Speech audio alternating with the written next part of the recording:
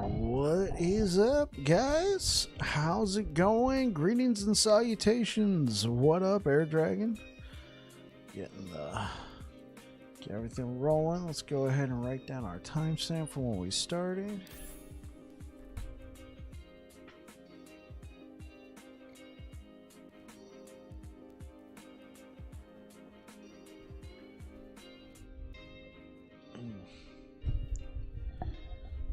You guys are all having a good one. Getting a nice little, just playing the Minecraft with the kids. That's what I'm talking about, man. Getting a nice little sort of laid back, chill out Friday night stream.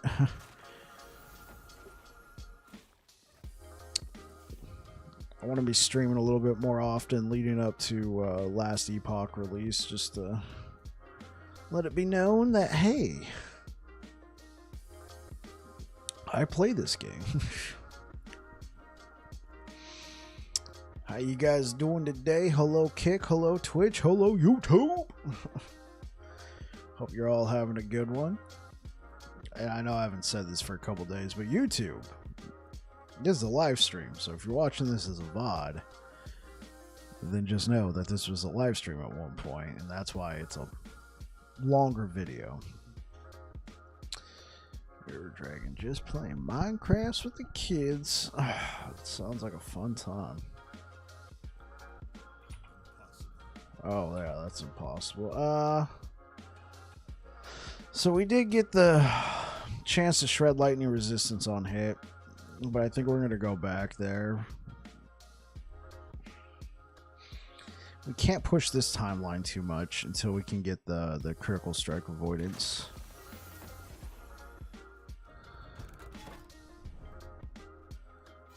Oh, okay. Well, let's go ahead and get into some gameplay.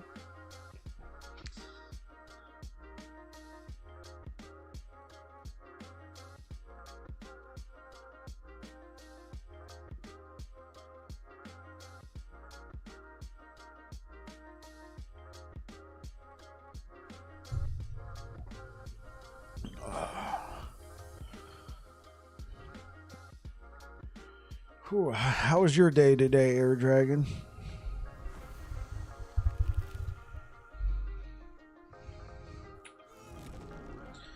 You get any more of the crazies? They trying to cram it in before the weekend?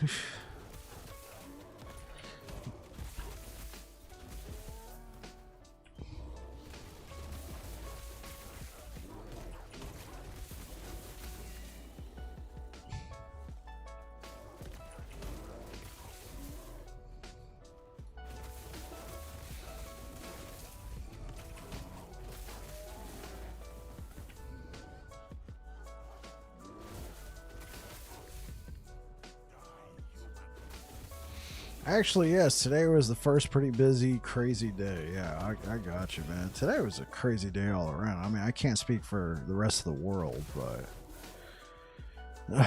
man, dude, my dishwasher at work is on its way out. It started sounding like a ticking time bomb because there's a lot of things wrong with it, but right now it's got a leak, and it's leaking this really hot water that's starting to create steam, and it's affecting the electronics, so it starts switching the cycles on the dishwasher.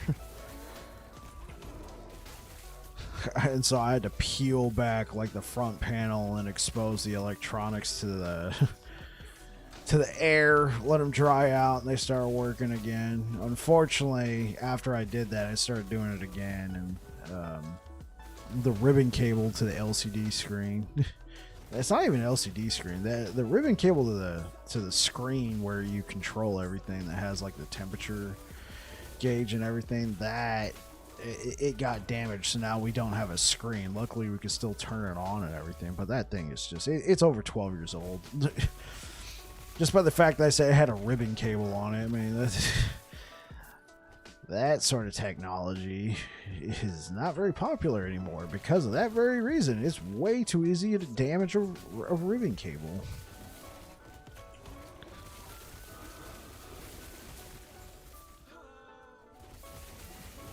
Hopefully it gets replaced soon.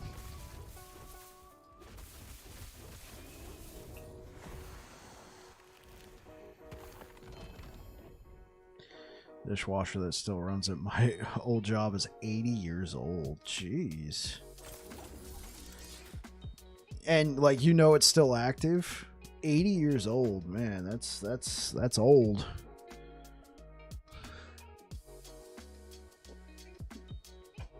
Yeah, because you might know some people who are still there. Oh, frick. I actually need rings, though. I guess I'll just take the critical strike avoidance. That sucks.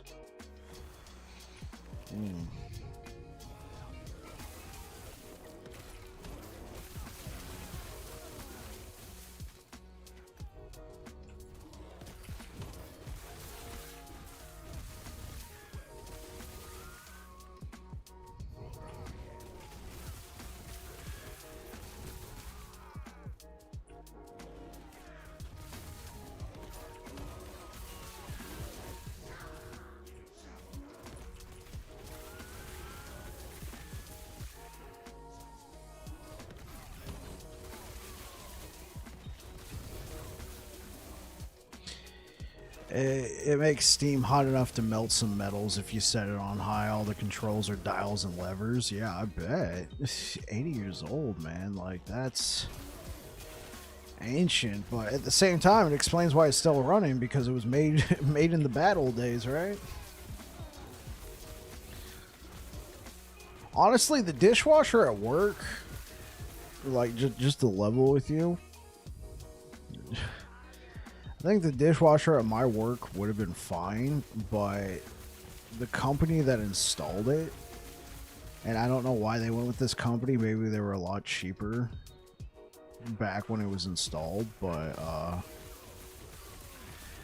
the company that installed it, they charge an arm and a leg to service it, so it hasn't been getting normal service for a few years now.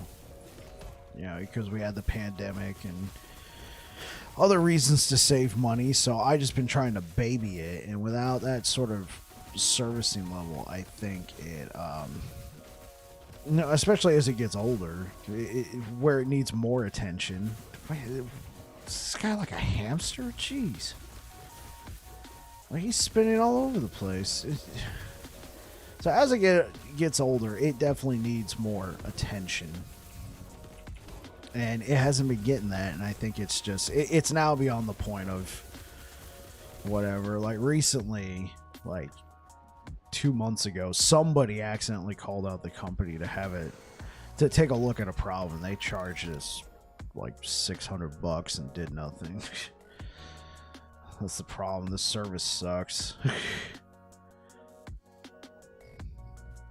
So I think we're just gonna go with a new one. I found a different company. They had me go do the good old price check and quotes, and like when they told me to do that, it was basically, okay, Peter. For people that don't know, my first name's Peter. So they're like, okay, Peter, we need you to go find some quotes. I'm like, you're tasking me with finding the quotes? They're like, yeah, we need you to find 3 quotes of varying price ranges. So of course I went and found the model I wanted, and then from a company that I really want to work with, And then I went and found the most outlandish quotes after that. The model, the model and the company I want to work with, we got a quote for like X number of dollars. I'm not going to go too much into their personal business. And then I went and found the most outlandish, like tens of thousands of dollars for these like super like Bugatti of dishwasher. I'm like, here's your quotes. They're like, this looks good enough to us. I'm like, there you go, wink. I'm like, well, you gave me that power and I used it effectively.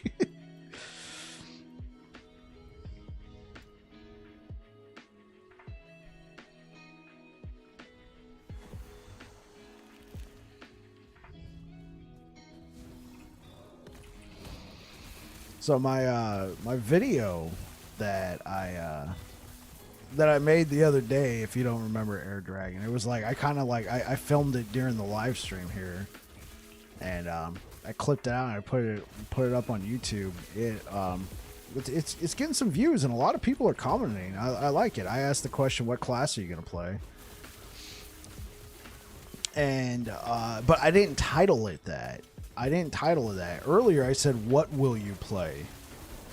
And so it wasn't really getting too many views, you know. It was like a 2-minute video, but I think it was, I didn't make it clear enough in the title like what I meant. So after work I titled it, so this was like what, 3 or 4 hours ago, I titled it, what class will you play when Last Epoch comes out? And back then, when I did that, it had like 35 views. It's now shooting past 100, and it's gotten like 4 comments since then. Like, oh yeah, that's what you mean. Yeah, I'm playing this. So far, Necromancer seems to be the most popular, though we've gotten at least one person who said they're playing Warlock just because they've played so much Last Epoch. They're like, I want to try something completely new. I'm like, yeah, you know what? I've had people stop on my streams that have said that. Perfectly understandable. I'll probably check out Warlock like the second week. I'll play Paladin like a butt ton, but then I'll check out Warlock the next week because that class sounds really interesting.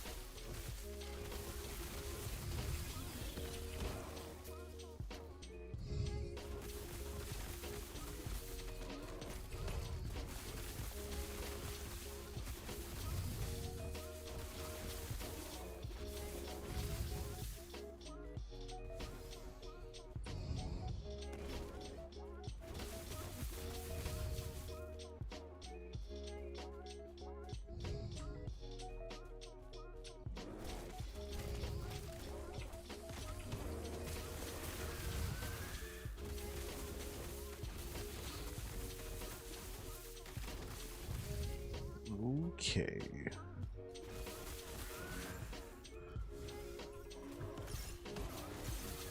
Let's just keep pushing.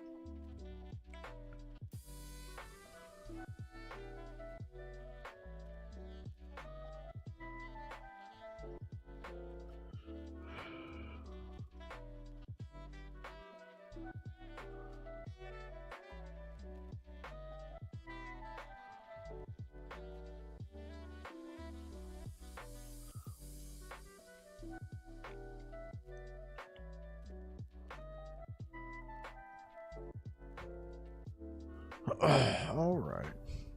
Back to it. Had to check something. What in the world is that? Conduit? Okay, just summon Sabretooth. That's all you have to say. 74 spell damage. Herod Idol.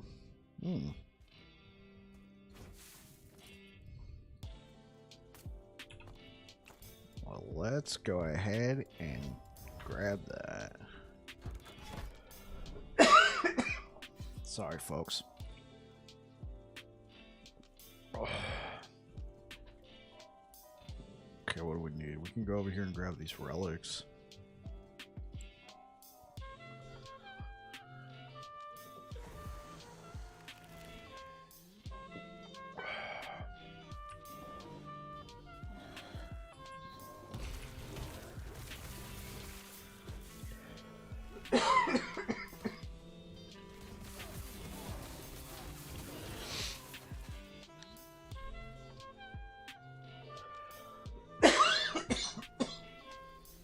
I don't know what's causing this.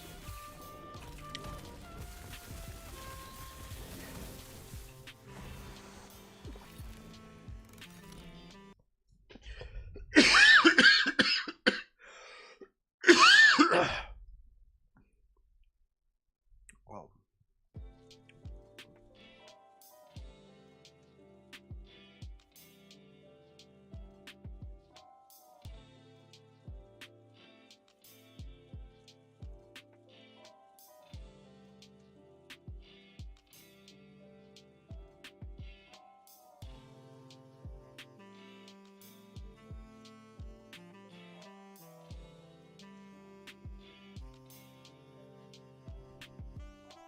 all right, I think we got past that real quick. Oh, whoops. Okay, my bad.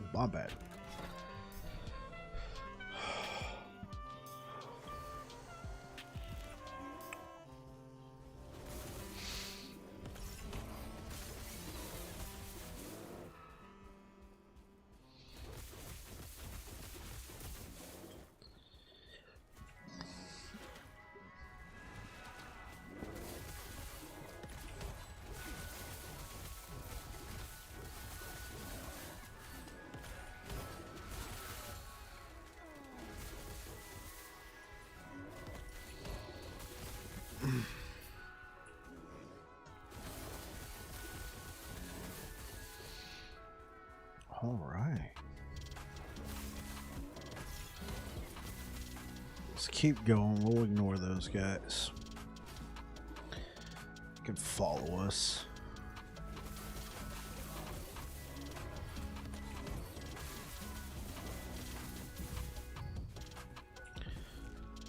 Actually, I had to ditch werebear form.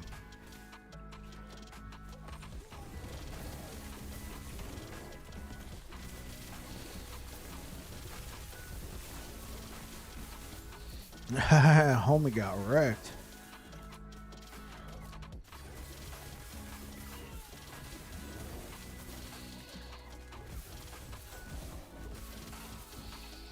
Let's jump out of that. Oh, we got a bunch of idols to work with.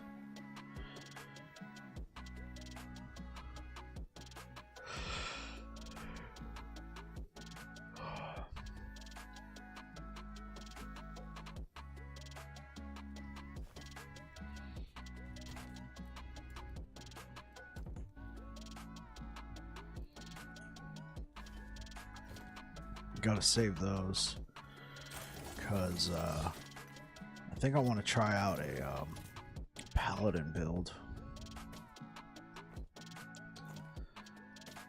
Just see how well it works out.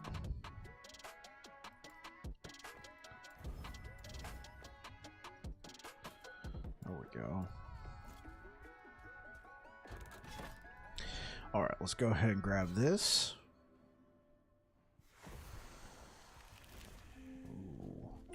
You know, also, that's something we should do tonight, since we're here. Since we don't exactly have a time limit. We should go to the dungeons, upgrade our gear.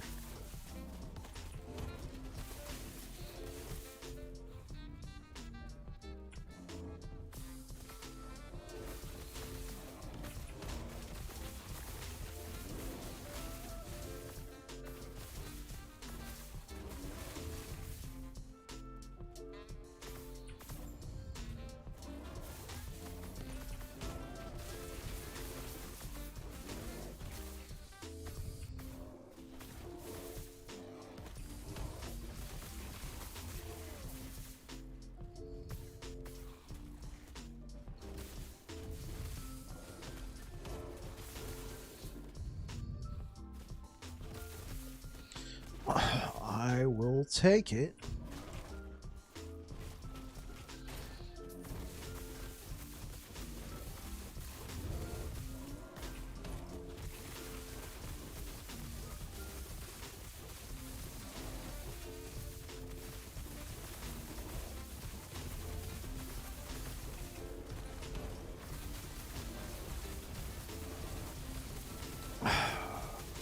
Critical strike avoidance is kind of messing with this.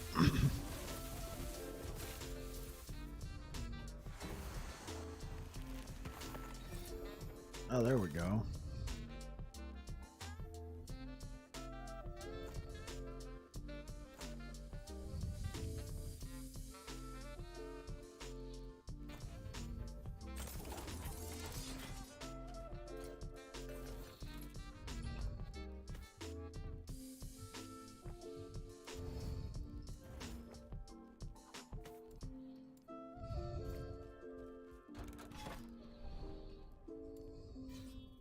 Oh, we got gloves down here. 66% chance to receive a glancing blow. I'll live with that.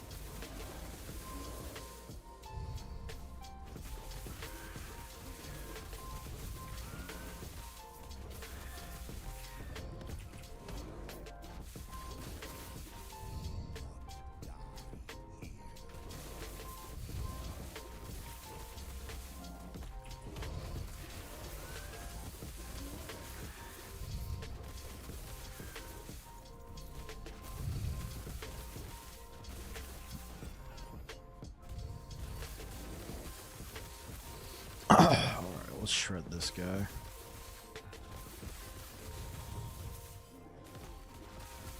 Yes.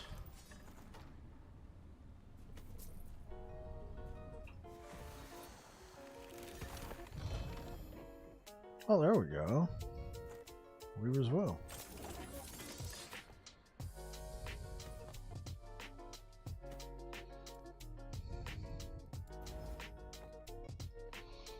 Let's get rid of that.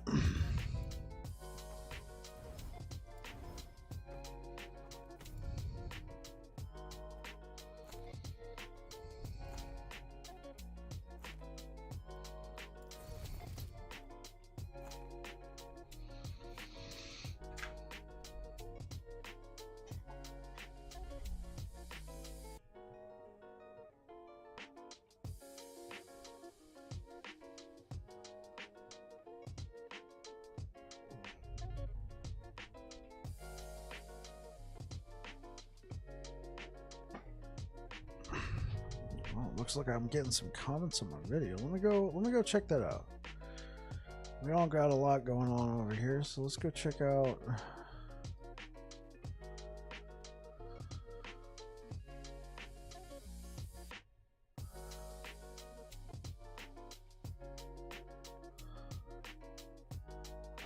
So let's turn that down.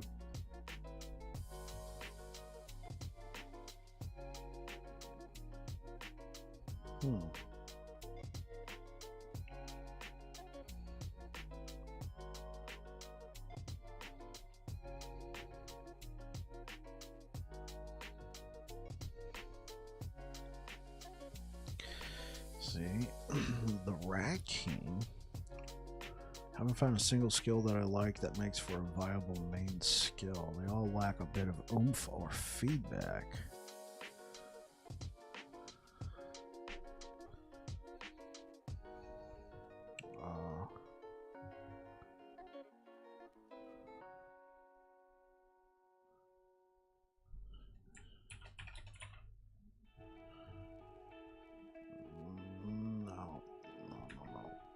Nope.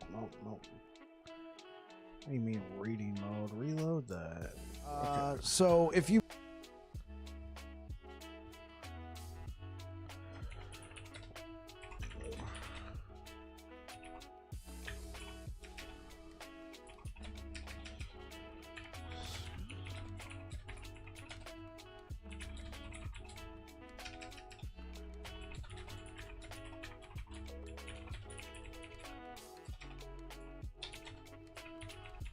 what kind of skills are you used to being a main skill from other games?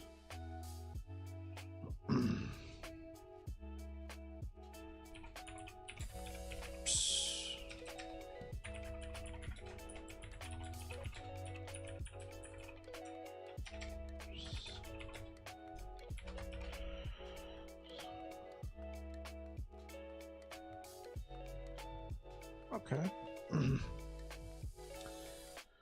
Now, last Epoch's not their cup of tea, or they haven't played it enough.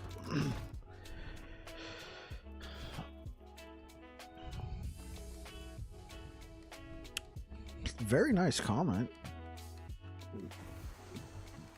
Just haven't found a main skill that they like right now with the oomph. Now it's got me thinking, like,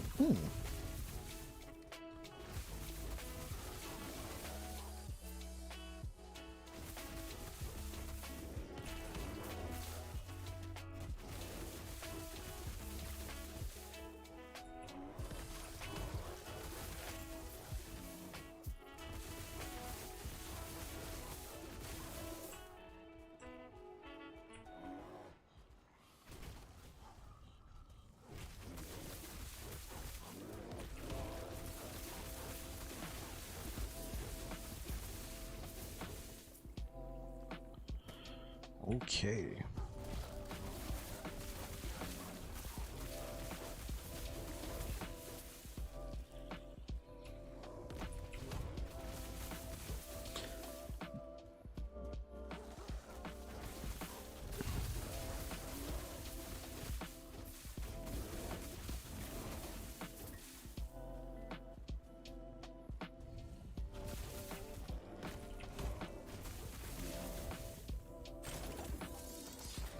Hey, there we go. We can take that. Ooh, we can take that one. I feel like maybe because of that one guy who left a comment saying the bow dude or the bone guy or bow guy, I should take that just because it's a T7.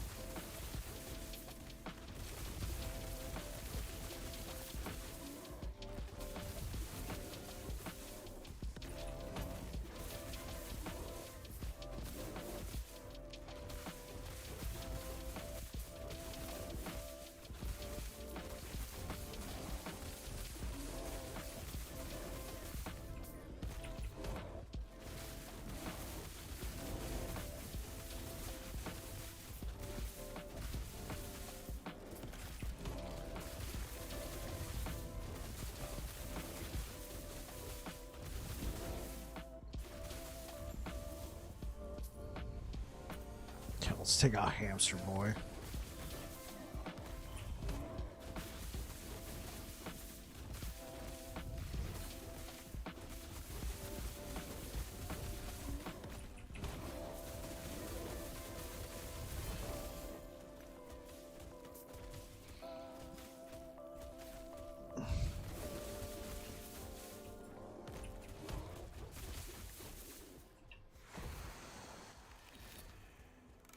Hey, what up, Tim? Over on YouTube.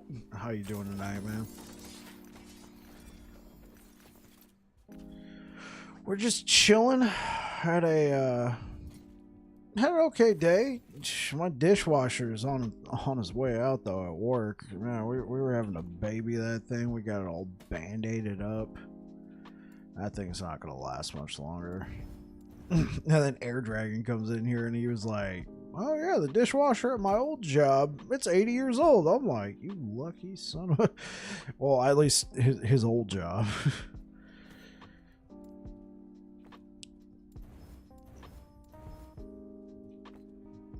Just chilling. Posted a video today that's starting to get some traction. A lot of people are stopping by and leaving a comment, which I appreciate. I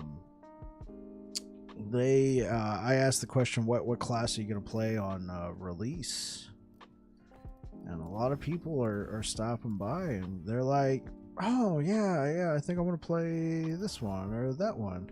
So far we've gotten 2 necromancers right here just chilling, about to catch a movie with the wifey. Seen you around, bro. Oh, appreciate it. Thank you for stopping by. What movie are you gonna go watch? You gotta go right now. You don't have time. If you do, catch you later.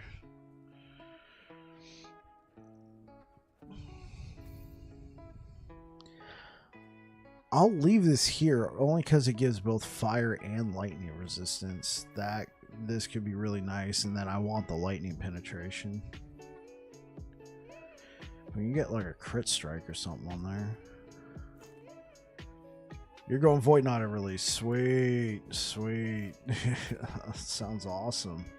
Void Knight was a ton of fun when I played it. But I decided I'm going Paladin. I'm sticking with the class that got me into the game.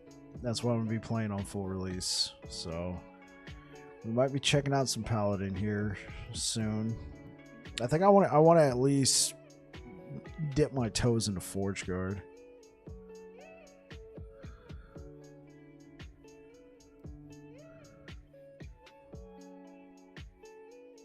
It's actually a show on Netflix, Obliterated. It's pretty good. Oh, okay.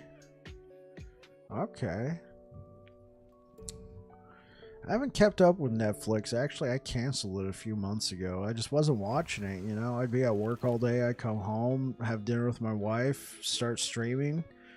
After that, work on a little YouTube, go to bed. Just started yesterday. He's level 53, and you love him. You went with Rive. Rive is an amazing skill to start off with.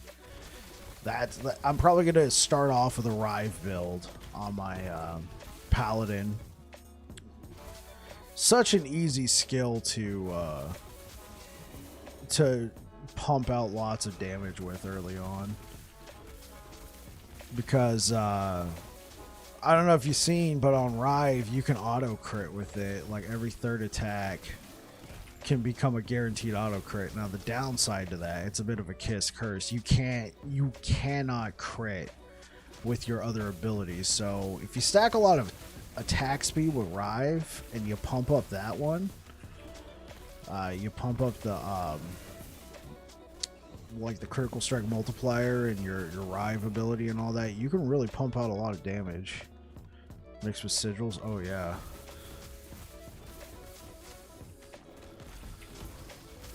It's fantastic. Plus, I think you were stopping by when I was doing a lot of Void Knight, right? Like you can take them so many different places, but yeah, Rive, I would highly recommend starting with Rive, which it sounds like you did. Just ride that until you're ready for monoliths. Maybe start playing around with it, see if you can find a unique or something to bulk it out. Maybe go in a different direction, or just keep bulking up Rive. Rive is an amazing skill.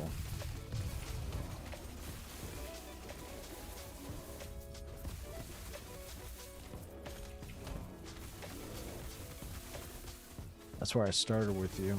Oh, you started. Oh, I was playing Void Knight when you came in here. That makes sense. I couldn't remember because when I started streaming on YouTube, you know, obviously I've been streaming on Twitch for a while before that, but then I started doing the split streaming. I streamed my first few sessions over on Twitch. I was doing Paladin, like a decent amount, but then I switched over to Void Knight. But the Paladin I was playing, that dude was already level 100. It was just pure fluff. Oh, we got another glove. Star Mono's at level 42 and was waxing shit. Well, I went back to the quest line. Yeah, dude, Sentinels, they're an extremely balanced class. I don't know if they could ever be like the best class, but they're a good starter class. They're really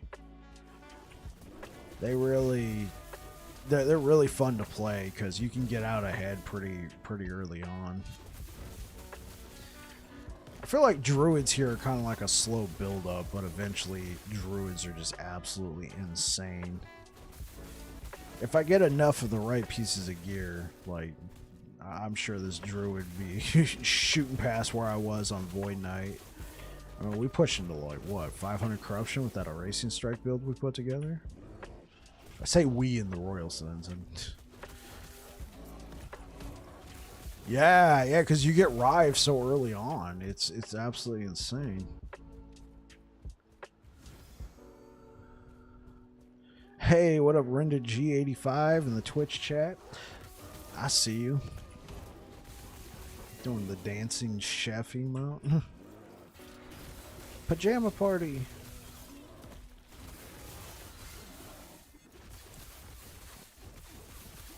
God, that guy didn't stand a chance.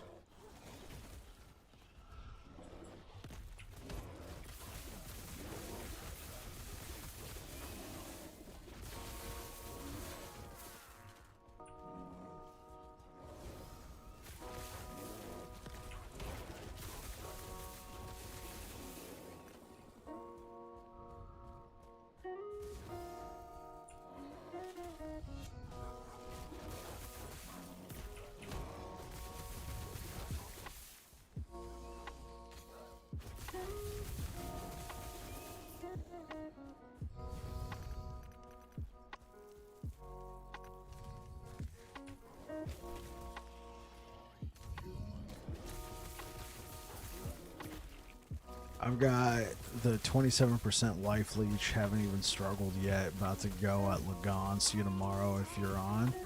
Yeah, we'll possibly be on tomorrow. I'm trying to stream a little bit more consistently before the release of the game, just to keep myself online more readily. You take care, Tim. Good luck. Well, good luck. Have fun with the show.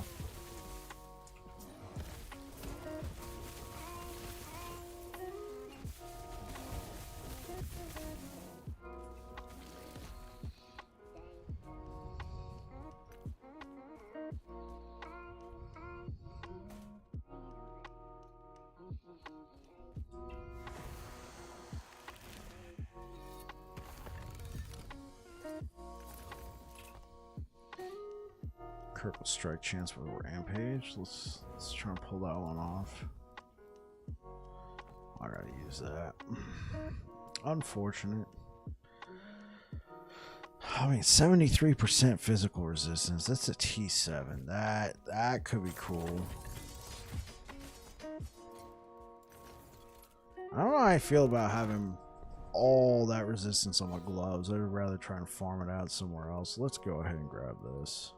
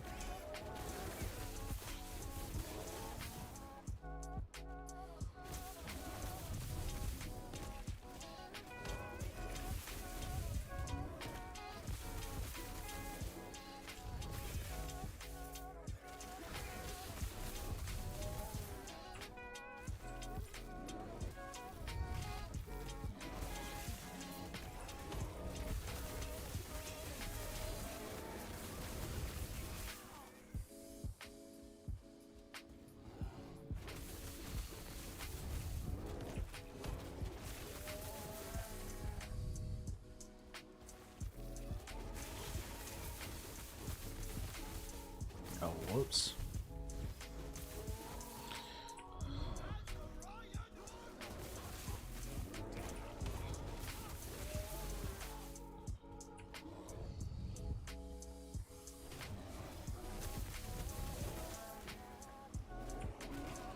Okay, let's keep pushing.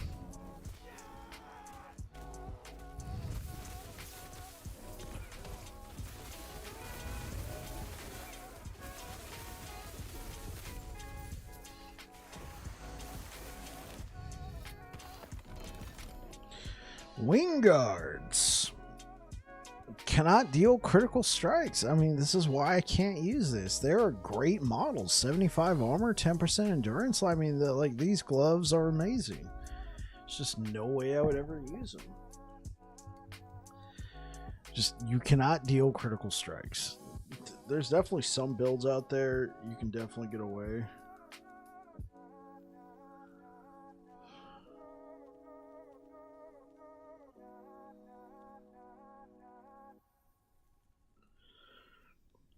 Whatever the release class is, I've played so much of the others after the last few years. I'm ready for something different, but it'll end up being a max of... Okay.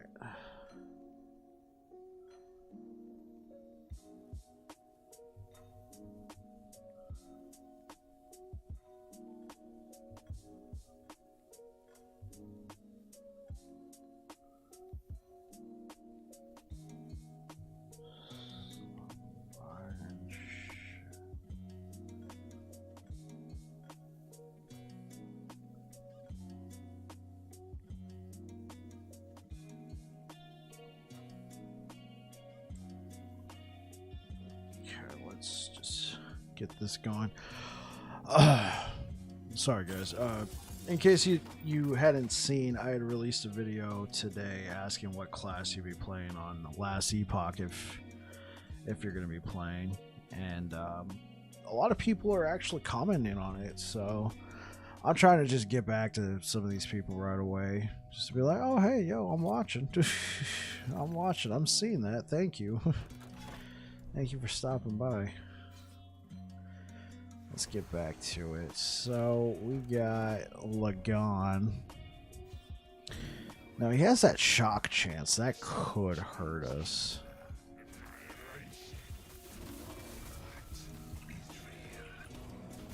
Okay, let's see if we can just try and heal through this.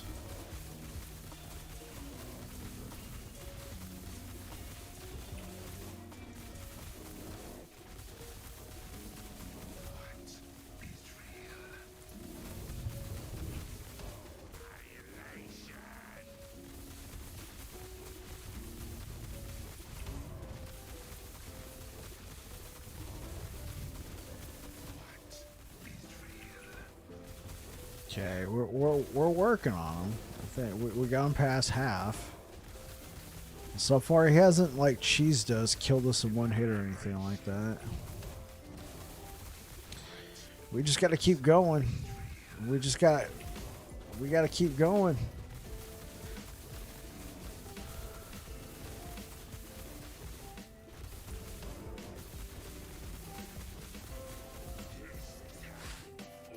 Took him out. Any LP? No, that's actually halfway decent. That was actually halfway decent. Rain, but no, I only want it if I can get LP on it. Unfortunate. 179 corruption now. Let me take a look, because I know I want to get a better blessing of shred lightning resistance, but I think the fact of the matter is we have shred lightning resistance. Like, we got a version of it. We don't have the one that lets us avoid critical strikes. We might have to go do that. We're just, I mean, because we pushed up to 180. I guess I could go fight the boss. Let's see. I wasn't even paying attention to that. We got the bar maxed out, or just about to be maxed out. Come on, Lagon. Lagon. Gotta run.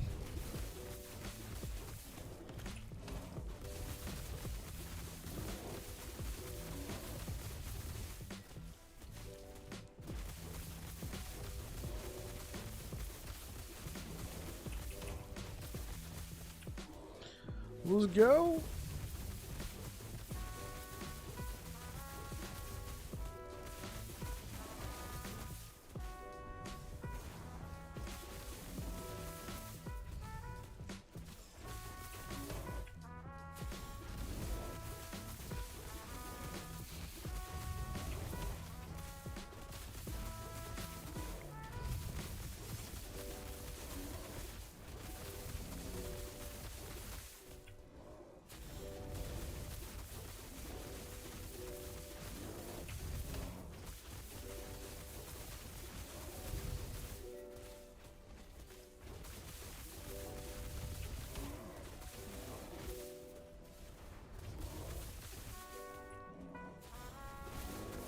Okay.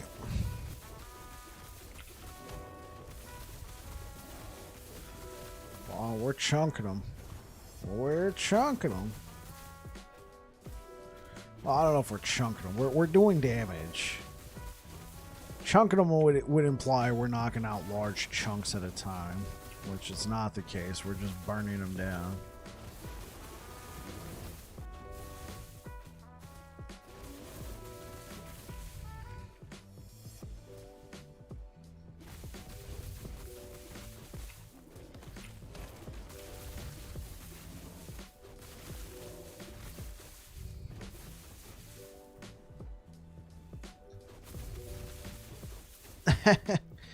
What a Renda G85 in the Twitch chat.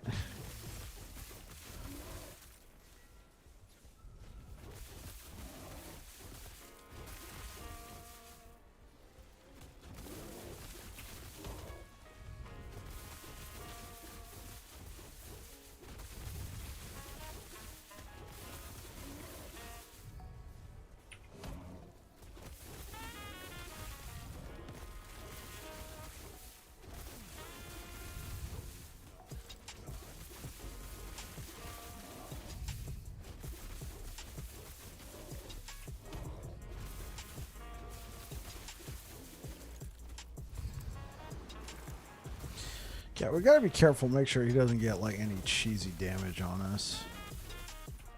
Run!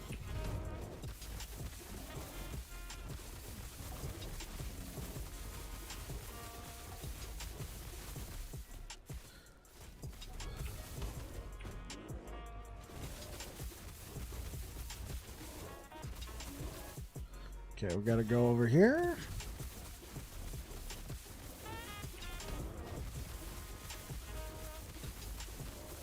Oh no, we don't want to get hit by the moon.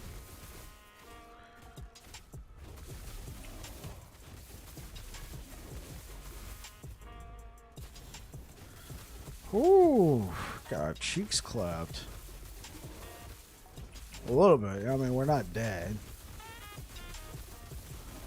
Run!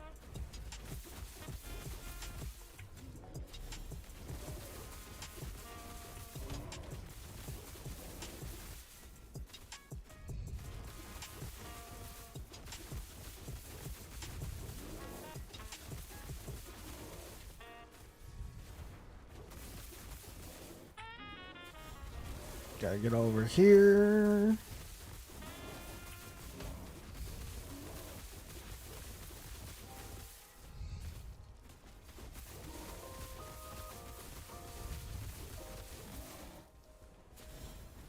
Whew. There we go. We took him out. Let me see. Oh, 40%. Well, I don't know why I'd look at any of this. We want that 40. Ooh, what's the 71? That's nearly max. No, but we're taking the 40% chance to shred lightning resistance. Okay, cool. We will take that. We'll take that. We'll take that. We'll leave that. We'll take that. All right. I feel like we have pushed that timeline decently well. We really need to start focusing on this timeline because I need to get the critical strike avoidance. Let's see, is there anything worth taking, or should I just go straight for the gusto? We can grab this. We can get an axe up here.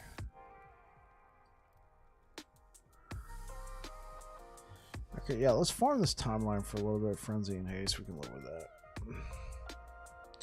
Hope you're all having a wonderful evening. Happy Friday, everybody. Hopefully you guys have a nice evening. Maybe you get the day off tomorrow. Who knows? Thank you for choosing me and coming and hanging out here. You guys got any big plans for the weekend? Chilling? I mean, that's almost always my biggest plan. Just chilling, relaxing. I had a boss who he would always like every week, got any big plans for the weekend? Eventually I realized he was asking that because he never did anything. He was almost living vicariously through me, because at the time I was like in my mid-20s, so he just wanted to hear if I was gonna go out there and do anything wild and crazy. He would always be like, and don't get arrested, because if you call me, I don't have any bail money. I just always thought that was funny.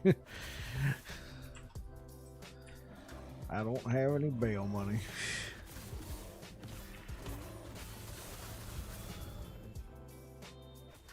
Wow, what a stark difference. We were just grinding like, what was that, 180 corruption back there, trying to get a better blessing. We come over here and everything's just getting like 2-tap dead.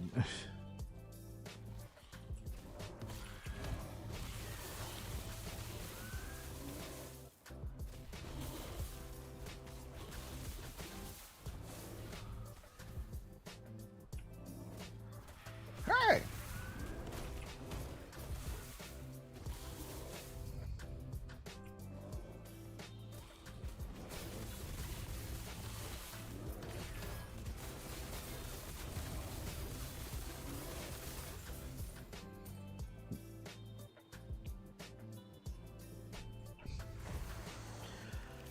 Gonna leave it behind. Chores, sadly, gotta put all the Christmas stuff up. Want to beat the snow, so pragmatism beats out laziness. I got you. I gotta put this guy up over here. You guys can't really see it too much on the streaming camera, but whenever I do like any talking head stuff, you can see the Christmas tree over here. You gotta put that up. Alright. I think my wife and I bought this the first Christmas we were living together, and that's just always been our Christmas tree. Because the apartment we were living in, that was very small, no room for a Christmas tree. And then yeah, we moved into this house like 3 years ago, and we never upgraded. We just kept using this Christmas tree. So this year I was like, hey babe, can I use the Christmas tree for the stream? Just a little holiday decoration. She was like, you know what, go for it. So I stole it. I stole it for you guys. I did this for you.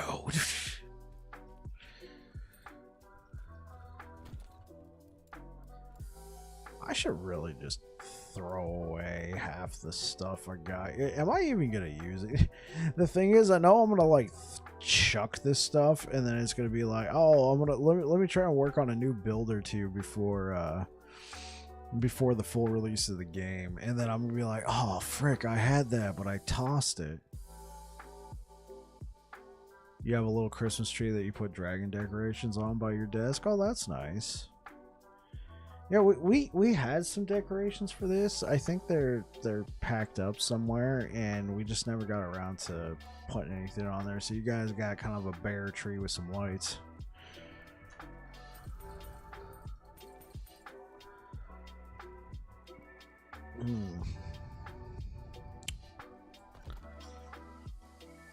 Where am I going to be hurting the most? Because right now, the timeline that we're in, we're trying to get our critical strike avoidance blessing, but since we couldn't find that, the blessing we used was plus 15% resistance to all resistances. So we're going to be hurting here, here, here, and here. We're going to be hurting a lot, chat. Hey, Johnny Bazooka, what's up, man? Getting down with the PJs.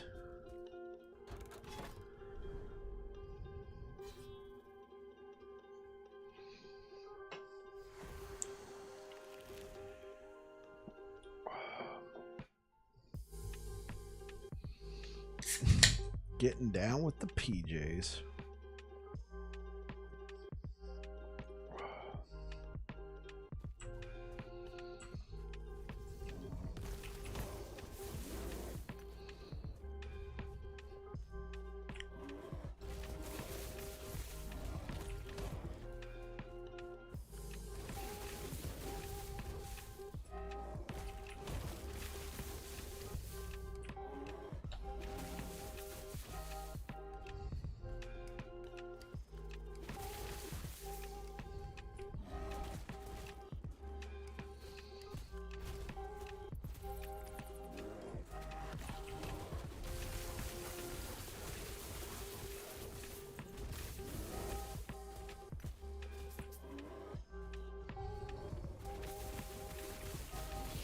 My build's problem is I have an amazing belt for defense, but it has nothing for me offensively.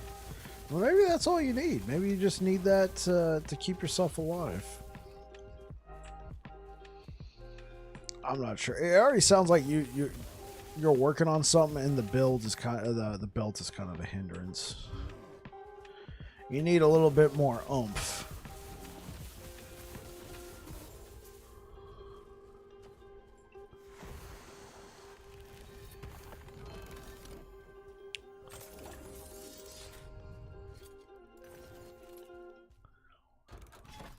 Plus 51% critical strike avoidance on it and my gloves, which is nice to have done in 2 items. Yeah, you know what? That's true. That way you don't have to come over here and grab the blessing like what I'm trying to do. Jeez. Let's see. We're trying to get over to this.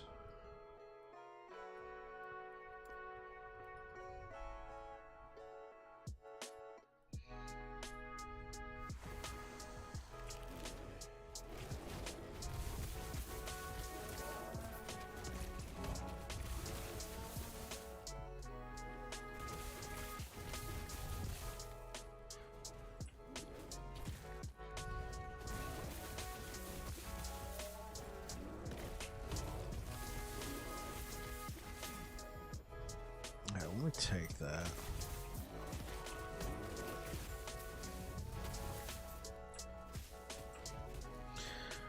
I'm getting the blessing for resistances to take some pressure off the overall build, though one of my skills does give me plus 75% everything, but key is I have to be standing on it and have to have the mana to cast it. Oh, I see. So it's a temporary little buff.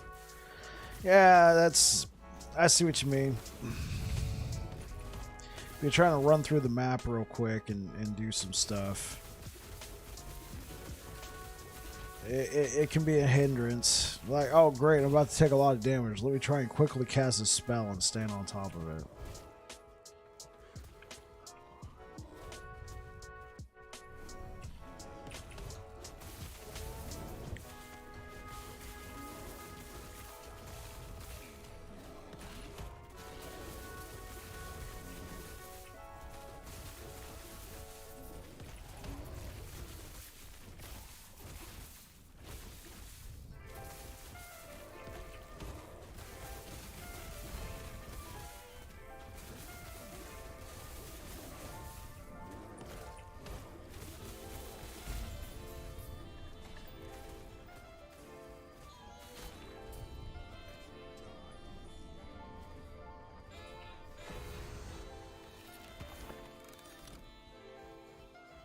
Grab that.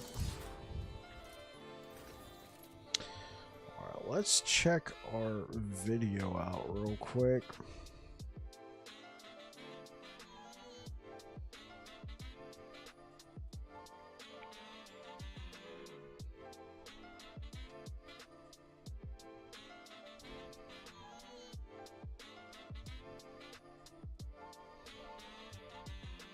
Oh, if you've been... Okay. Looks like we're still up to date with all the comments. I've been trying to get back to people on here real quick.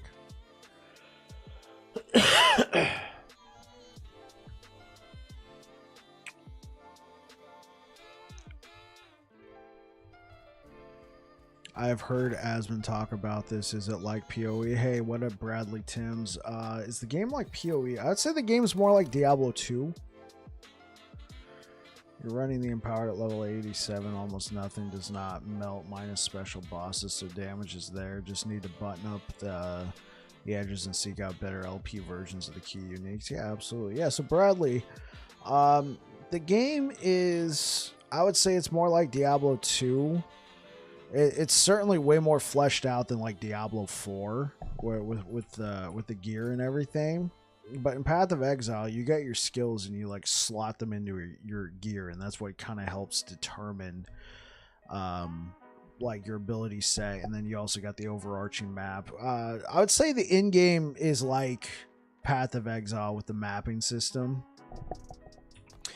What you can do in this game is you can specialize in up to 5 skills, and then whichever 5 skills out of this huge array of skills you can choose from, whichever 5 skills you choose, you can then and you specialize into them. They then each have their own skill tree, and then you can customize the skill even further to modify it and suit your build. And the item system is a lot like Diablo 2. You know, there's a whole crafting system. You can edit stuff down to the wire. I mean, there's a bit of RNG in it still. Everything has this forging potential. If you run out of this number while you're trying to upgrade your gear, remove affixes and stuff, the piece of gear is inert. You can't edit it any more past that. So it's not like find a piece of gear and then just edit the ever-living snot out of it like Diablo 3, Diablo 4, how you could take a piece of gear to like the Enchantress and just keep re-rolling one affix over and over again until you get something you want. You can edit all 4 affixes in this game, but you have to be aware of this resource because you can't replenish this. So if it runs out, you can't edit the gear anymore.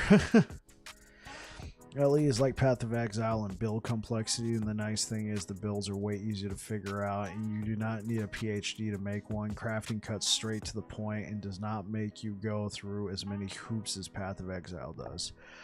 Well stated. It's pretty well known to the people who watch me regularly. I am not very well experienced in Path of Exile. I have played it, but I did the newbie mistake of let's play Path of Exile and I want to play it without referencing a guide and see how I like it. And I was getting overwhelmed. I was understanding the core basics, but I was getting overwhelmed with a lot of stuff.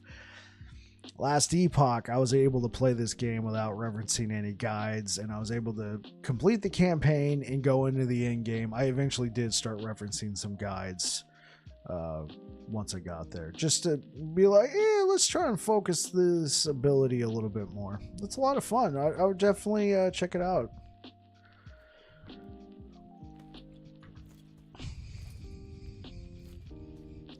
We always joke it is why bike keeps me on the payroll. Yeah, pretty much. I think Bradley left anyway. I didn't get back to him very fast, and that's my bad. I was looking at something else. Or maybe he's still there. Who knows? I hope Bradley, if you're still there, I hope that answered your question.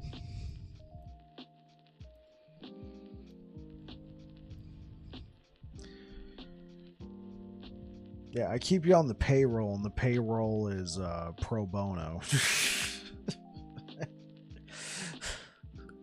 In fact, you even feel bad enough for me. You give me some money and stay on payroll. Man, this guy's in trouble. Fine, I'll stay on your payroll. Hey, you know, I'll even throw a couple bucks at you from now on. Now and again, fair terms have been accepted. Hey-o.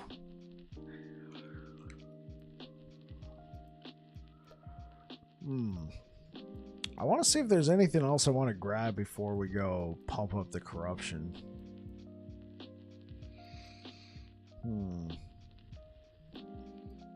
I say we just go for it. I say we just pump up the corruption a little bit.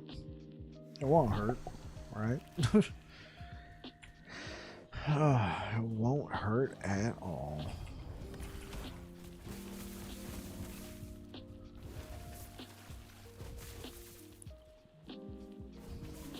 Fair. The contract is sealed.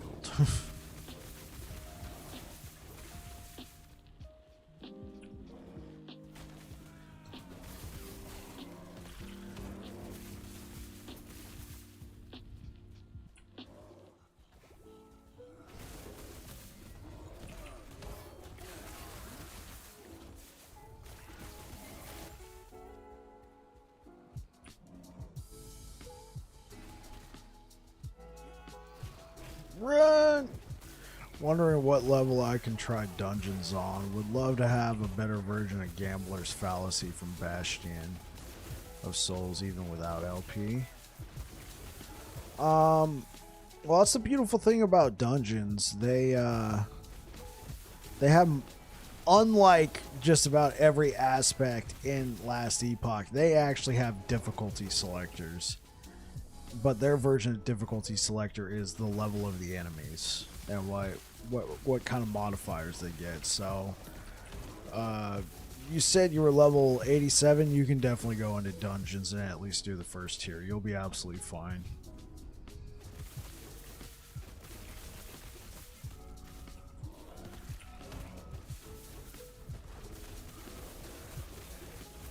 You'll actually end up crushing the dungeon on that first tier. Absolutely. You will obliterate it.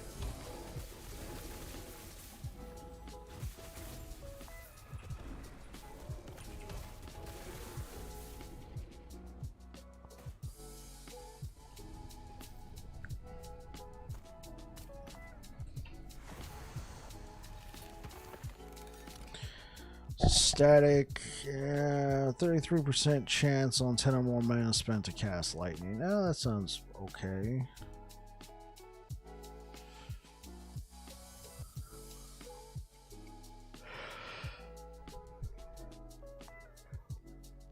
Extra cold and lightning damage, that could be fun.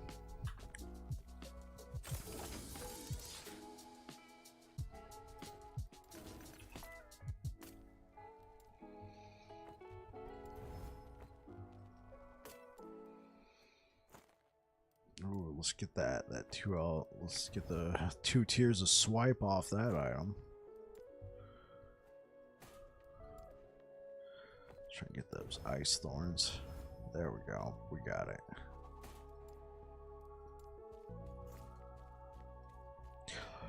I'm gonna try finishing my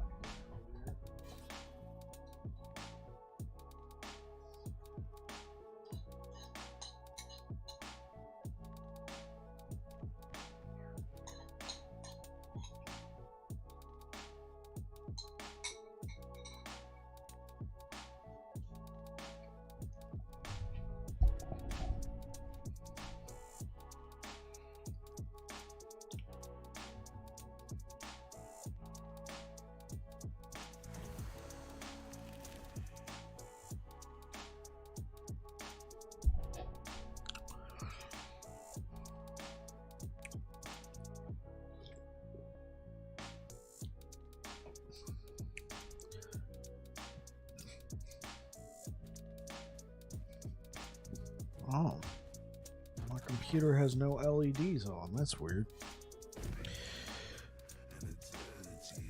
I don't care.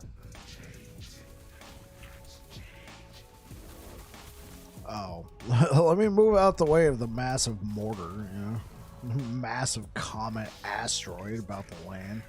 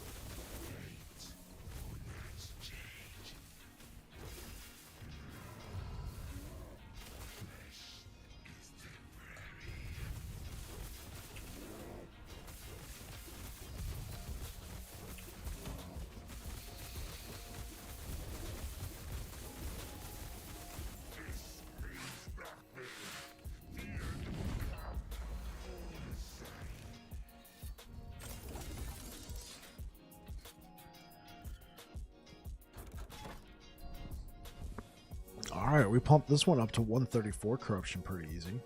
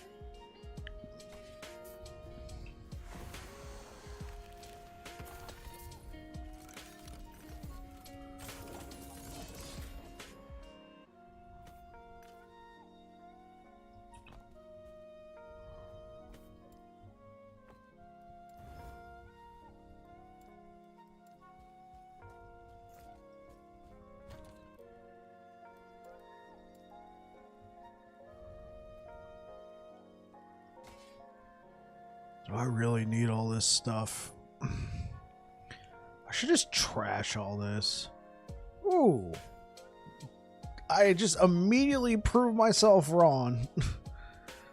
Look what I had sitting here. A 2 LP Stormhide Claws. Just chilling. I just immediately was like, no, you idiot.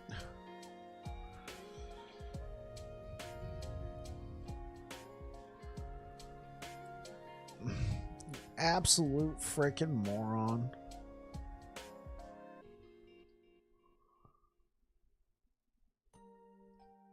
Alright, let's go.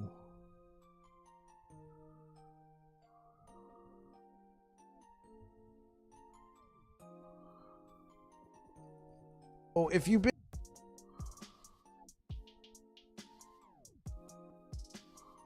okay, cool. Looks like we're still caught up on comments over there. Oh, I'm starting to sort my unique tabs out by LP, makes it so I don't F that up. Yeah, seriously, I almost did that. I kind of just want to trash everything. Like, I know I'm going to instantly regret it, though. I know I'm going to instantly regret it. Got a Wings of Argentus.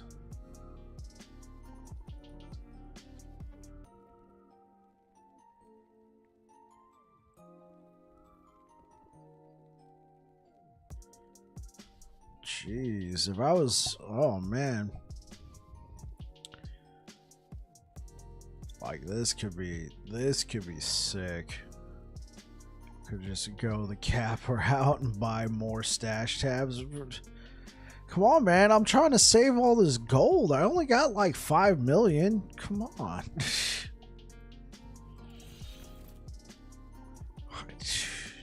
Jeez, man, like. I gotta save it. I'm completely kidding, by the way. Dude, this could be the build. Using something like a Throne of Ambition. So we use something like a Throne of Ambition and a Wings of Argentus.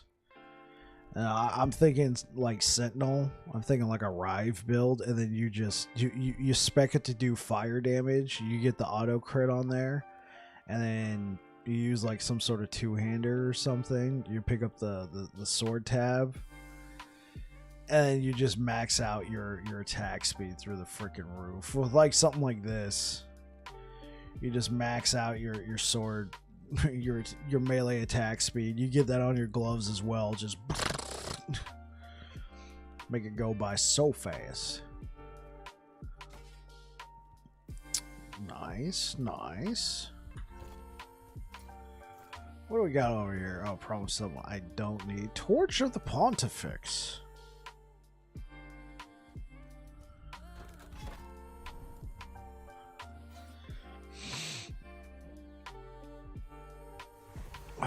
Let's keep it going.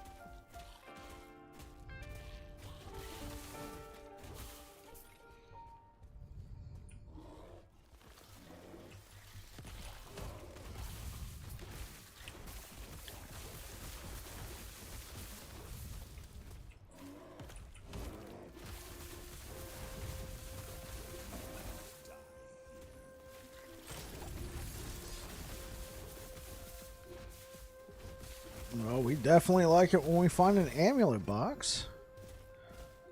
Get out of here. 123% increased cold damage.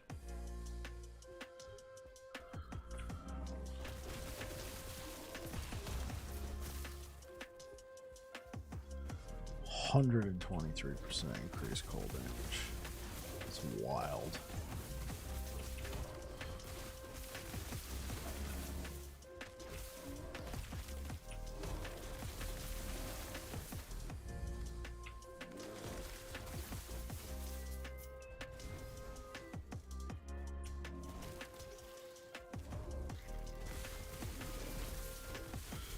More stash tabs.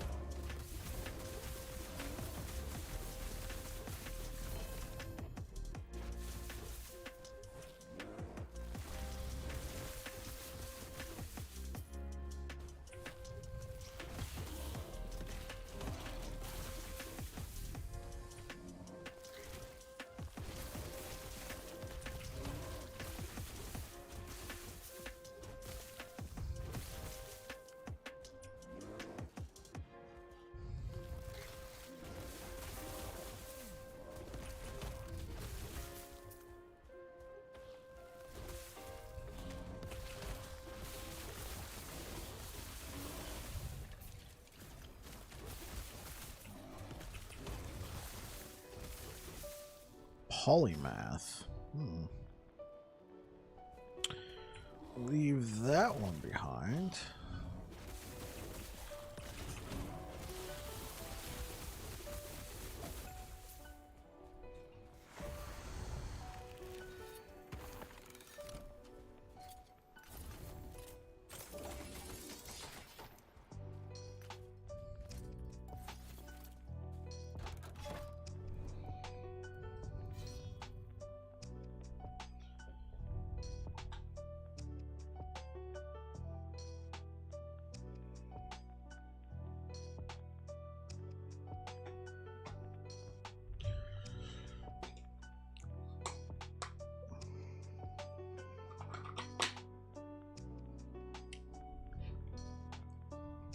Oh, we definitely need rings. We're going for that. No matter what, we're going for that.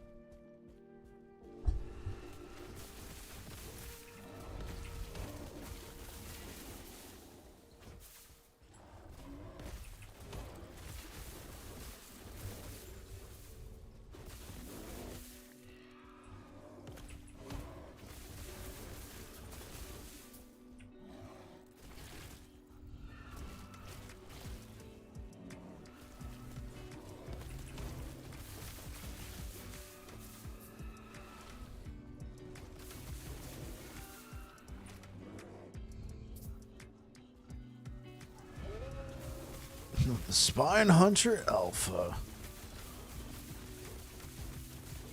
How about an Alpha versus an Apex Predator? Wolf versus Bear. And you just got bitch slapped.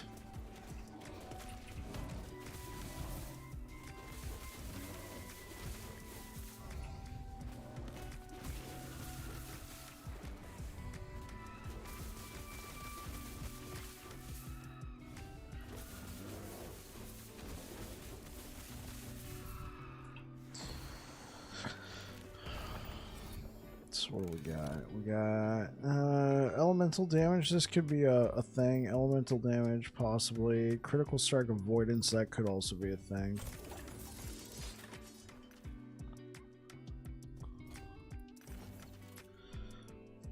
I like the boots. If we can find like a pair of legendary, oh, not legendary, unique boots, turn them into legendaries.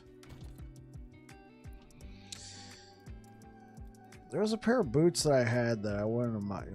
Okay, let's just trash some of this stuff. Okay, let me go throw. Let's buy another tab because why not? Let's just throw everything we got in here now.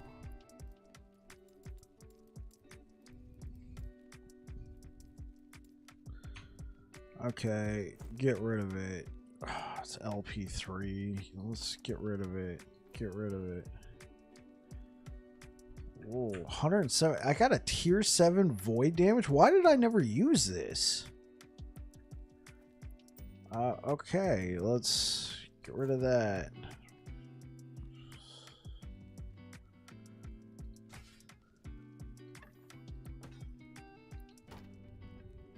Let's just sell off some of this crap.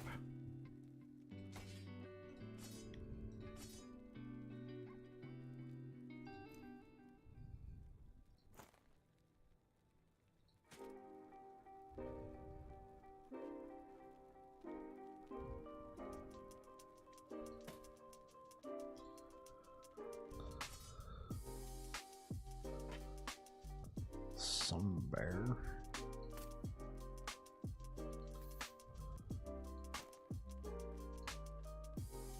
I don't have enough room. Okay. Hey, lady, guess what? Just take all this stuff. It's faster to sell it to you than to leave it in a pile on the ground.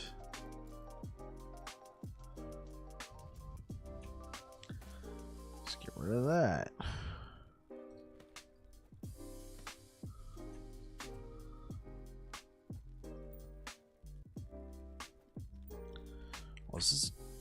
This is a tier. Oh, so I did find a tier 7 lightning one. Okay. Okay. Looks like I already forged it. I can make a copy of this. Combine it with some rings.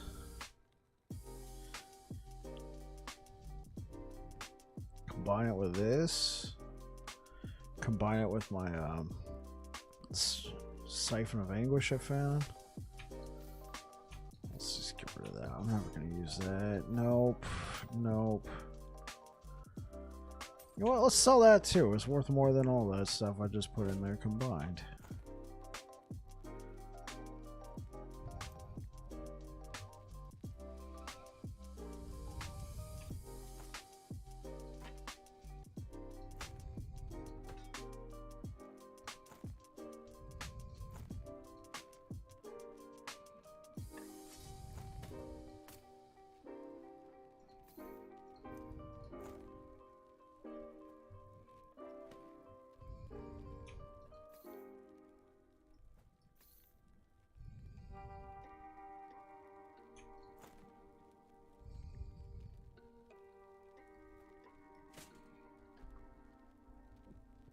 Okay, cool.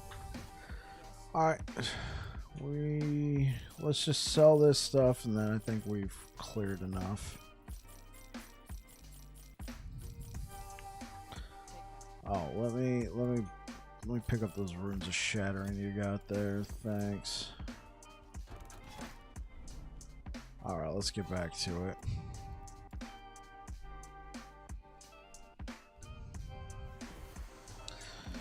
Nice wintry location for my bear.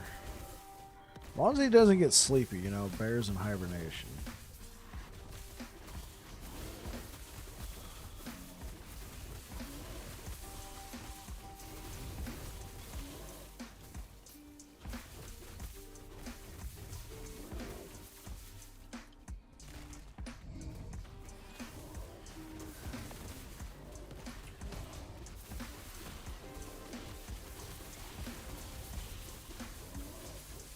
Where'd he go? Oh, he's over there. Hey, yo, listen. We can talk about this.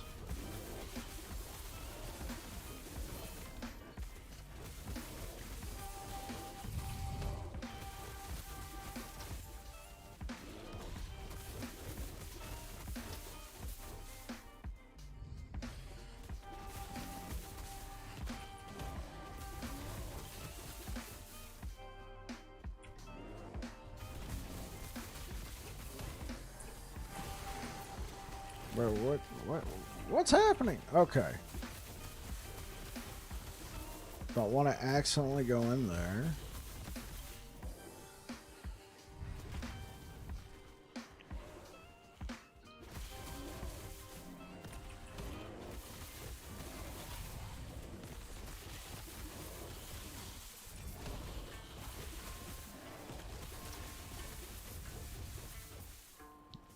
They're all dead.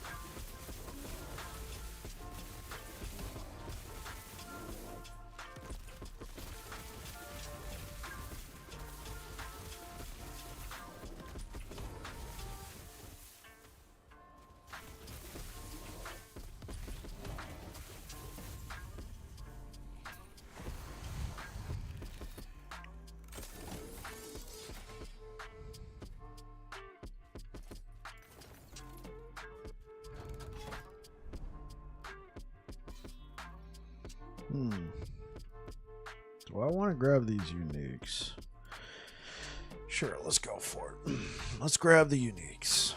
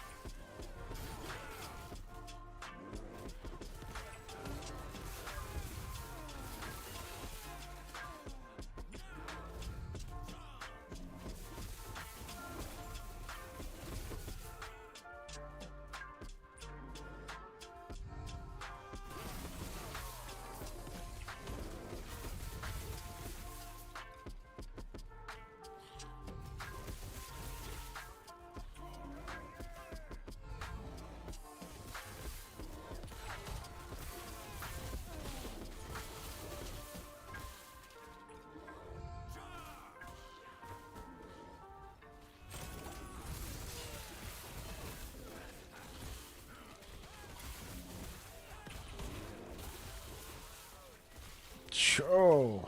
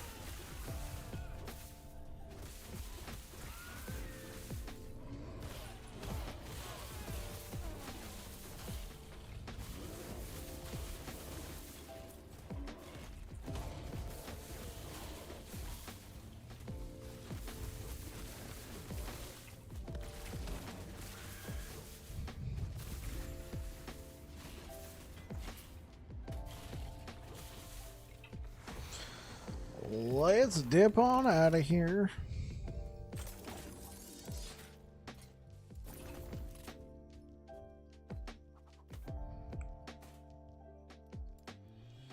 Spell damage while transformed.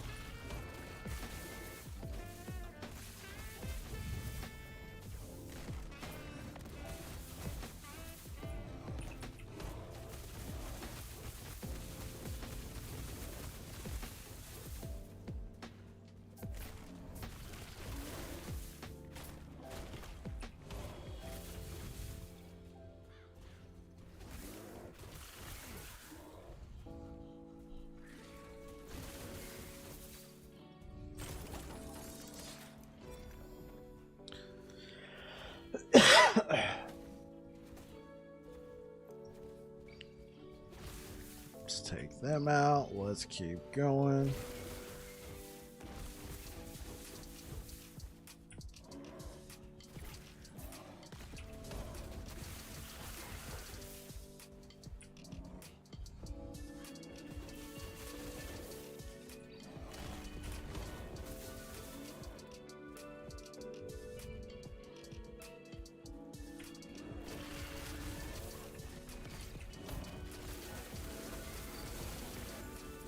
And he got wrecked. Get wrecked.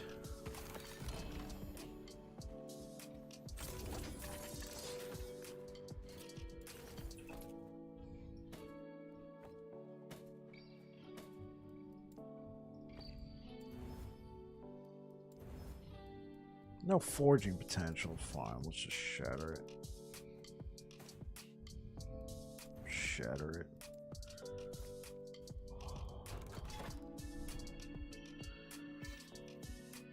I don't really need those daggers, so let's do this and then go down here and grab that. Let's keep it going. Keep it rolling.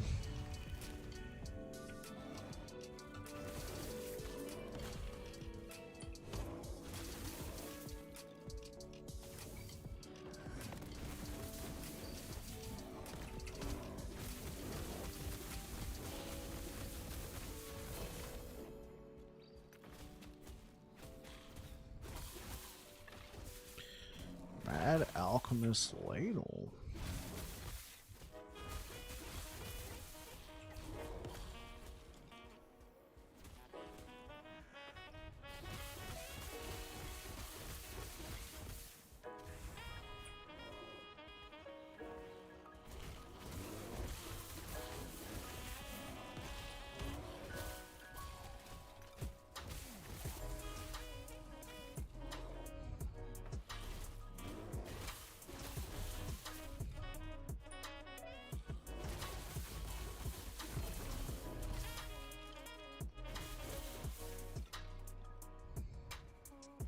Gonna call it for the evening. I'll try my first empowered boss tomorrow. We'll see how many times I die screwing up. Oh, you'll be fine. You'll be fine, Air Dragon. You have yourself a good night, man.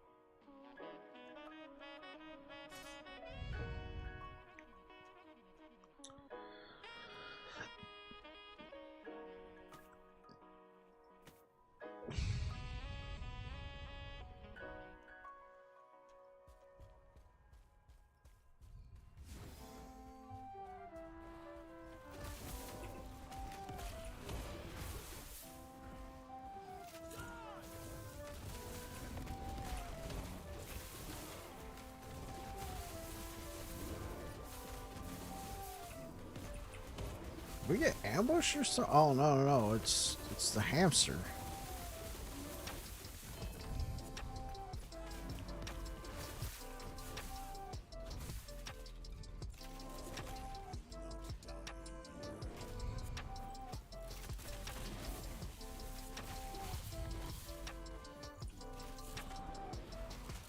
Come on, you can attack.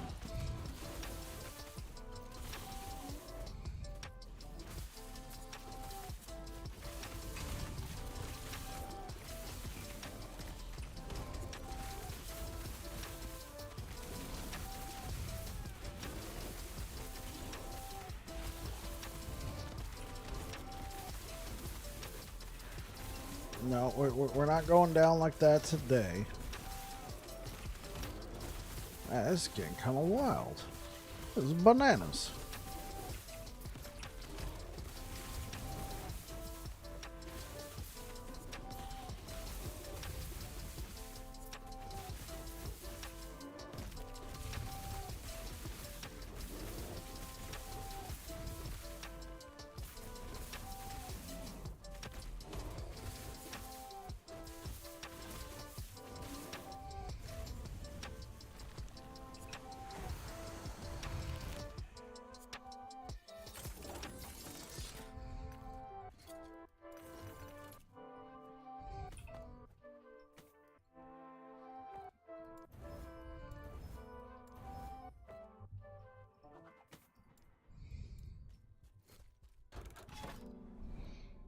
Ah, I'm gonna definitely want those 2 tabs. What do we got right now? We can go fight the boss.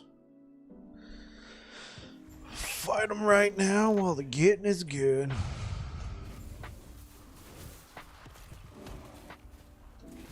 Let's see if I can tank this. Yes. Well, barely. Get it? Barely? Okay.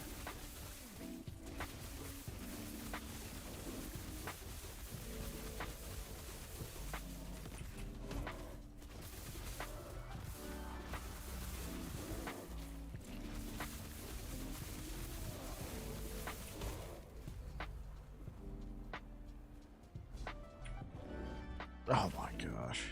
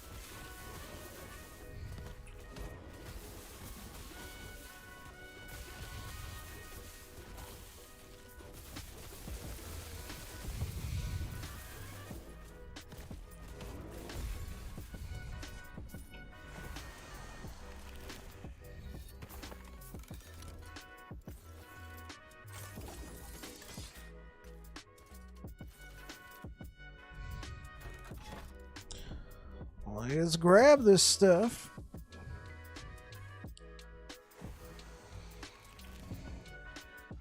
Hey, bike, just waking up.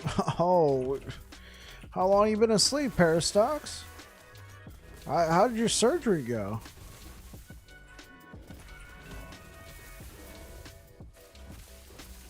Don't tell me you're just waking up from that. You've been asleep the entire time.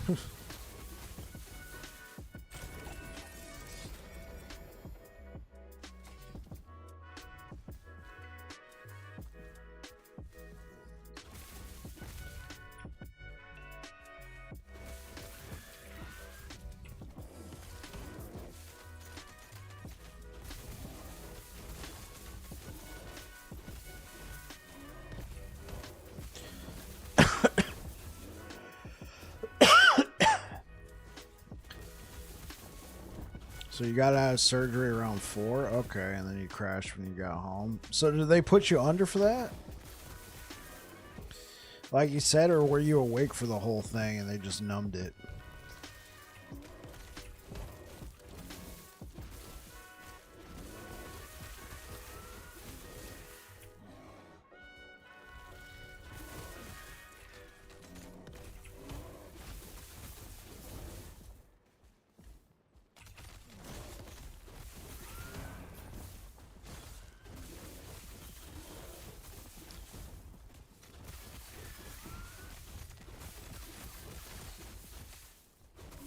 Oh, shoot. It was successful, the doc said. Turns out you ended up severing your tendons. Ouch.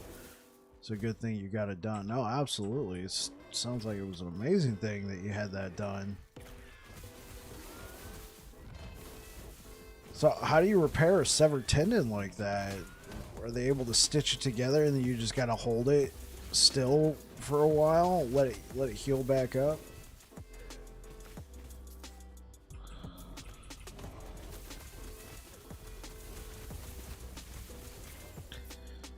Put me under and now I have a cast on my left hand, so I mapped everything. Last epoch to the mouse. Hey.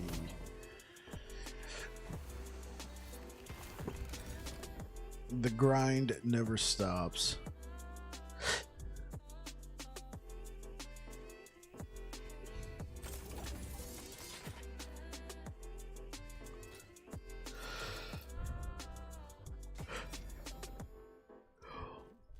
I'm gonna leave that behind.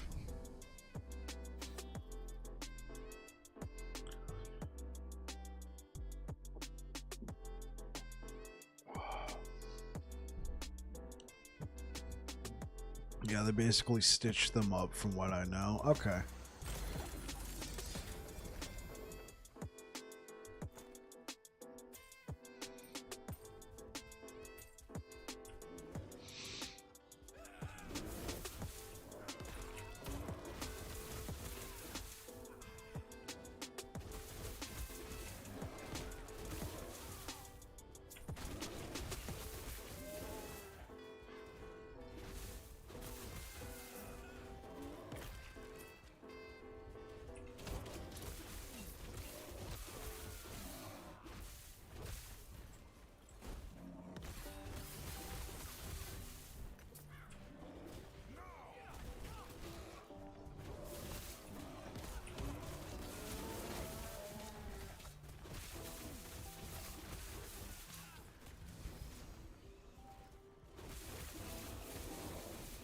They give you a timeline, like how long that's going to take to heal?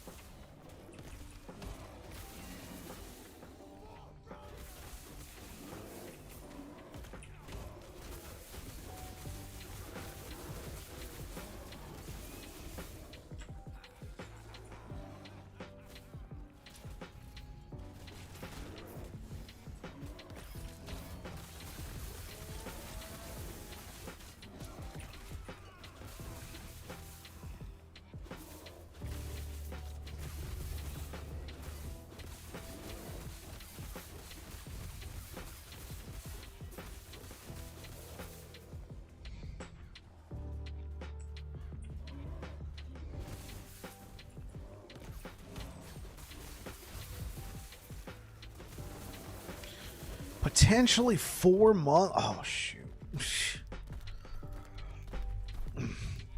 Yeah, even the siege golem couldn't believe that. He took me out. 4 months, man. That's woof.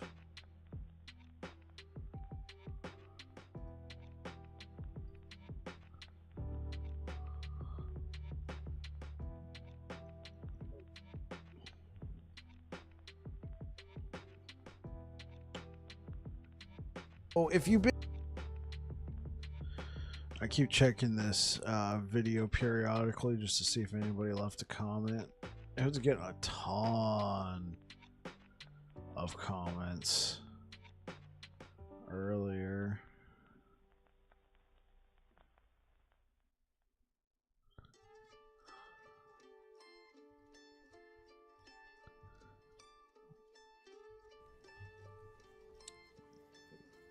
Potentially 4 months. Jeez.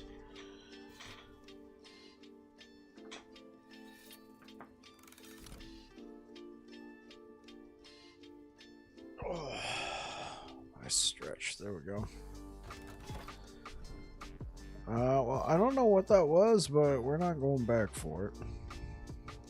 Oh, there we go. We need these sword tabs.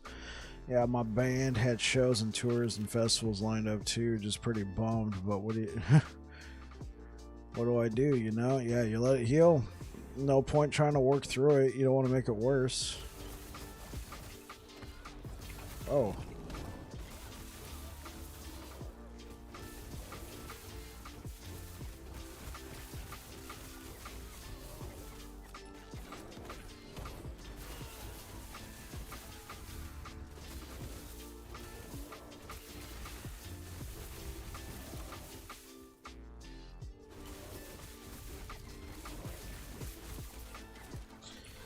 How's your night been though, man? Night's been okay. It's been pretty quiet here on the streaming front. I don't normally stream on Fridays. I just wanted a nice chill Friday, so I think a lot of people aren't used to me streaming on Friday, so there hasn't been nearly as much engagement tonight.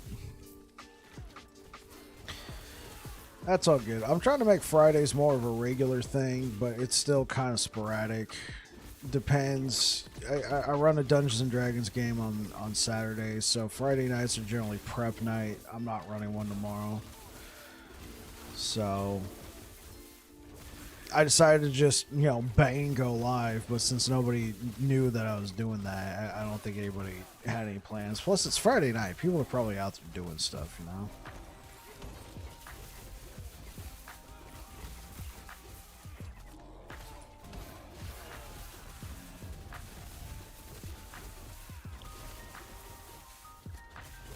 I'll engage with you, but I type slow. D&D sounds really fun. You know, a lot of people have commented they would like to see me run a Dungeons and Dragons game. The thing is, for me though, ever since Critical Role started doing their game, the whole online D&D, like running your game online so other people can watch it, that it became extremely crowded. Everybody and their mother was trying to capitalize on the hype, and so everybody was bringing their game online, and I don't know. I feel like I couldn't be very interactive with that because I'm running a game. I'm like the voice for all the characters, and I'm running the battles, and so people can be in here just trying to chat it up, and I'm not really going to be able to engage because I'm running a game. I can give you an example. So, like, let's say we're in this setting, but instead of me playing Last Epoch, you're seeing the board. I have a virtual board that I use. There's a program that's very great called Tabletop Simulator. I'm able to just, like, create a virtual table. We got, like, pieces and everything. So, like, let's say I'm running a game right now, and we're like in combat. Saturated market, but yeah, I could see being tricky stream with it. I just figured there'd be no interest. But like an example would be I'm focused on the game. I'm talking to my players and be like, okay, you guys enter a wide, expansive, round room, obsidian walls, smooth stone.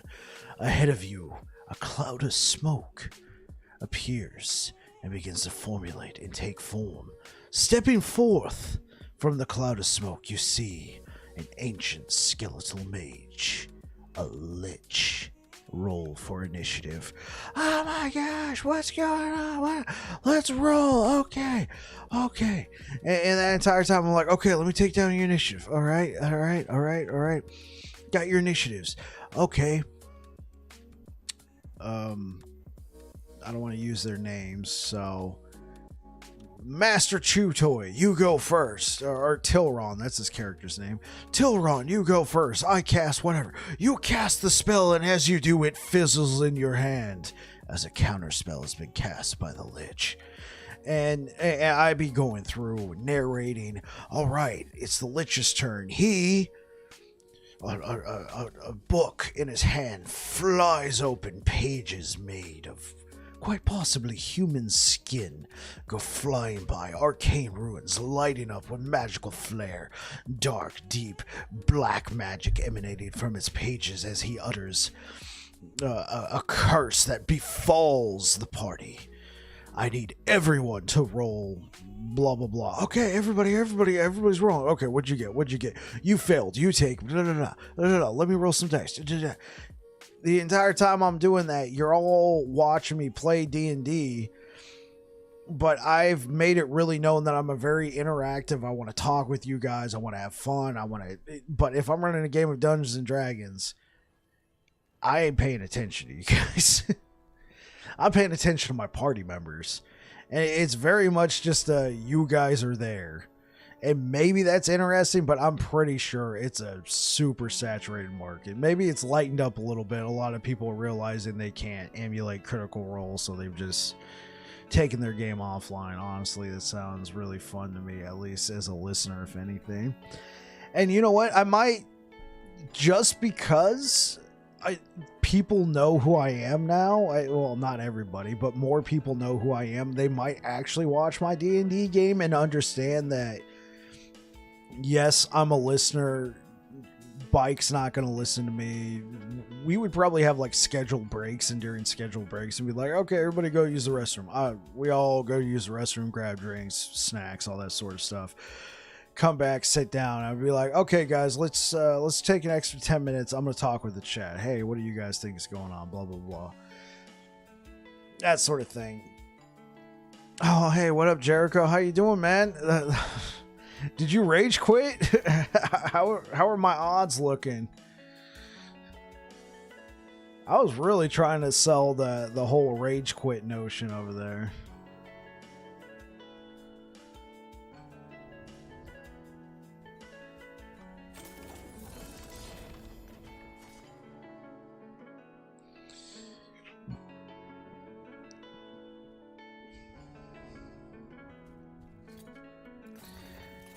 Even if it's saturated, though, I find personality to be the bigger selling point. You seem to have a lot of fun with things, and that can rub off on people. Well, thank you. I possibly could.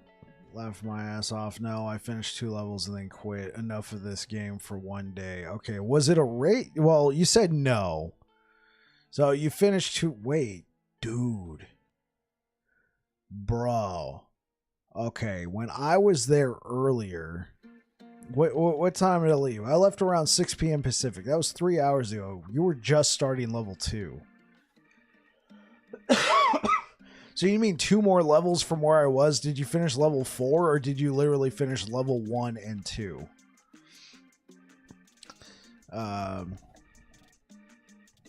To get back to you, Parastox. Yes.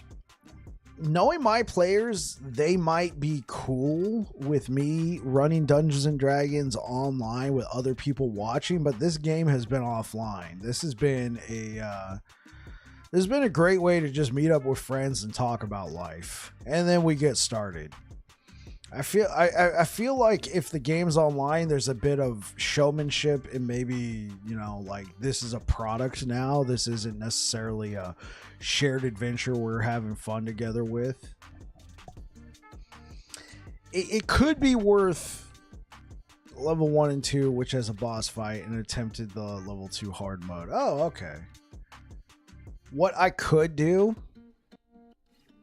just for you guys, for the people who are interested, we make it known and planned out well in advance that, like, let's say a couple months from now on a Saturday, I'll run what in the D&D world what is known as a one shot. This is a single game, a singular self-contained story. Typically there's like a fight or two culminating in maybe some sort of boss fight, and then the story is over. It's not like an ongoing campaign.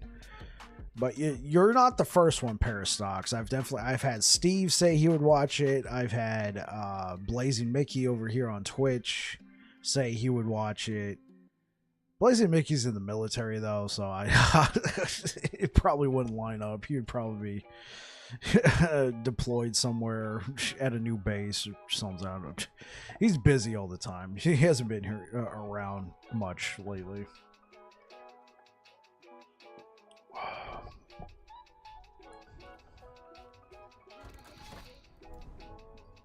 So yeah, but maybe I'll do that. To be honest, right now all my attention's on Last Epoch.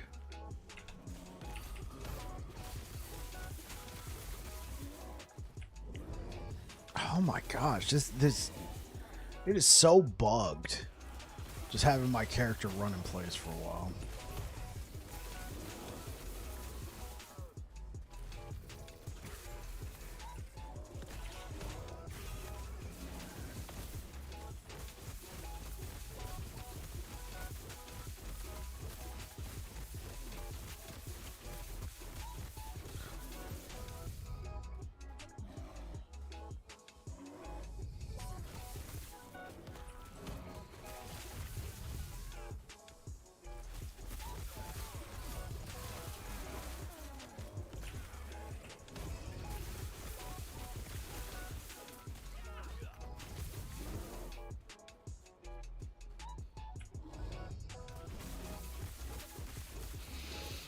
I'll for real try and make any and every stream you do, regardless of content. You're helping me through a tough time, and at least I could do is let you know that. Okay. I'm sorry that you're having to go through this tough time, Parastox. It's very unfortunate. I work in the industry. I understand. I play music. I don't gig. But I understand the pain of like I already know you're not going to be able to use your hand whatsoever. You're having to play everything one-handed. So I'm glad I could be here for you. Listen to what you're going through. Talk to you. We have very similar interests and backgrounds, so to speak. We've both worked in kitchens for a long time. We've both played music for a long time. We both like Last Epoch. So I appreciate the support, and I'm glad I can help you out. Jericho, the bear run ability is so unsatisfying. The tooltip says it supposedly knocks back enemies it collides with, but I feel it barely nudges them. And then half the time, Jericho, you stop running when you run into them. It's I don't like it.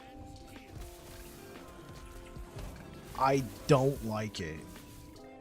And you hardly get like a straight stretch. So I feel like you can't move. Yeah, that too. I feel like you don't really get a lot of movement out of it. Like, there's people who swear up and down that, like, God, you would hate lich bugs. Oh, you're talking about Last Epoch. I'm sure there's some pretty nasty lich bugs out there.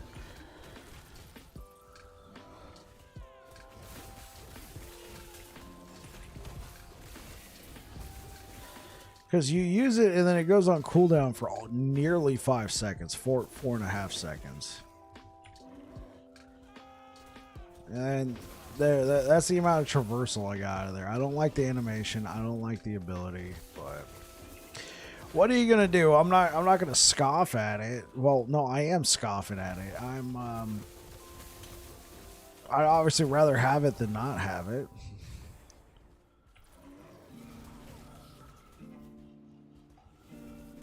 Like right there, I thought we got a decent amount of movement out of there. That's cool, but there's sometimes you don't get that much.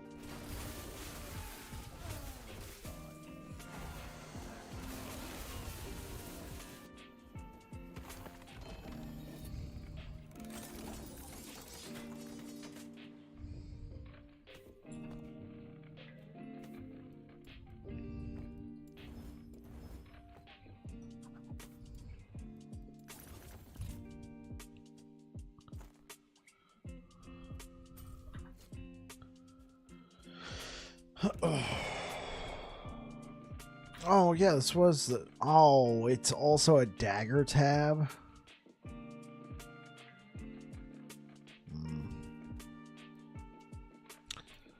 Enemies have a chance to dodge. That's a big giant nope. Big giant nope. We could work our way up over there. Try and spread out the map.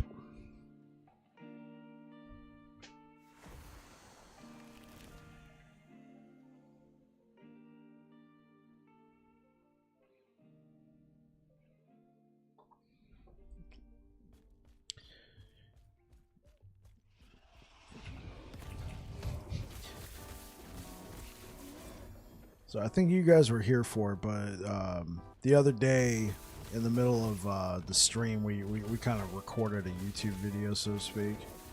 I was asking, hey, what are you guys going to be playing on release? I'm going to be playing Paladin, that sort of, if you guys remember that conversation. And so that video went live today, and nothing was happening with it.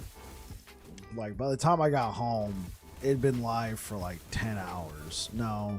Yeah, 10 hours. It'd been live for about 10 hours, and I had like 30 views. So when I got home, I changed the title of it to "What class will you be playing?" Because the title was "What will you play?" And then so I changed it to "What class will you play?" And now that YouTube video's taken off. It's gotten a ton of comments. Well, for me, it's a ton of comments. It's like 7. Because there's 14 comments and I replied to everybody, so that means there's 7. And it's got like over 200 views, so that's, for me, that's pretty decent for an upload on day 1. Some of these live streams will just like, I'll come back and check later, and some of these live streams will have like 500 views. So I'll be like, what? Well, we had like 40 views when it was live. Now it's got 500. Okay, way to go, YouTube. That's pretty good. Yeah, yeah.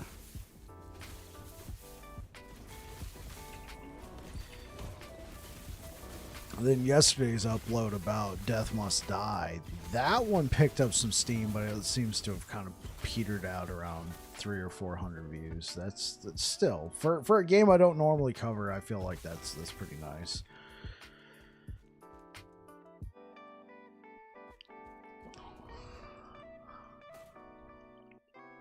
Oh yeah, man, that's what's up. Yeah, thank you, thank you. Oh, we will take that.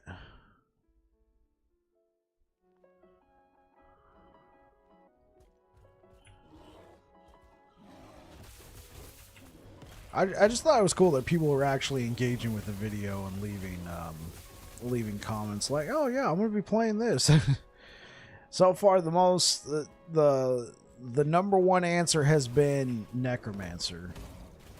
That's what people are gonna be playing, but I think we also have like 2 saying I'll play whatever's brand new because they've played a ton. They're like, I've played so much last Epoch, I want something completely new.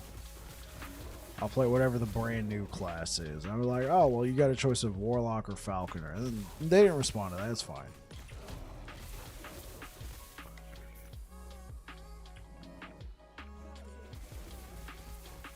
So hypothetically, the new classes are winning out, but Necromancer, that's cool. I just like the fact that this game, the Necromancer class just like has so many summons. Like, you could truly feel like you're commanding an army, you know? Assuming you got your build set up, right?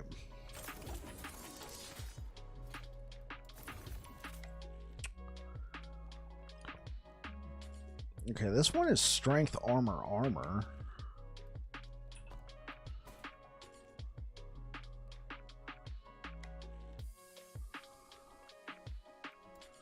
So... can we throw like hybrid health on this? No, I don't think the chest piece can get hybrid health. What's the implicits? More armor? Okay, well, what are we going to be losing if we do that? We're going to be losing 25% poison resistance. I say it's worth a shot. Let's do percentage armor. Percentage health. I was thinking Warlock, but I might do VK or Pally because I've not played those either. I'm going to be... yeah, well, I've already told you guys. I'm going to be playing Paladin. Sentinel is a really solid class. I don't know if they'll ever be like the best class at anything, but in terms of fun, I think it's there. And they're just a really solid beginner class or even intermediate class. Maybe even expert class if you know what you're doing.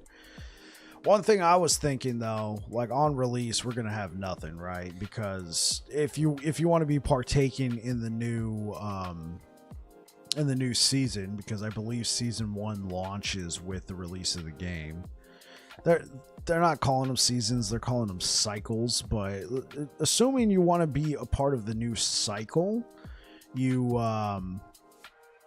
it's gonna be like playing a season in Diablo. So you have nothing, your stash is reset, you're gonna be earning all your stuff again.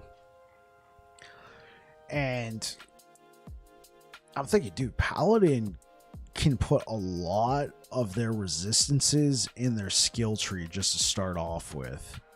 You know, especially with Holy Aura, that ability, you can get a huge amount of your elemental resistance and a good chunk of your poison resistance just from that one ability. And we're not even talking about the skill tree, the skills, the passive tree.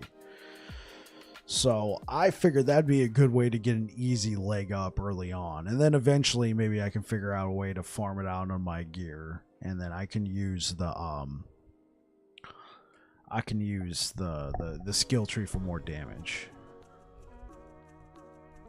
Probably do like some sort of Rive build. I think that'll be a lot of fun. But yeah, let's do this.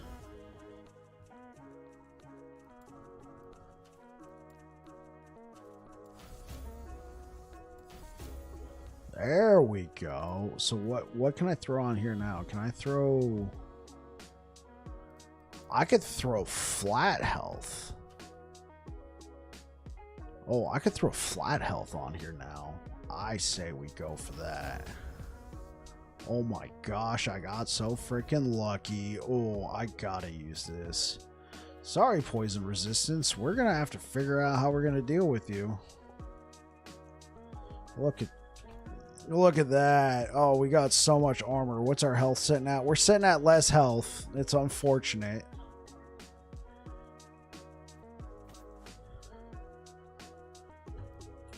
And what's our poison resistance at? It's at...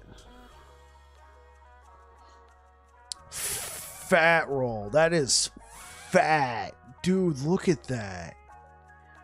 That is so fat what we got. We got a nice fat 16 strength, 217 armor, flat health, percentage health, and then more armor. Bro. I mean, yeah, it sucks that the poison resistance guy got murked, but we'll have to figure that out.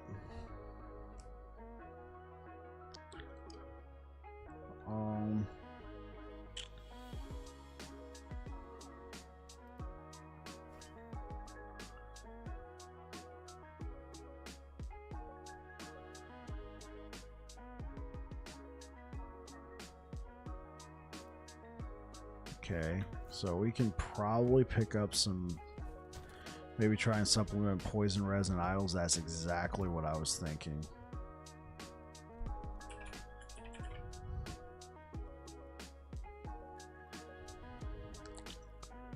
Okay, that'll give us 10%, but we could probably get, we probably have a better.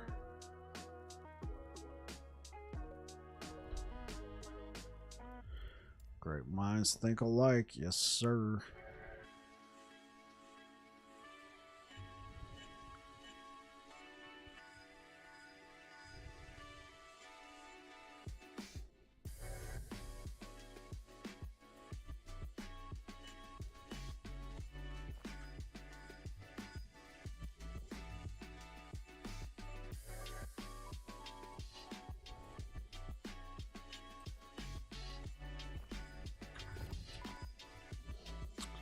Okay, yeah. Oh, it's funny. Our physical actually ended up taking the hit.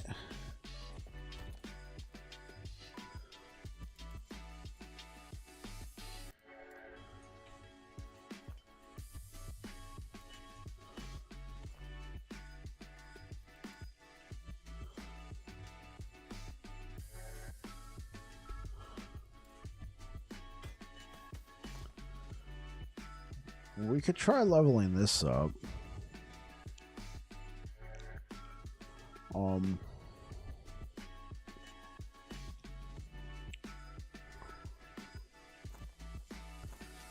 Let's do it.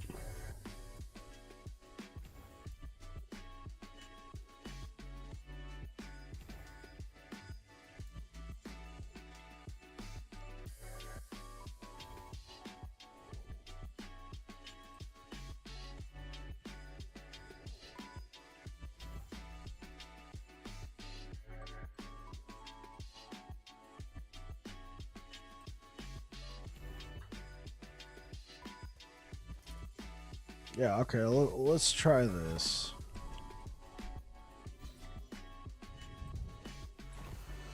Because we're still there on Void, and we might be able to... What do we get? 6% to all resistances while channeling.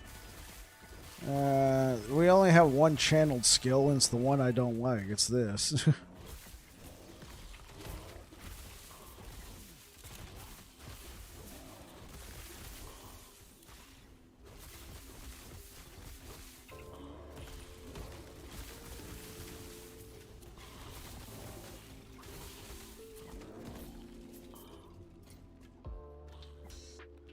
+1 to Spriggan form. That's actually good.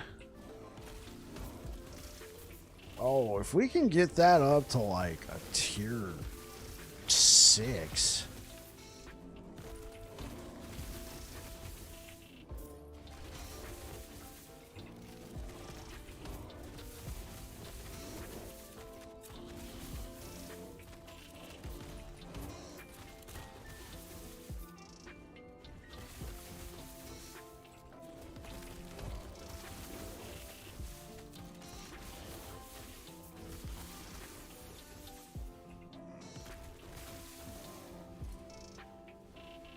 Oh, I went to leveling up the channel abilities still.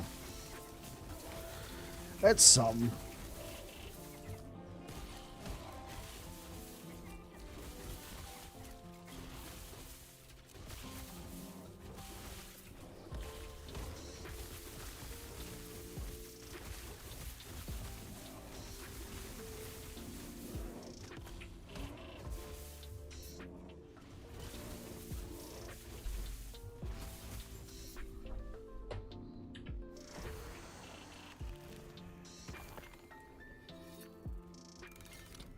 Weaver's Will RNG. Yeah. So if we can get the next 5 points to go into Spriggan form, which obviously we have no control over, that could be really cool. That could be really cool because I do have a shaman, a Spriggan form shaman, a Spriggan shaman. Spriggan shaman.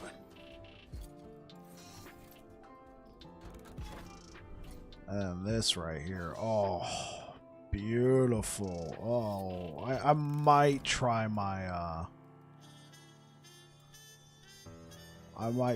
good old classic Warpath fire. I might try my Warpath Paladin again, just for the lulz. He's not doing much right now, and this is an amazing scepter. And the number one thing we need on it is melee critical strike chance, and that's what we got.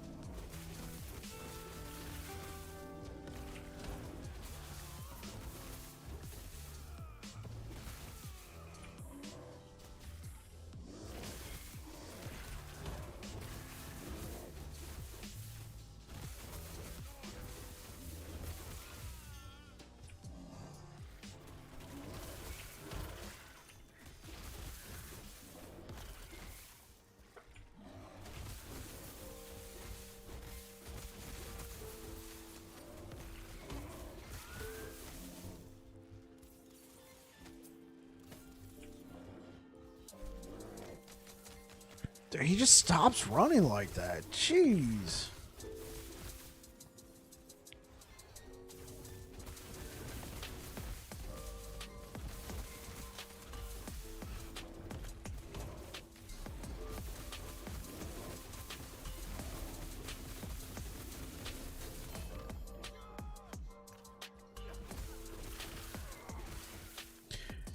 It's a paradox. If you don't mind me asking, are you like on workman's comp right now?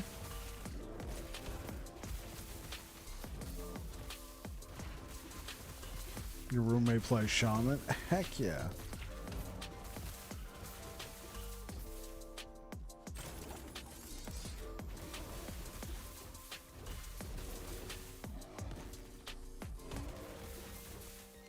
Yeah, you're on workman's. Okay, cool.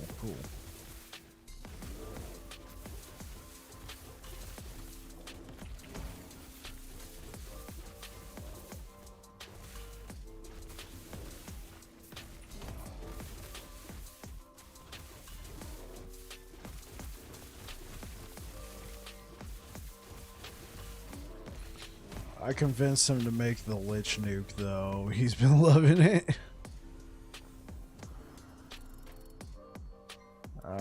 Okay, we'll take that, because, like, what do we got on here right now? We got strength.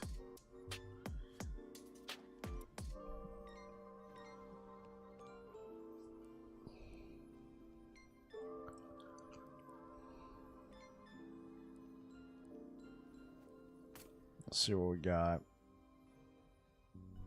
Oh, it has been going to Spriggan. Okay, cool, cool. We got 2 more tiers to go over to Spriggan. If we can get the last 3 to go on here and get a tier 6 Spriggan form. Oh.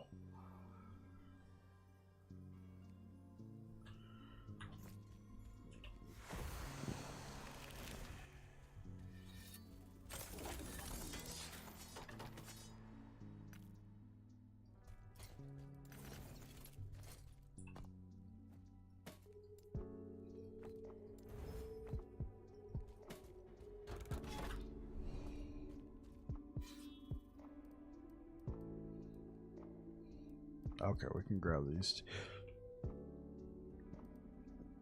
And rage at half health. Oh, Jericho, I didn't even see that you posted a D6 in the chat.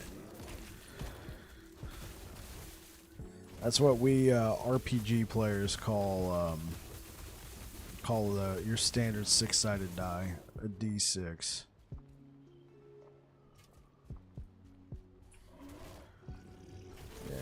You know I play Dungeons and Dragons or some other tabletop RPG if I start referring to dice as D.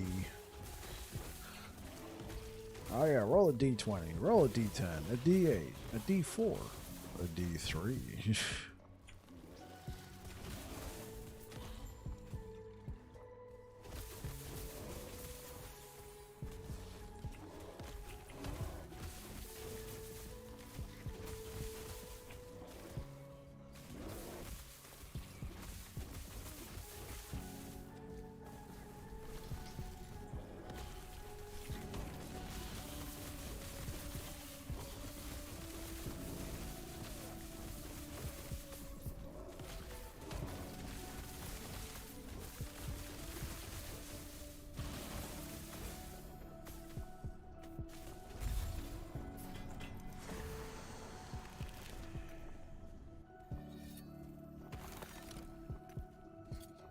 Okay, let's see what we got here. We got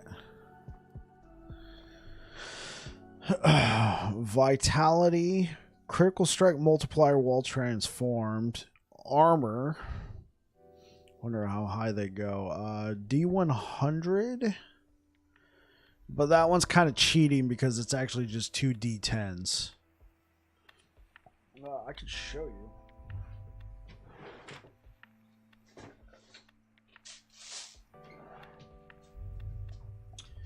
So, if you like whiskey, go buy yourself a Crown Royal dice bag. It comes with a free bottle of Crown Royal.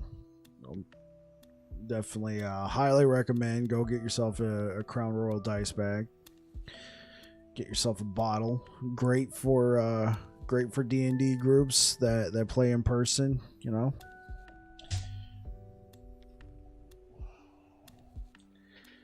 So, you got your standard D6. You might recognize it as like the Monopoly dice. Yes, sir. Or it was at one point.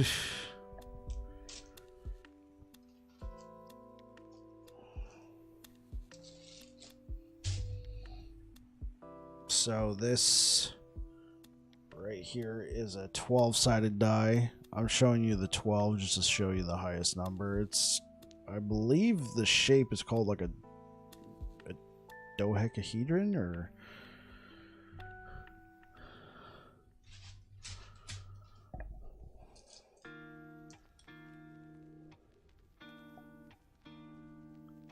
we got the D8. It looks like two pyramids glued together. Dodecahedron, that might be it.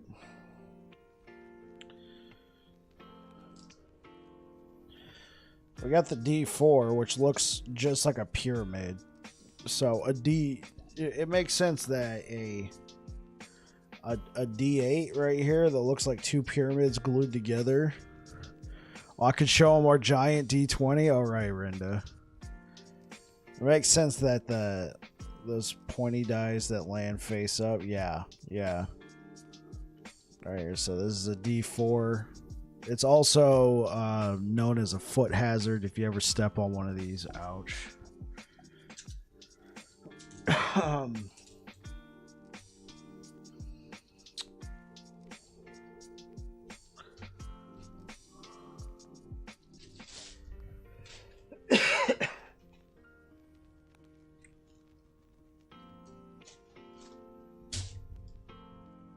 So this right here kind of looks like a D8, but it's not. It's called a D10.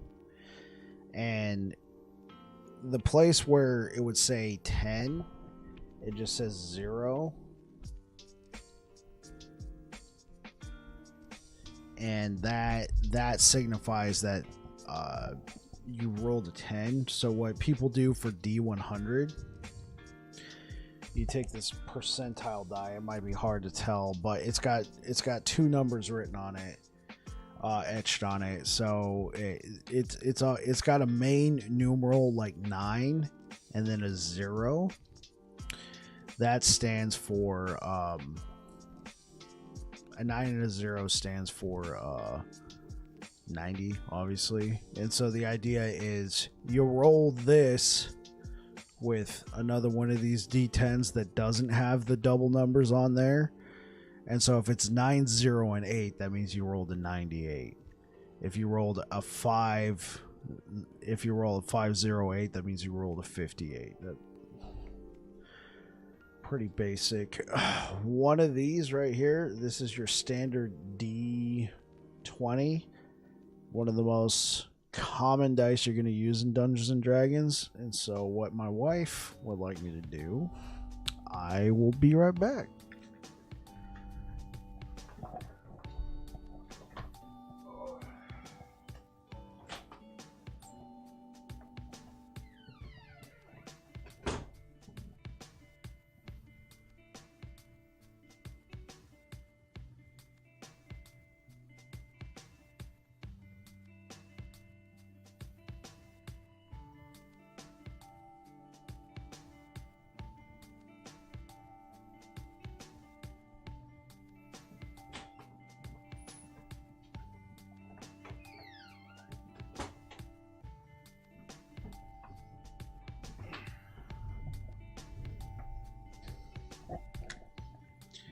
So what we got here is we actually got a giant D20. This thing's like the size. This thing's bigger than a softball, right? You know, I mean, here, I'm an extra large hand, right? I wear extra large gloves. I got big hands, so this thing's pretty meaty. So what we did is my wife actually picked this up before our wedding, and at our wedding, the only people there, it was a COVID wedding, so there was only like 10, 11. I think there was 11 because with us, there was a total of, I believe, 13. So after the ceremony, we had everybody come inside. We got married here in our backyard. And we had everybody roll this dice right here. And then write down the number as like your initiative. And then they got to write like a nice note. And we had this poster made. And the poster was basically, "This way to the epic quest of where Peter the Fighter marries Rinda the Mage." Or no, it was Rinda the Wizard. Yeah. And so, ironically, only one person rolled a nat 20. A natural 20 would be, it lands on this number. This number's the one sticking up. And it was my mom. My mom was the only one, and she's never played Dungeons and Dragons. She has no idea. We were like, "Here, Mom, roll this." And she's like, "Okay. I got a 20. What does that mean?" I'm like, "You got a natural 20?" Everybody there, because everybody else played Dungeons and Dragons except for my mom. And the entire room became electric. "Mom, roll a nat 20, yeah!" And then after that, I think the highest anybody else got was like a 14 or something. It was it was cool. A lot of people were getting like 5s and 10s. Beginners like, yeah. I just thought that was really cool that out of all the people there who rolled the dice, it was she's like, did I win? Yeah, that's exactly it. That was exactly that sort of reaction. So I'm actually gonna stick that right there.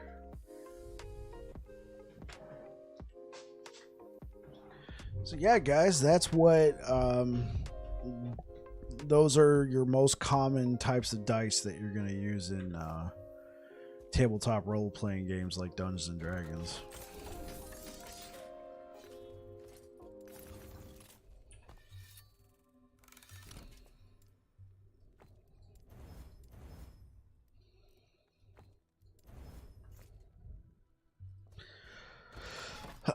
Yeah, I want this, and yeah, I guess that. Why not? We'll check it out.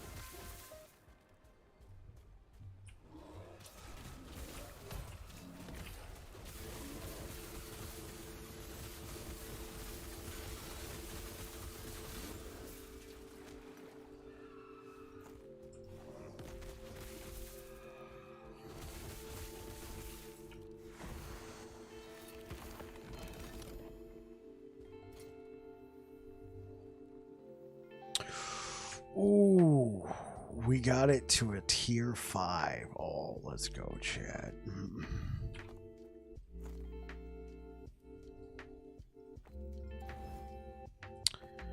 All right, so we got one more.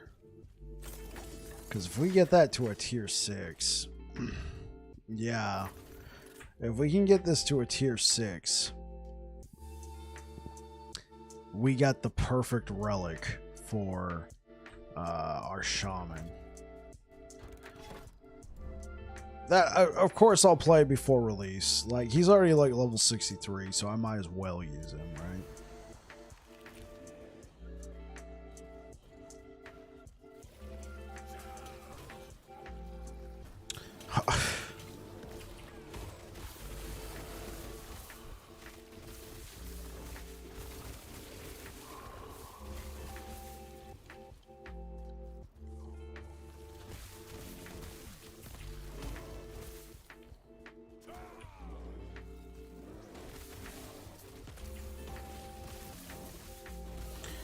All right, moment of truth, chat. Hey, we did it. We got it to a tier 6.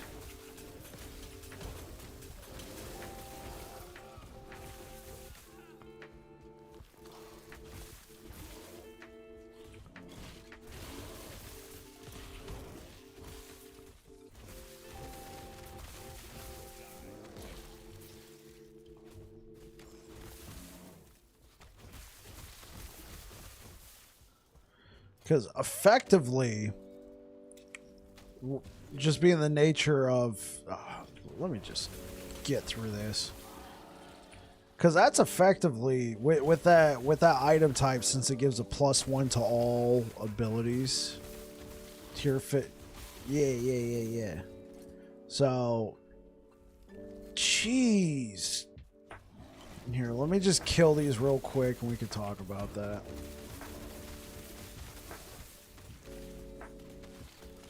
You guys are buzzkill, man. Not you guys. I'm talking about these enemies.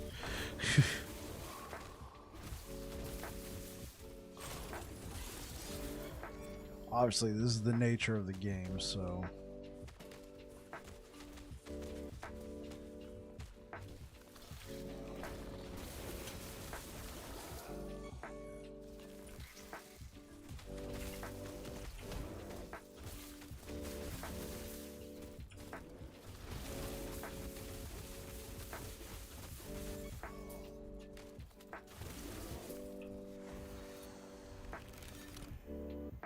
They stop attacking if you don't move? I feel... Oh, well, yeah.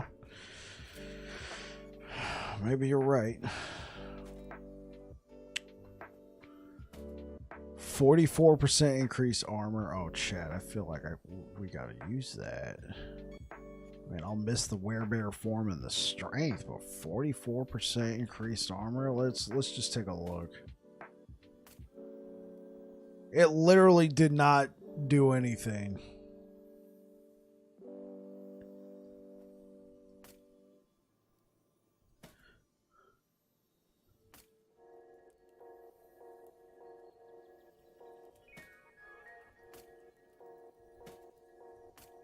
Oh, because we lost all the strength. Oh. Right, because we lost our 10 strength. Interesting. Oh, we also screwed up this ability.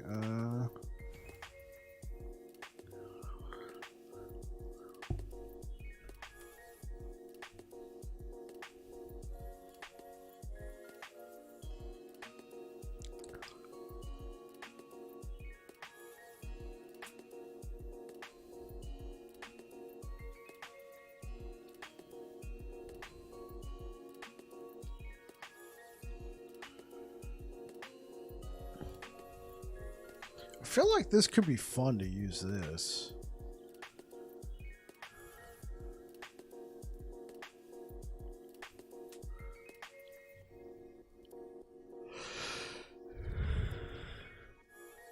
We had to take 2 points here. No, we don't have to take 2 points here. Interesting.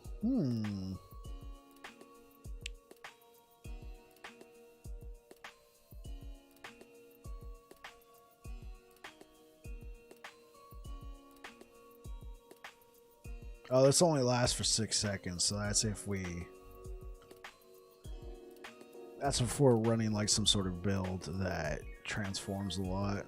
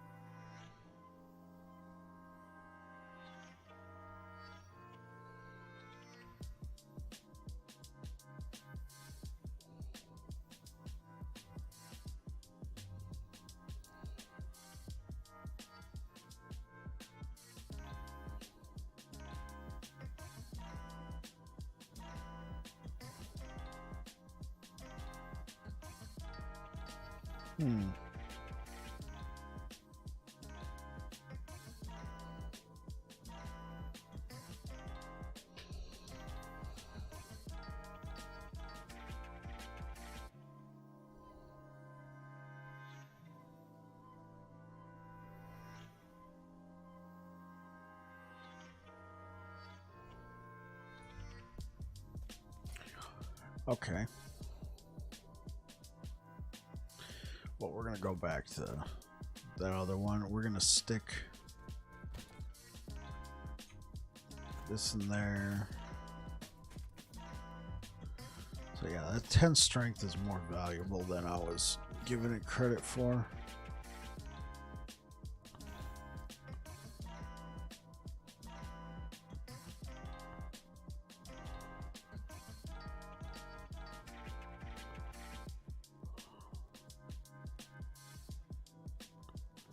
So why did we take 1 point? Just a chance to chill?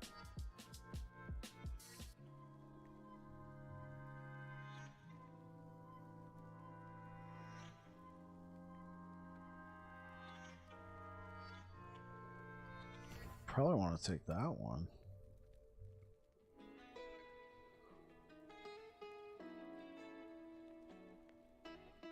Probably want to take that.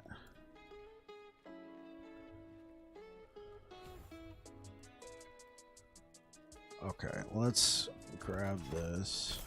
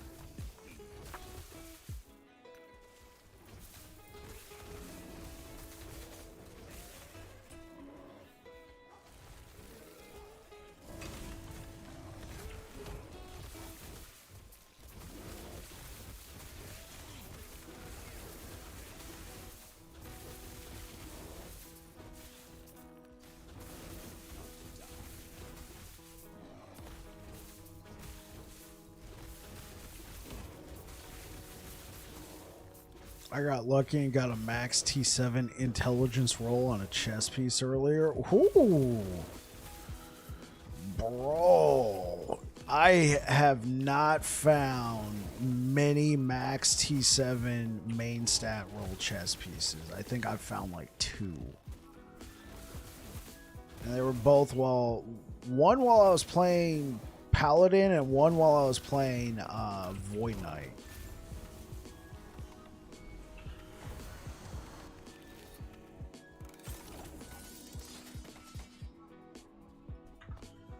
Actually, let's go see.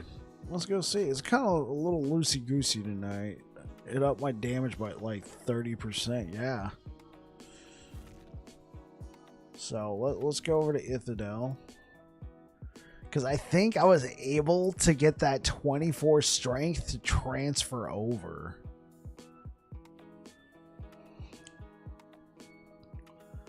Let's get a look at this. This is nasty. Yeah, look at that, bro. I was able to get that 24 strength onto this Titan Heart. Then on top of it, I got a when minion damage leeches health implicit. Ooh, sick. Oh, yeah, what do you think about that, bro? What do you think about that? No, man, this Void Knight is just absolutely, like, look at that. I also got a T7 critical strike multiplier on my Apathy's Maw. I kind of played this character a decent amount. Yours is bigger. Wait, what do you mean? I thought you said you got a max T7 intelligence roll. Oh, maybe that's different for Lich. For intelligence items. Yeah, for Sentinel, a max T7 roll is 24 for a main stat on a chess piece. Dude. And my strength is only 64, so yeah. I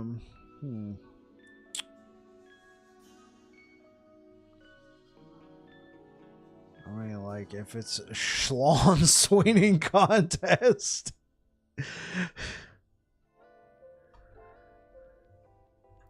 Yeah, this dude's a ton of fun. And then, hey, dude, check this out. So I also got not a max, but I got a T7 roll to go over onto my Cody the Erased Sentinel over here. This thing. Oh, yours is also 24. Oh, okay.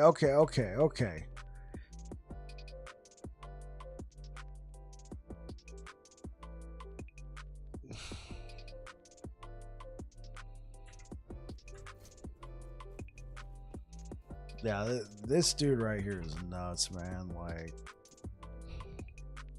oh, you don't have any legendaries. That's what you meant. You don't have any legendaries. Okay. Yeah, I know we're playing Druid tonight. I'll go back to Druid here in a second. I just like showing this guy off because this build we put together ourselves. So here we are in 500 corruption. Now watch me just totally get one shot. Watch me totally just whiff it.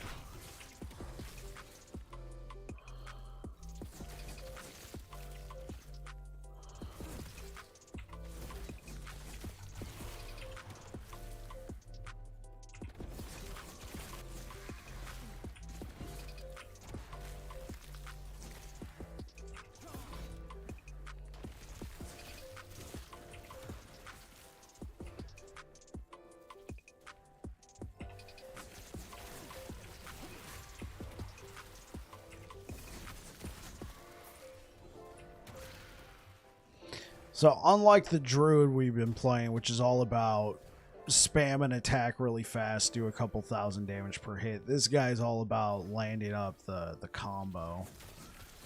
You know, you get a few hits in, you do that, boom.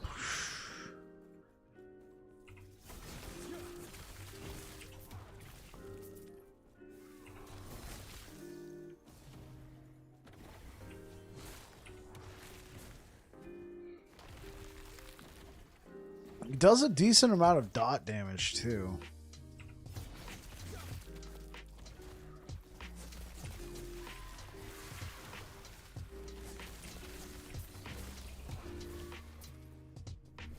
Yeah, my Void Knight's pretty quick.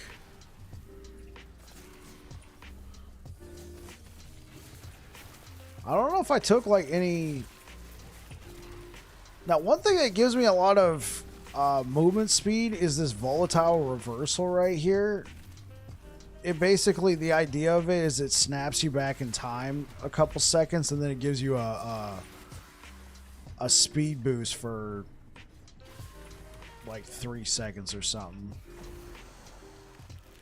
But one thing that helps with that, does void damage have its own dot stat?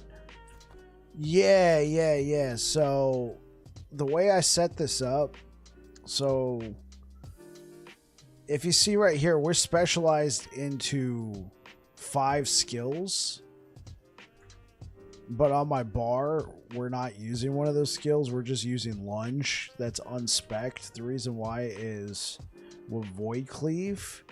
When we use Void Cleave, it applies this ability called Abyssal Echoes. And Abyssal Echoes is a damage over time spell. But the only reason why I'm using that is it spreads to all enemies around me and it slows them. It stacks up slow. And then so what happens, the idea is I get in there, I use Void Cleave. Void Cleave procs Abyssal Echoes for me.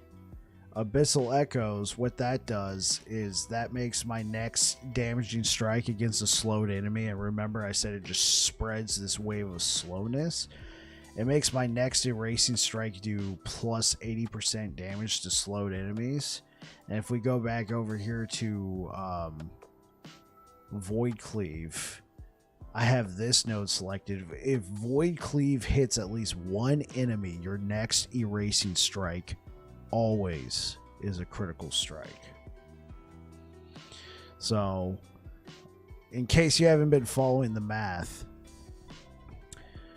we use Vengeance right here to stay alive. That's the only thing it does, because when you attack an enemy with Vengeance for the next 2 seconds, you gain like a barrier. You take 25% less damage. So typically we use Lunge to get in. We'll hit them like once or twice with Vengeance. We're doing like next to no damage with Vengeance. Well, what it's doing is it's giving us that 25% damage reduction. We then hit them with a Cleave, which then procs our Abyssal Echoes, but it also procs this token right here, which means our next erasing strike becomes a guaranteed critical.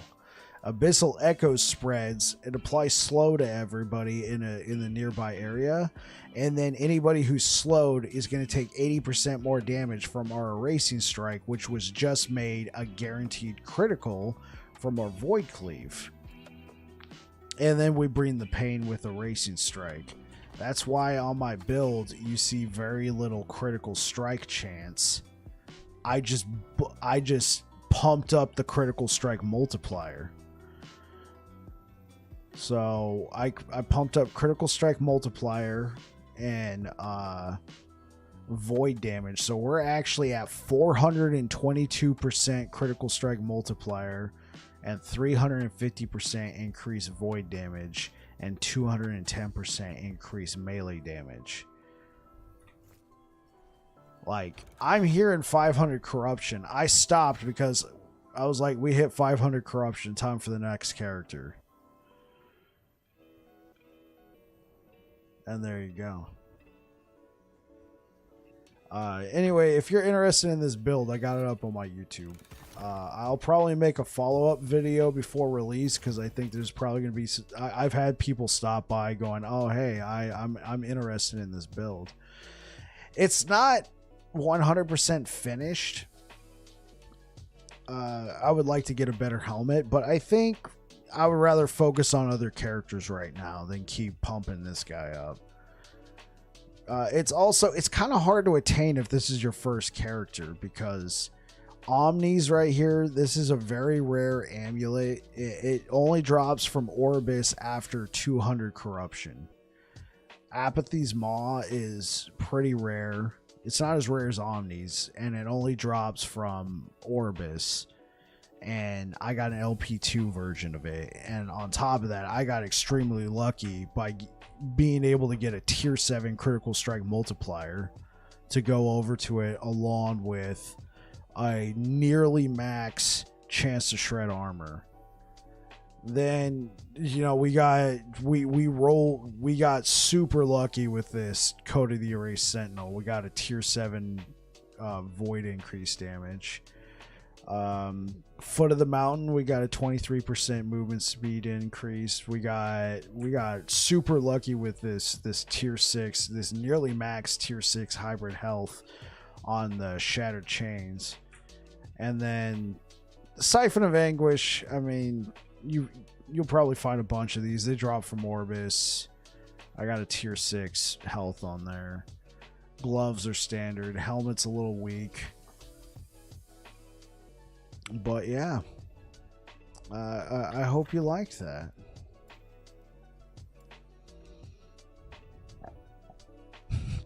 That's filthy.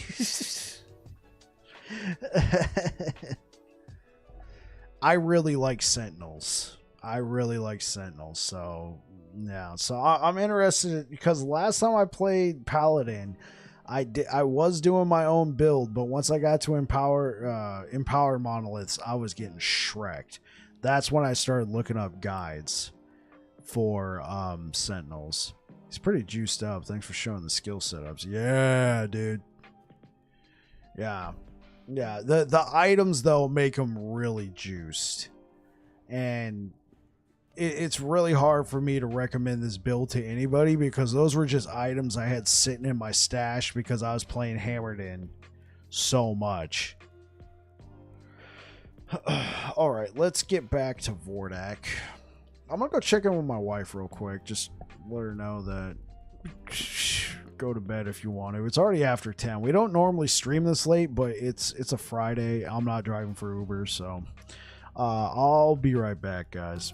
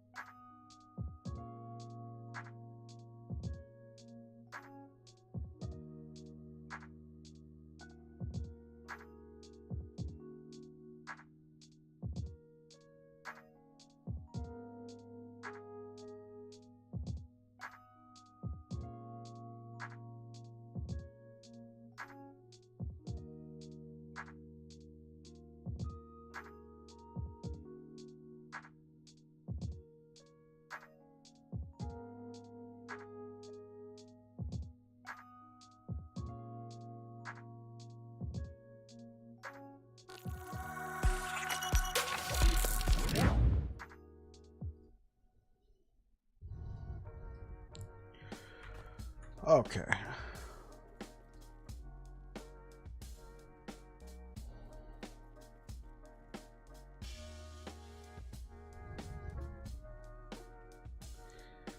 we are back.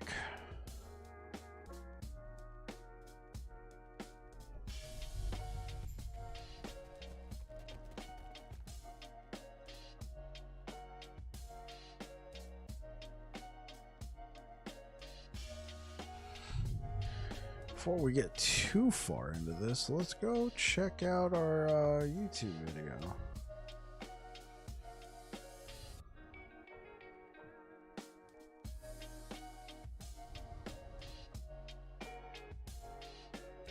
Oh.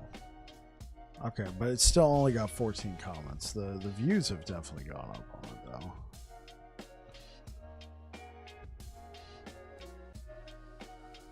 though. Our Avron build looks like it's kind of petered out around 500. And then, yeah. Okay, cool.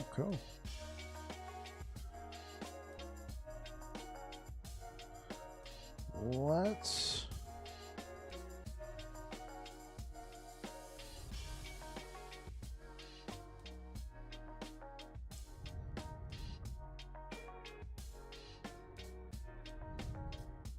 Cool.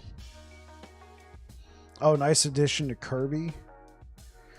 Yeah. So I tried putting it on the D20 and it was just not sitting right, so Kirby got a hat.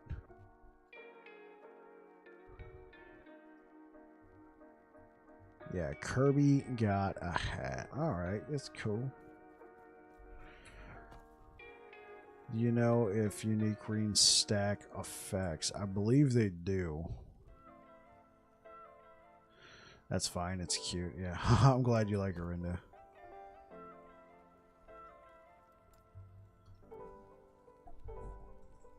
I believe they do, unless they say does not stack. I'm going to head out and enjoy the rest of your stream. Yeah. Appreciate it, babe. You get some rest.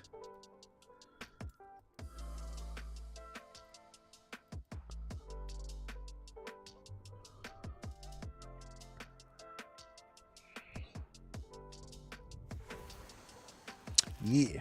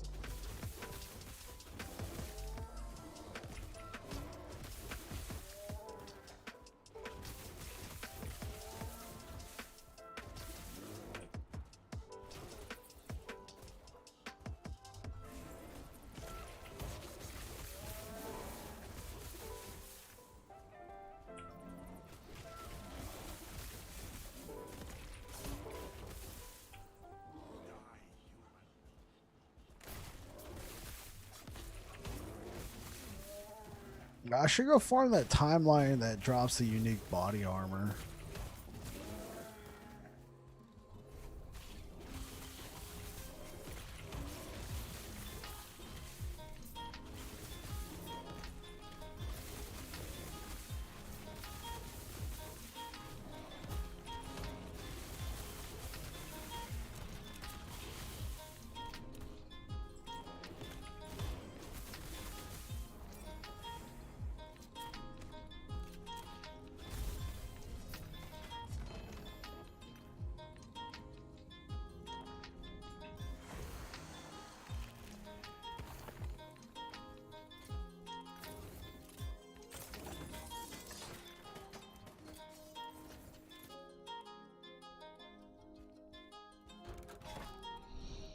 Oh, we can fight the boss. He's gonna have endurance. Oh well, let's just go do it.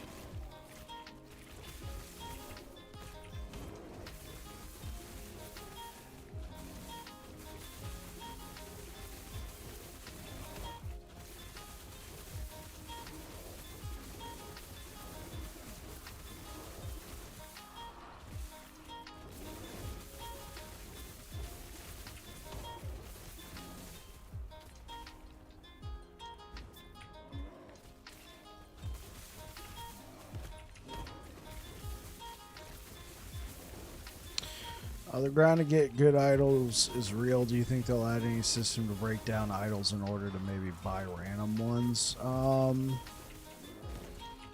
have no idea. I would probably err on the side of no, but that does sound like a good idea. Because right now there's no real way to target farm specific idols. It's just idols.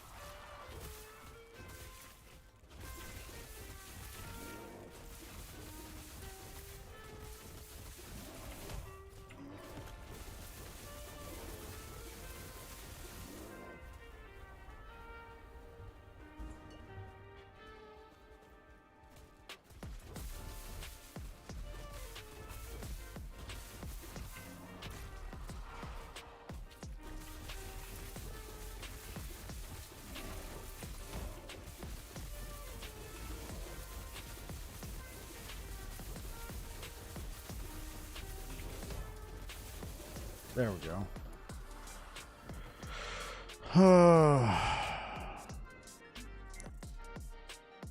I mean, I can take this 20% to all resistances, but I don't know if I want to get too comfortable with that, you know? Because this is the highest, right? Yeah. I don't know if I want to get too comfortable with this, to be honest, because I'm trying to get the one that gives you critical strike avoidance. I don't know. Maybe I could play around with this. Maybe I could try out the 20% to all resistances, and then maybe I can find a way to drop some resistances from like some of my rings,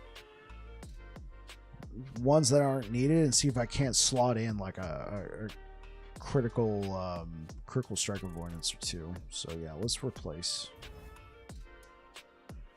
Oh, Twisted Heart of the Ukeros.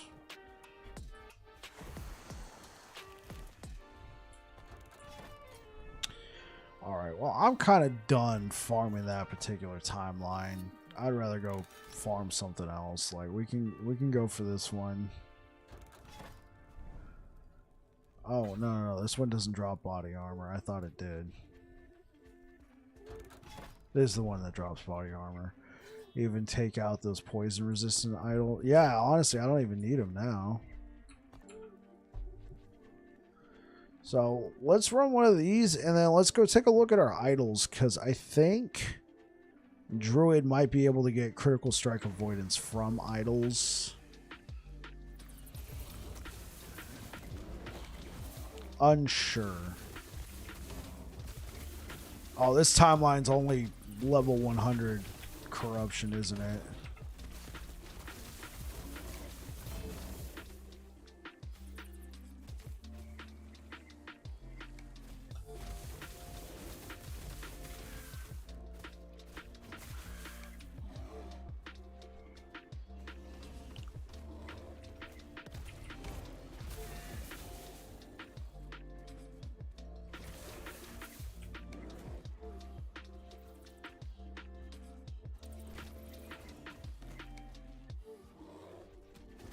He just stops. He's like, I'm done running. Running over. The running has finished.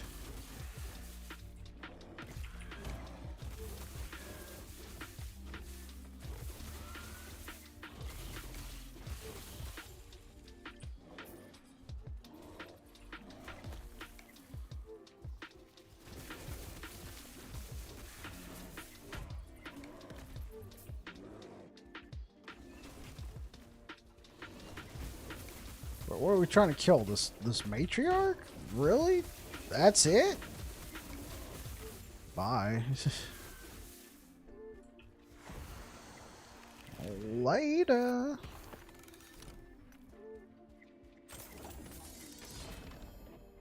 One-handed act pact severance. Dude, Parastox, wouldn't this make like a great just metal band? Hello everyone, we are Pact Severance. Go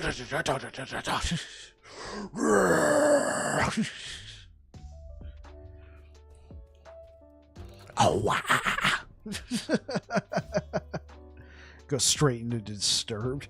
We're a Disturbed cover band. Pact Severance.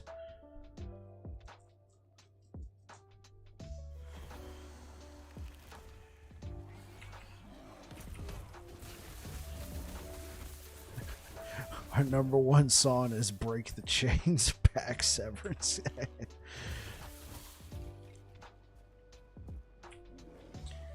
That sounds like a band with a cult for sure. It's a band of only amputees. You're going to hell.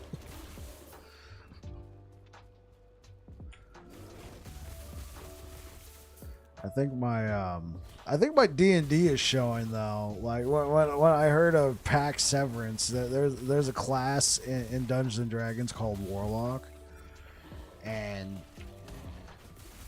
all they're like a magic spell based class, and all the magic classes in D&D generally has an origin of how you get to use your magic, right? Wizards study, sorcerers, they're born with it, it's in their blood. Warlocks, they get it because they make a deal with an entity and they form a pact, and there is a way to get out of that pact, because usually, especially if your dungeon master is good and they're using that pact against you in certain ways, you might want to try and sever the pact. So I hear Pact Severance and I'm like, oh, a warlock got a shady deal and wants out.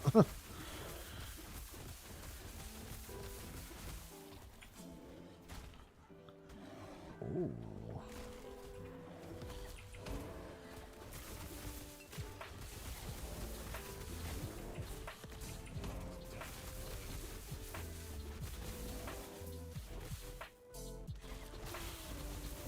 We're gonna leave that guy alive real quick. Let's just go farm this. Let's kill this raid leader. You did. What's that? The humming bee? No thanks. Okay, let's take this dude out. He looks like a complete pushover. Let's roar in his face. And he did.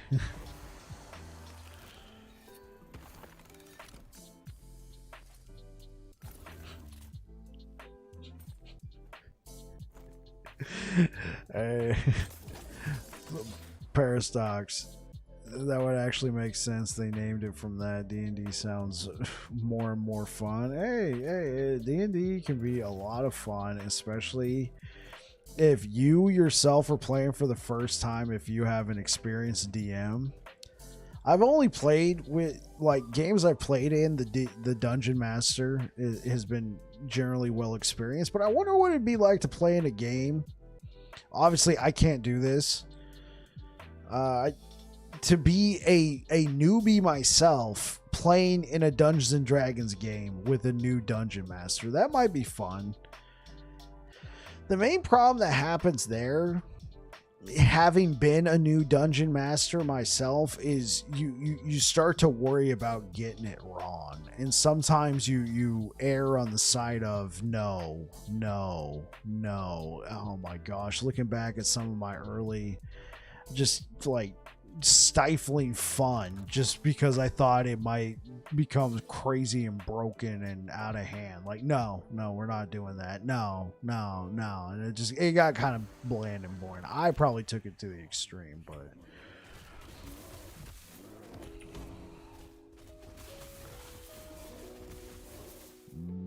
Martyrs Blade of Static.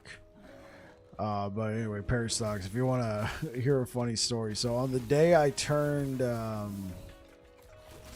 this was like 2 years ago. So on the day I turned 33, my cousin, my cousin has, I don't exactly know, but she has a form of autism. She's very functional, but she lives in a like in a community of others who have special needs, but she posts on Facebook, that kind of stuff. So she posted this she posted this post she did.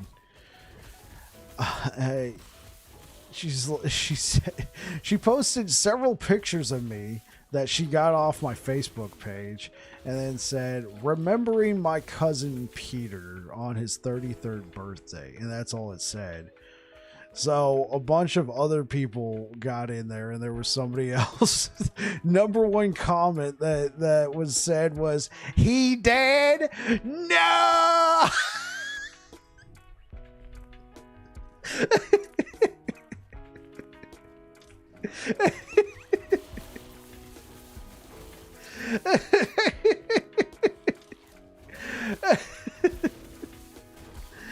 Oh my gosh.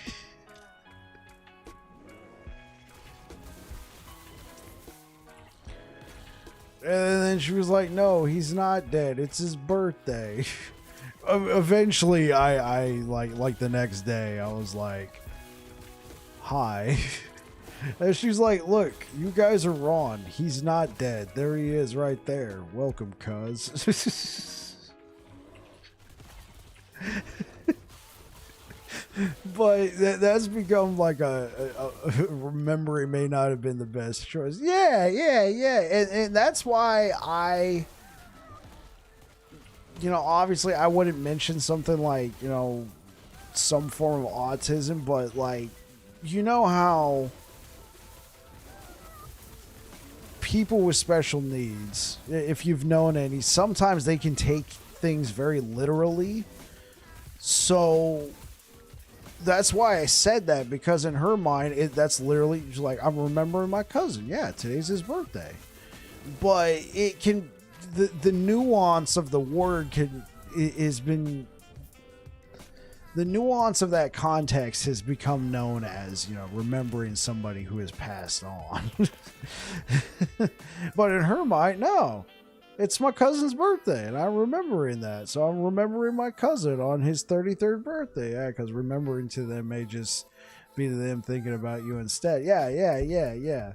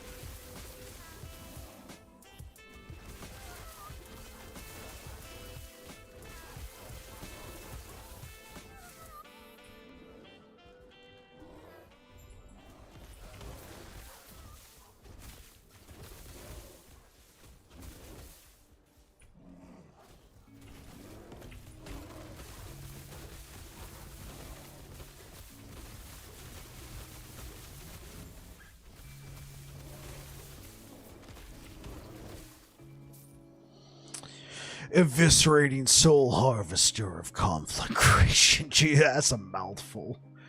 Oh yes, I've discovered the legendary weapon, the Eviscerating Soul Harvester of Conflagration. I guess I should take that because it's a T7. The Scavenger. No.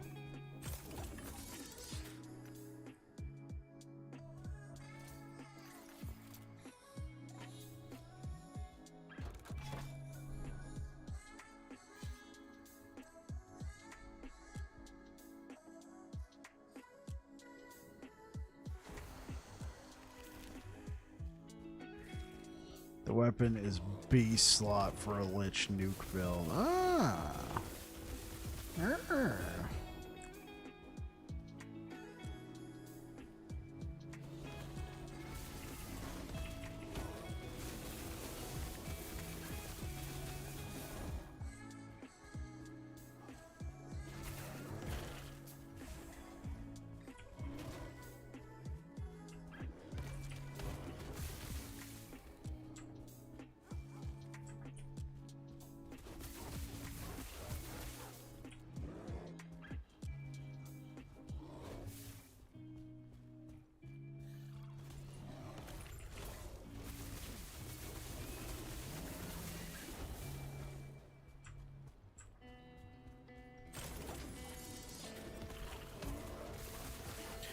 What do we got? Marauder's Winged Blade of Sorrow. You're going down.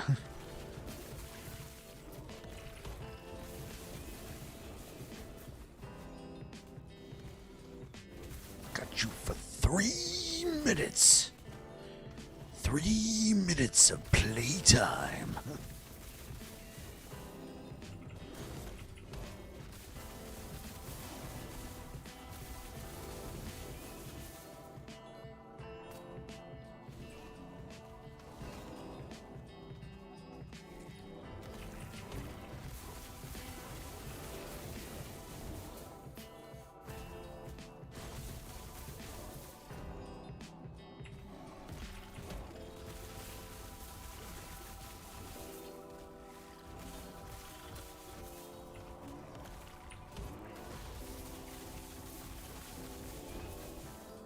Get on out of here.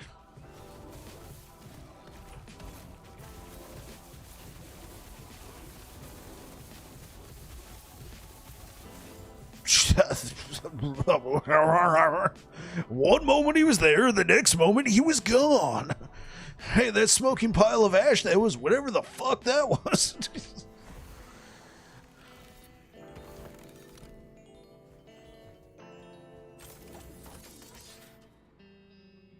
Summon Stone Totem. You like that?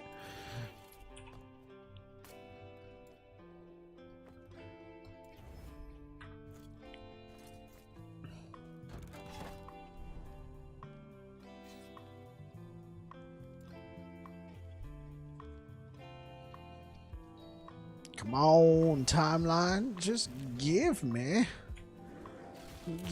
a body armor.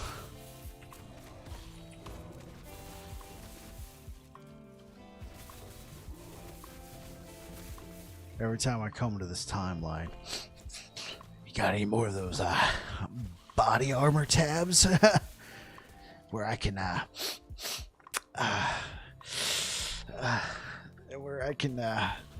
target farm that unique body armor?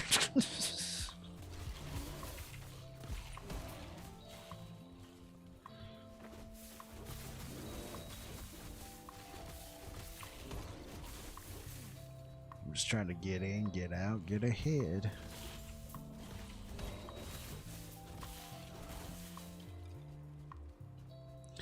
We should also probably try and raise the corruption here at least. I don't think I farmed this timeline at all, so it is base 100 corruption. This is clearly clearly this is not much of a challenge to our build right now. Run! Oh yeah, I'm not playing Void Knight. Why did I hit that? I smacked that.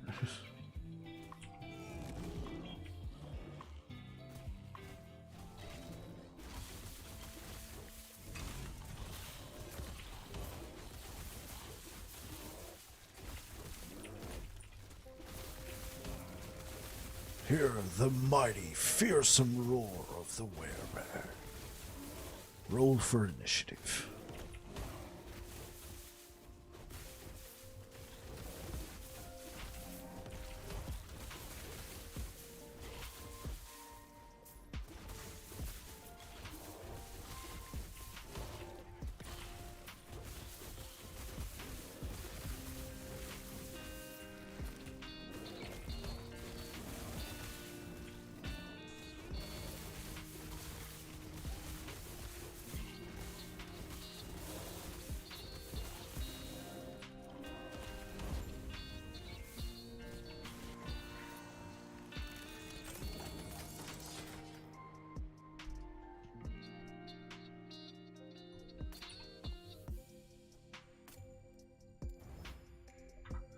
I'm up to 135 corruption and spirits of fire just because I'm chasing the highest minion damage blessing. Yeah, go ahead and grab that, man. Get on that. Jump on that. Highest I pushed with this guy so far, I think, is 180, and it wasn't too much of a struggle. And I wasn't pushing. I was just trying to farm blessings. Oh, there we go. We got it. HQ. We got him.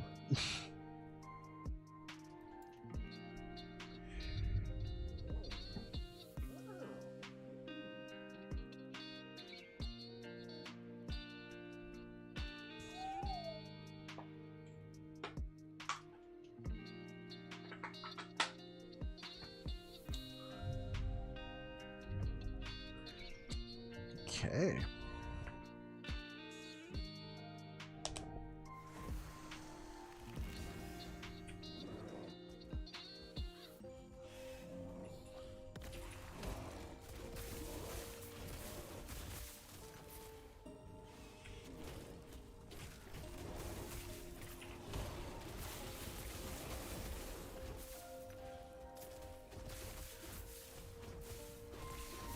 You know what? Let's just run over there. Let's just get through this.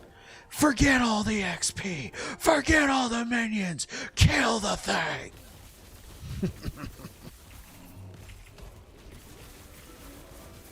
He dead.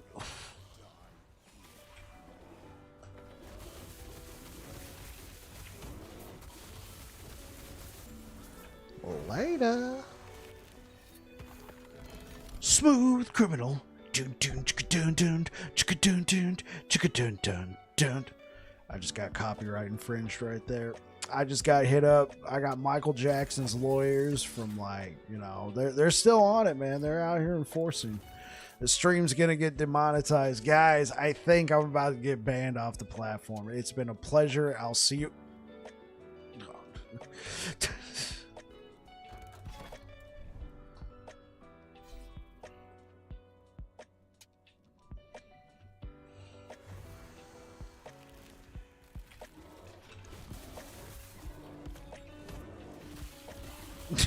Oh, 07.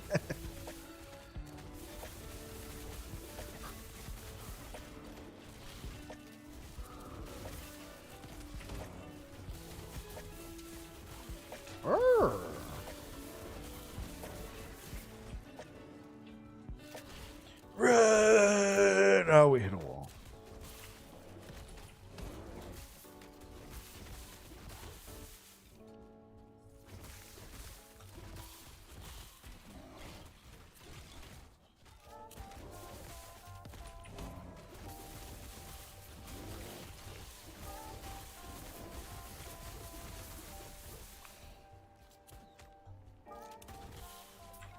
Now, where's he going? Where's he going? I gotta ask him a question. We gotta really know any good timelines to farm unique belts.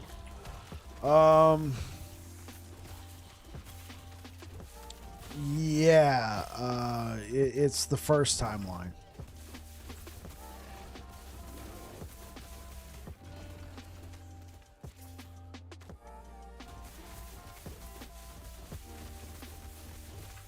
Where the hell is this mother what?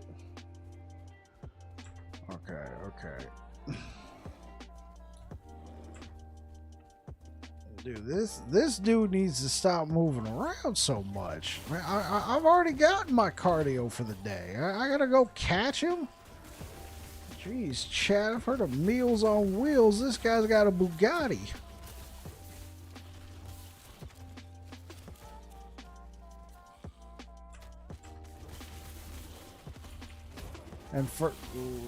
And also, I'm running around with 140 stacks of armor shred on myself and first time line god. Okay, cool.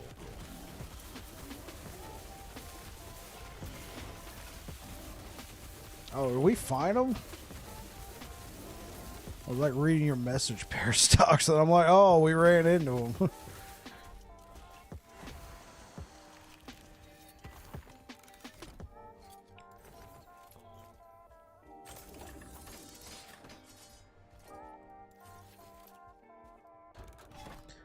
Yes, we have found the sacred timeline. What are the odds I'm going to get absolute crap?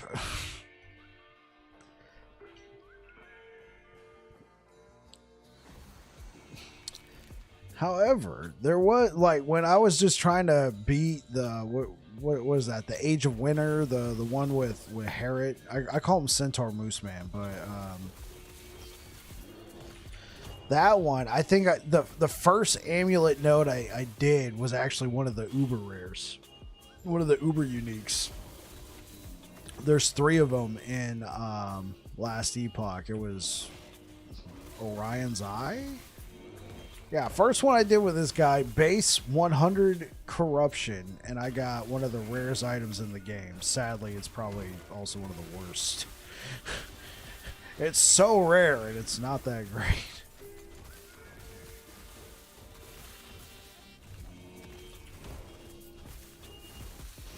Yeah, because I got it. I'm like, I have no idea what this is. I don't think I've ever found one before. And then I went and looked it up, and it was like listed as extremely rare. I was like, huh? What? And then somebody jumped in my chat later, somebody who I know is very well experienced with the game. And I'm like, hey, do you know what this is? And he's like, oh, yeah, bro. That's one of 3 uber uniques in the game. I'm like, wait, what? He's like, yeah, that's one of the rarest items. How did you get that? Shroud of Obscurity. 20% of current health lost per second. 13% of missing health gained as ward per second. Plus 16 ward per second. 4 ward gained when you dodge. Why does this sound like this is the basis of every Lich ward build? Parastox, care to weigh in on this item right here, being the Lich Master that you are? Is this item godly? If I want to become a Ward Barrier Master, do I need this item for a Lich? You have 20 seconds to reply. No, I'm kidding.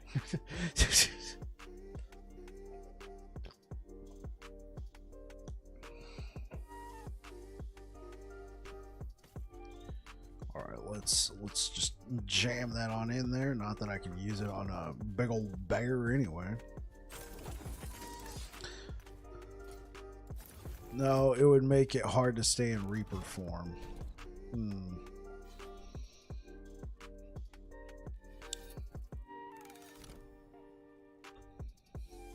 I wonder if this would be good for like a Necromancer. Because my current Necromancer right now is in SSF. I can drop her out though, I don't care. Because you get a lot of bonuses being transformed. Understood. Understood. Hey, we got another node. Necro for sure. Yeah.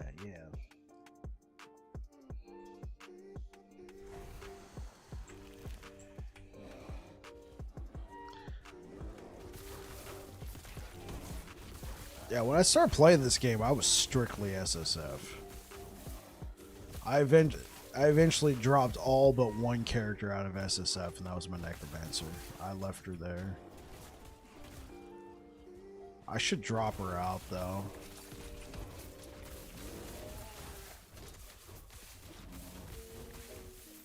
Because I could probably use her. Because she's a ranged build. She's my only ranged build right now. And by range, it's funny, the Necro passive tree is way better than the Lich, but Lich has better skills. Yeah, seriously.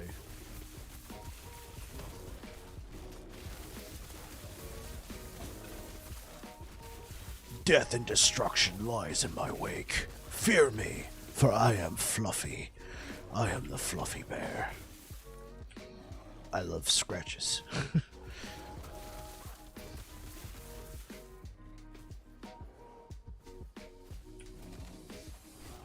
Target insane. Oh, we're getting some frame drops. What is going on here? What's this? Back to normal. Ruby Fang Cleaver. Too bad we already have... well, I think we only have 2 of these, but I had a lot of these at one point. And they all got trashed.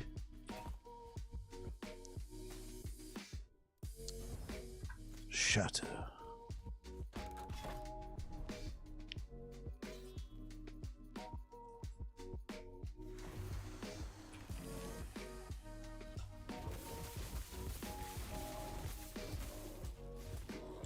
Slay enemies to locate Orgolos the Blessed. Why does this feel like I'm gonna get ambushed? Cleansing Ranger's belt of evasion.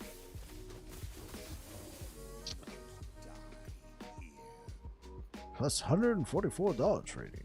Ah, yes. I've always wanted dodge rating.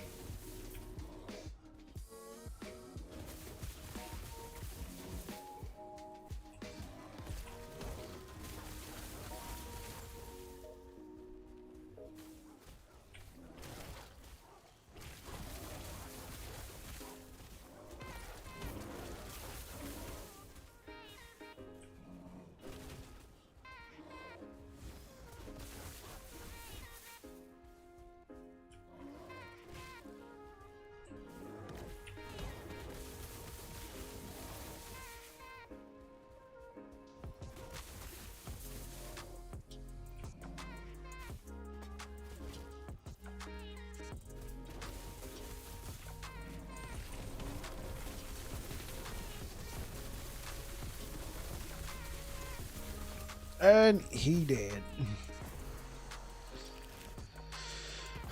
Sorry, kid. Fundamental criterion. Sure, I'll take it. You can go right over there.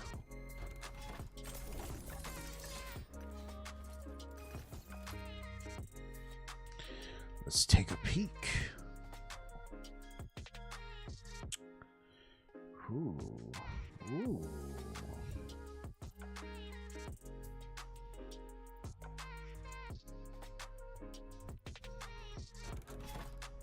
Let's see what we got. We can go down here, grab a unique, grab a unique, grab a unique. I see this as a win-win.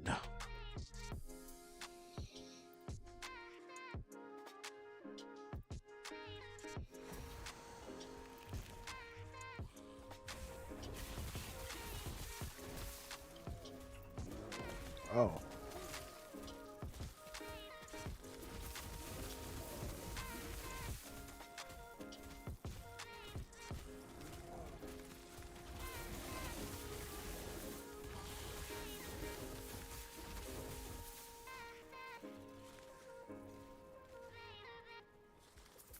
There we go. That's a solid timeline, really. Yeah, this timeline's been treating me very nice. Very nice.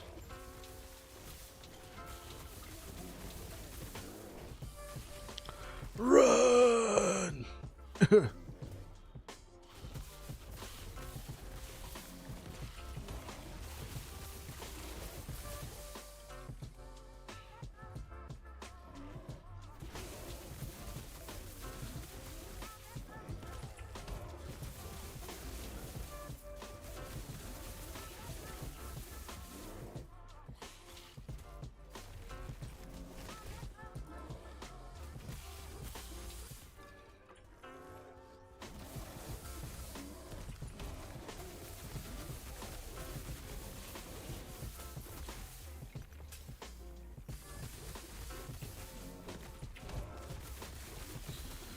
on, Spymaster Zarek. Stand against me in battle. Appears he's blocking half my stuff. What are you doing? Spymaster, no! You must die. Dude.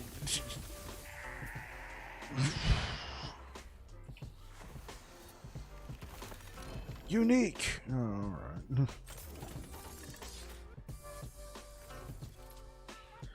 Next.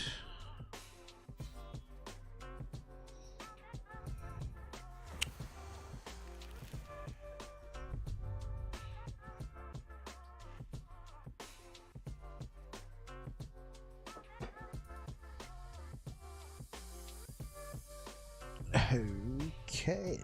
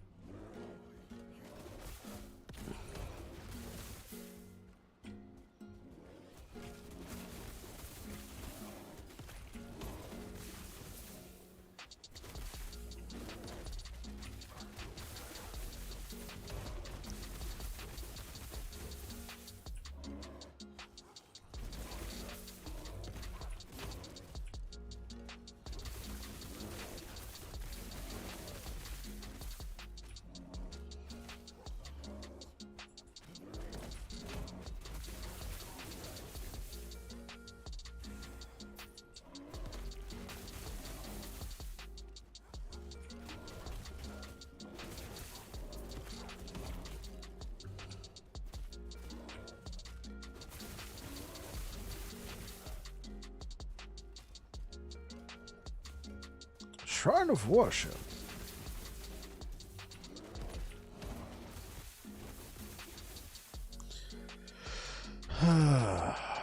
Let's look through these real quick.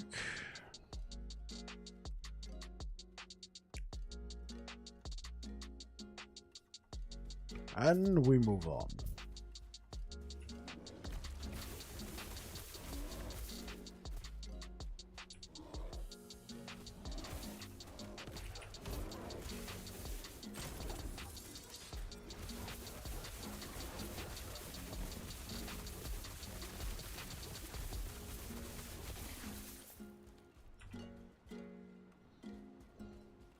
Let's grab that.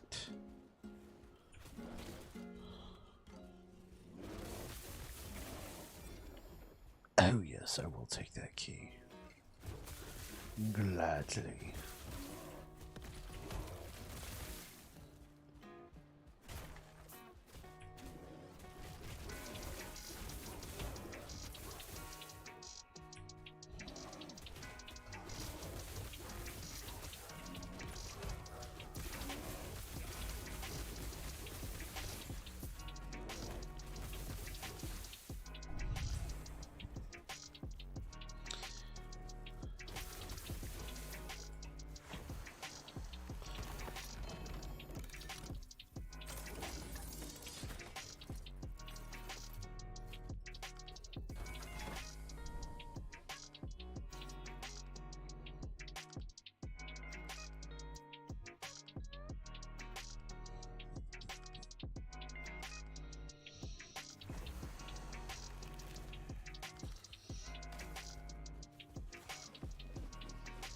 Gather around, my children.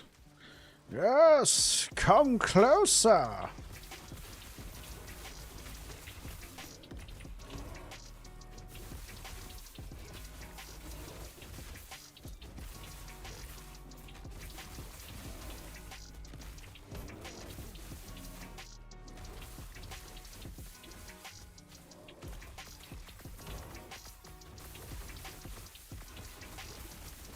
Oh, you got the blessing you needed, Parastox? Let's go.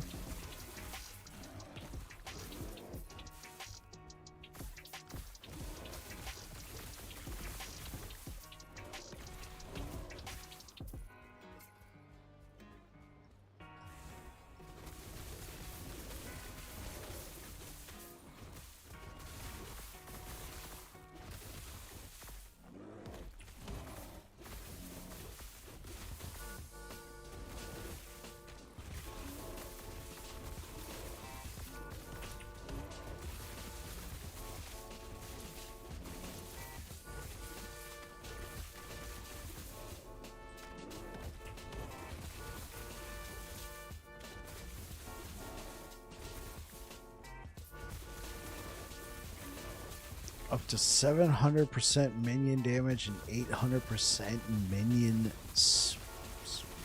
spell damage. Oh, okay.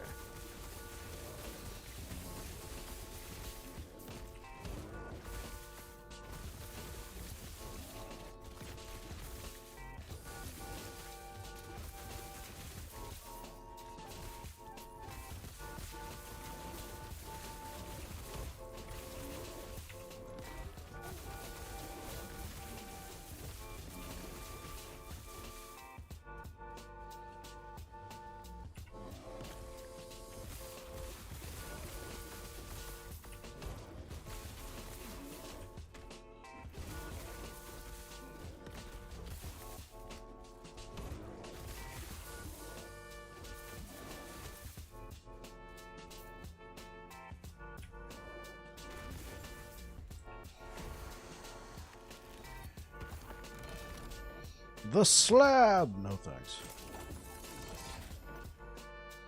War trail. Ooh, there we go. We're looking for one of those. By George, we found one.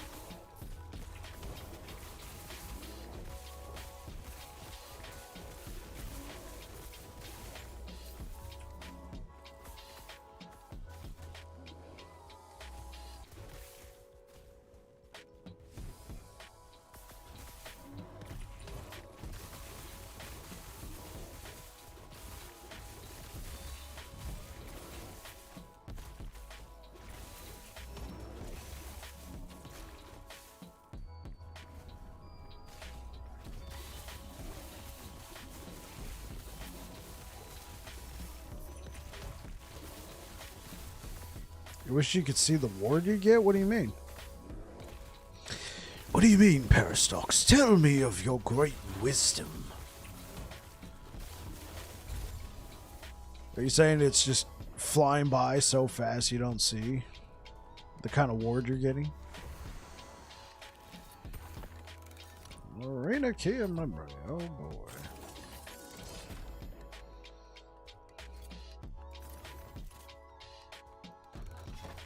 There we go. That's a lot.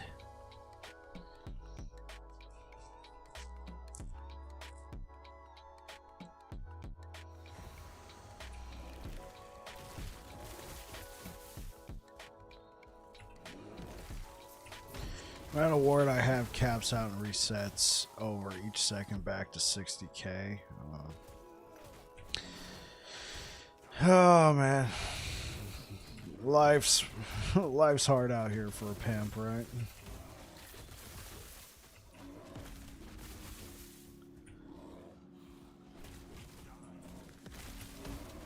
Oh, woe is me. I only got 60k ward. If I go past that, it resets. I'm kidding. I'm kidding, Parasox. Please don't leave.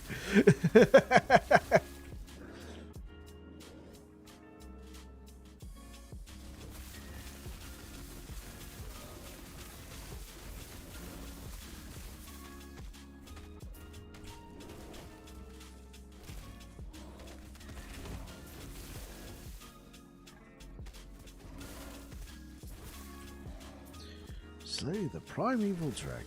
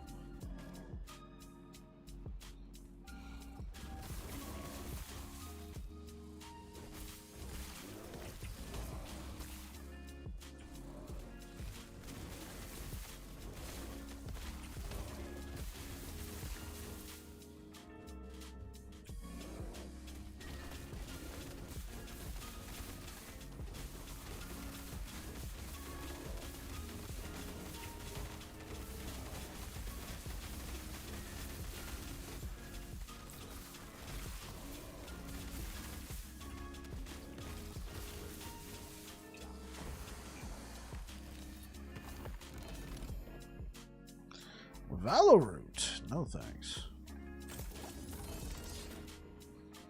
Chains of Ururos.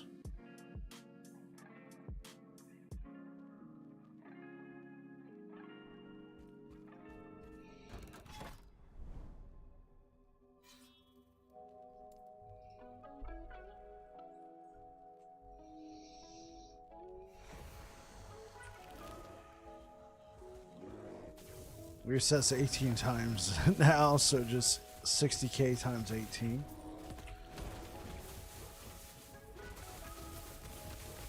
Yeah, I don't have access to my calculator right now. I can't do that in my head.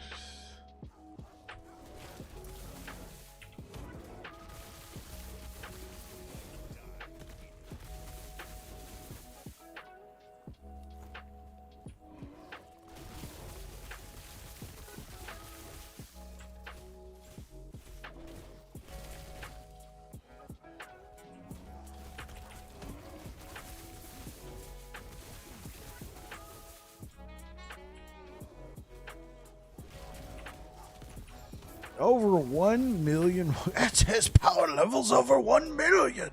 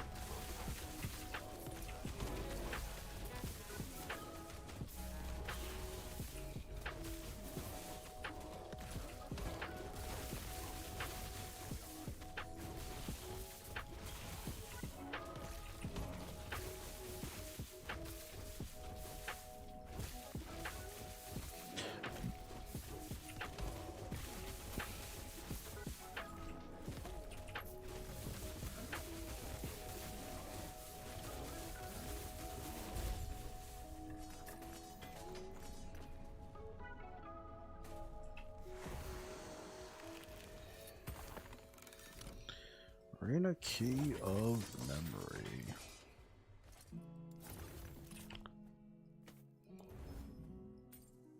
Oh, no. I was trying to move this over here, not the arena key.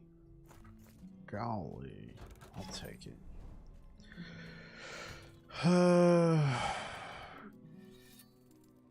Slam all these into the key funnel. Yeah, we should probably boost the corruption in this timeline. 100 corruption so low.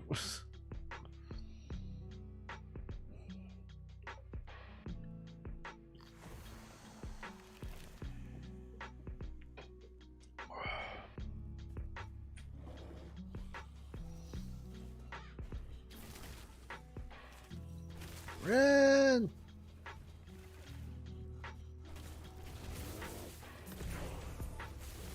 Hey, level 95. Let's go.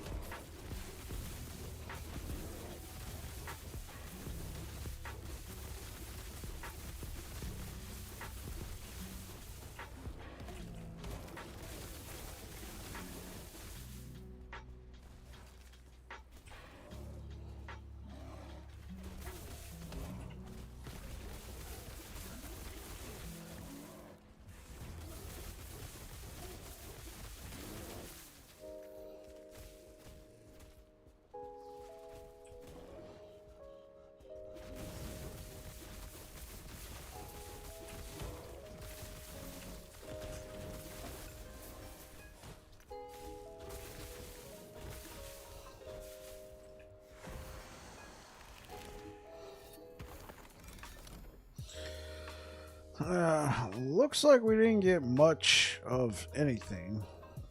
Shame.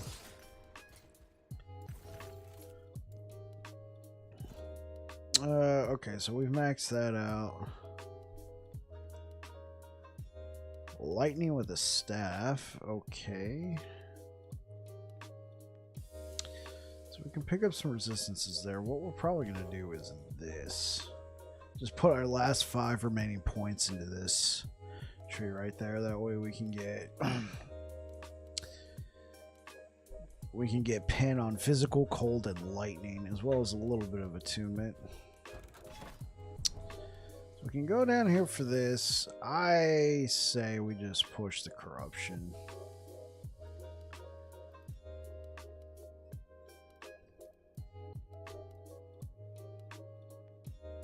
Now let's fight him now before we do that. Fight the boss. Get the +9. It's Formosus, so he's going to be all about cold.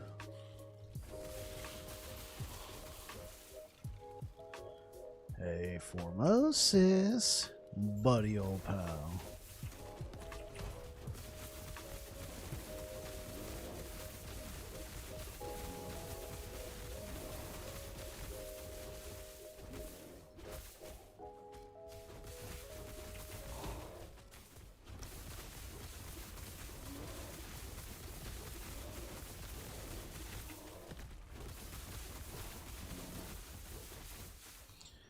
I will never understand why he doesn't have a health bar.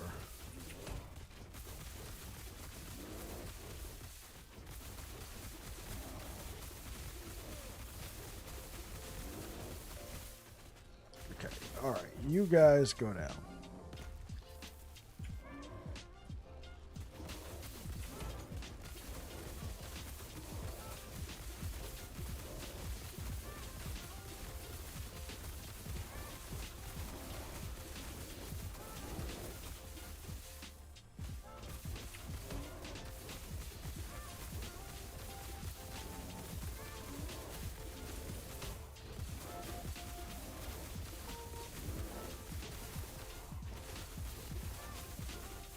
You're gone. Formosus, buddy old pal.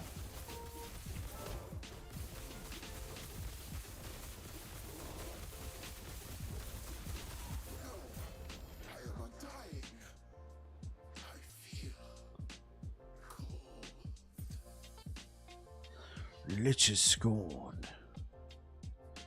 I'm gonna just leave that there.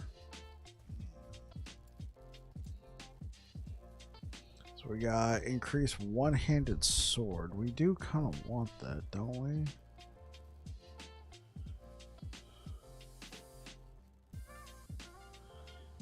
I don't really want any of these. I just kind of want to keep the...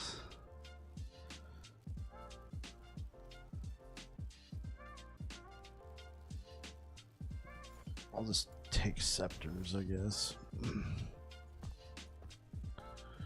Alright, let's get out of here. Alright, then we do this, we do that. We push the corruption of our city.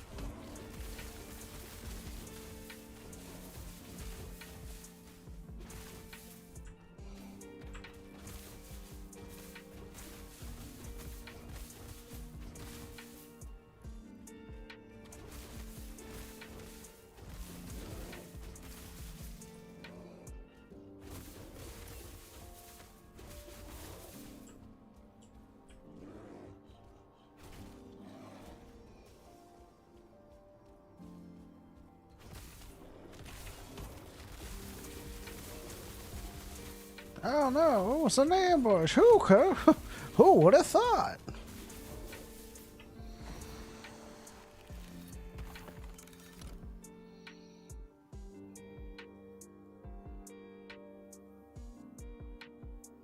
Okay, nothing I want to use.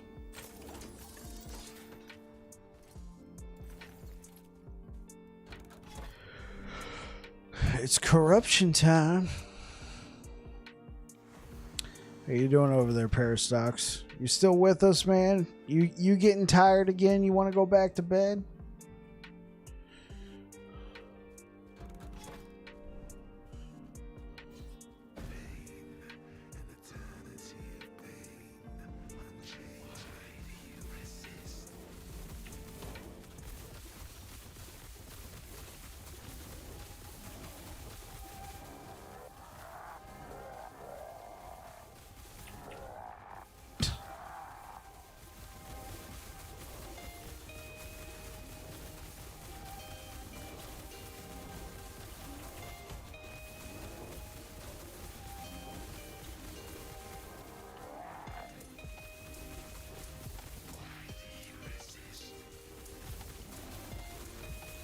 I'm here just farming away still, but yeah, sleep is calling me for sure. Yeah, I think it's kind of hitting me too a little bit.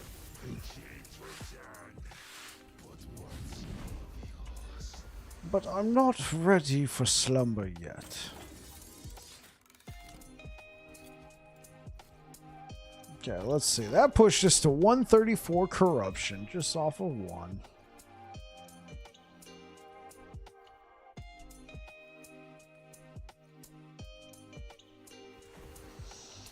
Stay right there. Let's do some snooping.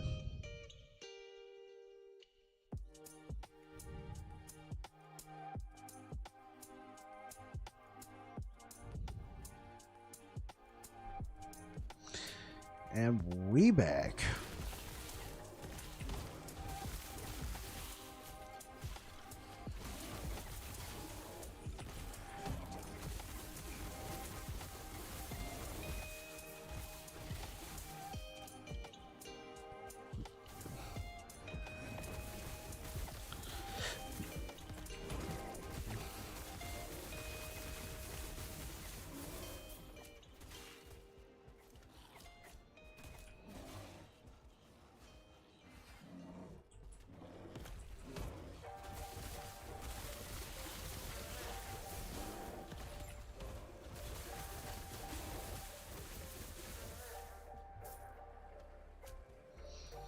%44 increased armor from boots? Thanks.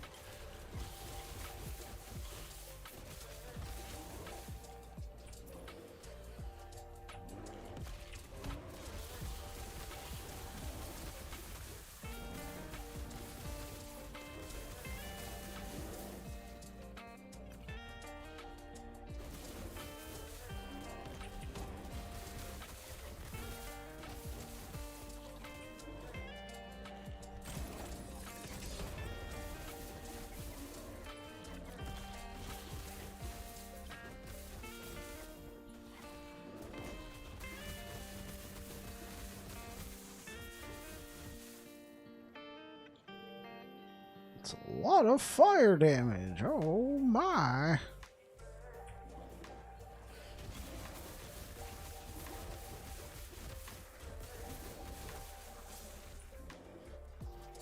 I'm afraid this build is going to crash my game when I'm going for some juicy exalted LOL or something. Yeah, seriously. I kind of feel the same. Well, no, I don't exactly feel the same. I do feel like with this build, when all the lightning starts coming down and everything, there's a huge group of enemies. I start to get some frame drops. It's not as bad as it was. Like, I don't know if you played, like when you started playing, but when I did, this game had a really bad memory leak. I think it's been addressed. But I'd play for like an hour and a half, and then I'd have to restart the game because the memory leak would just straining my system. I got like 32 gigabytes of RAM, and it was just like absolutely just hogging everything.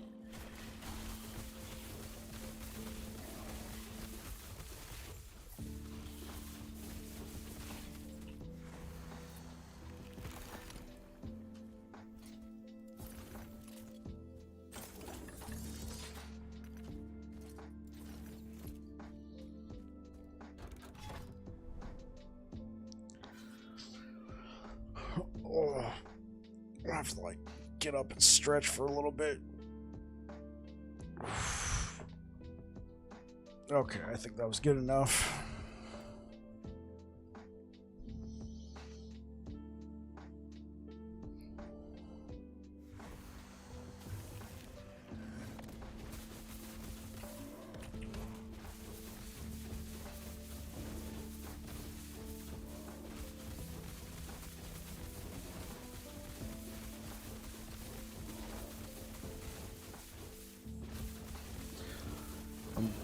I'm just under 400 hours. I think I got this game back in June. Oh, I got you. I got you. So, and yeah, you probably experienced the memory leak as well. I got this game in September.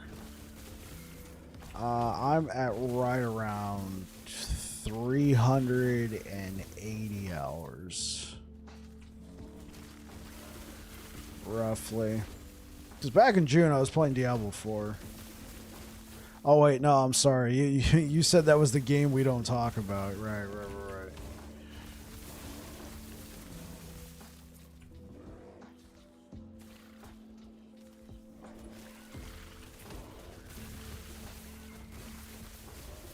The game that will not be named.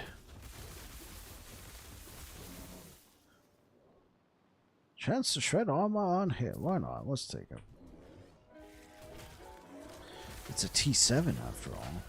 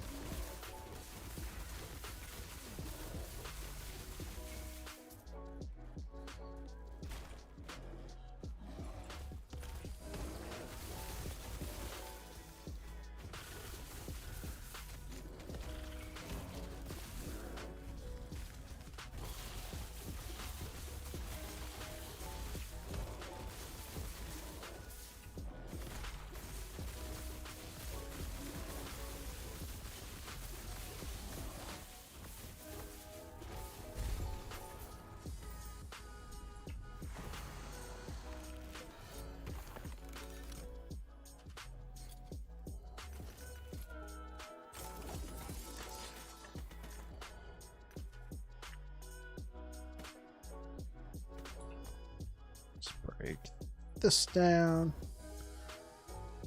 Break that down.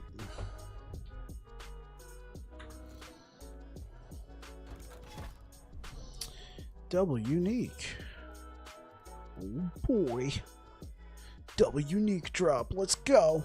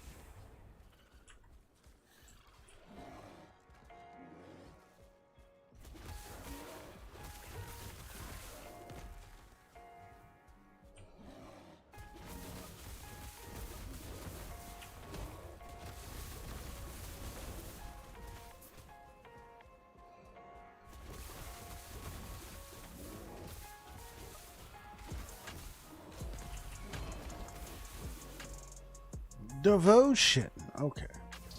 I'll take it. You twisted my arm.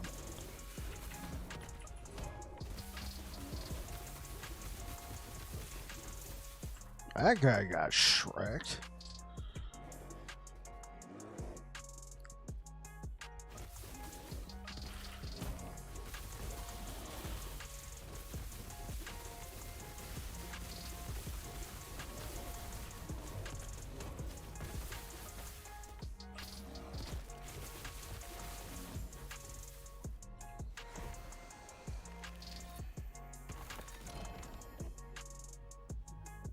Let's check something.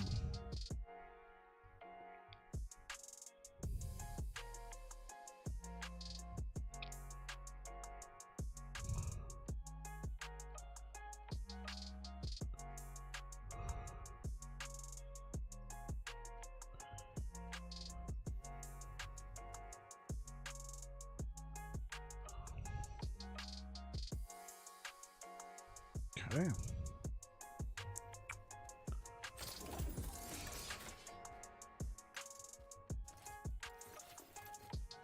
Yeah, I want my $70 back from Blizzard. Like, you really thought the game was that bad?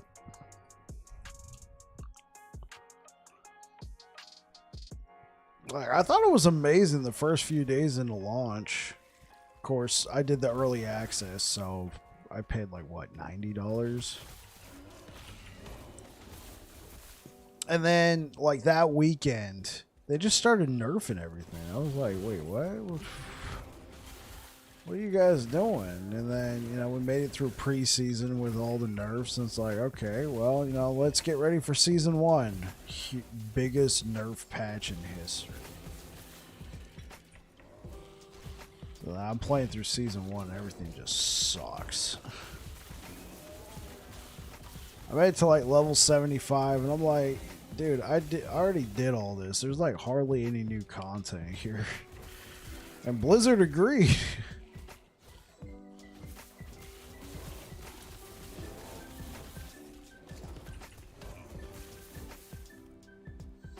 Okay, what'd you say there, Parastox? I'm an ARPG fan, even above shooters, and I also come from PoE and Grim Dawn. Okay, okay.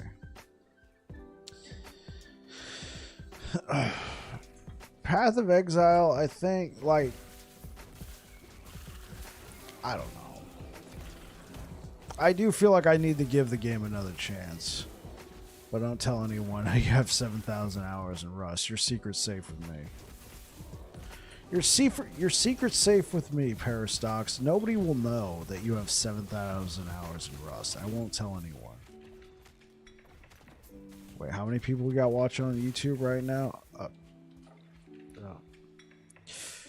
Sorry, Parastox.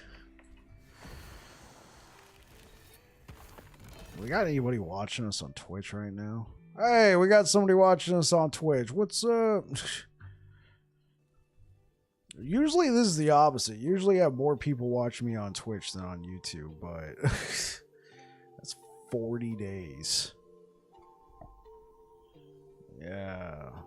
Yeah, generally I got more people on Twitch than YouTube, but today is the complete opposite. You guys over on YouTube have been great.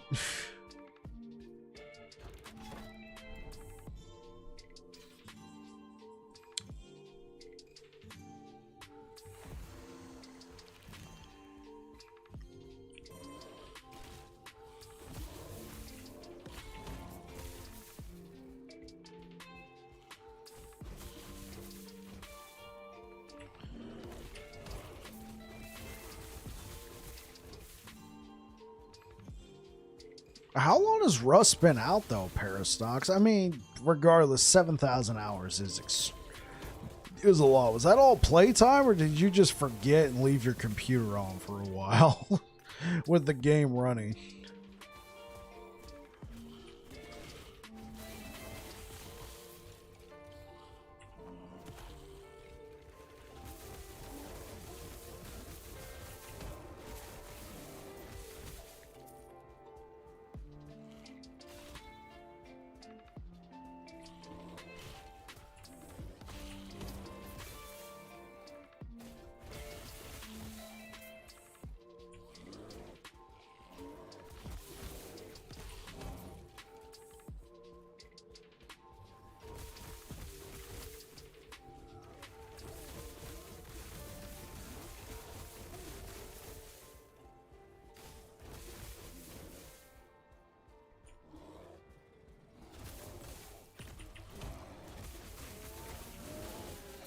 Say like 80% playtime. Okay, well, that's very respectable.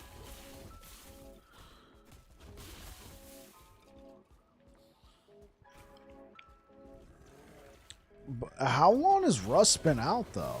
Like how many years has that been? Like when did that come out? Like 2015, 2016?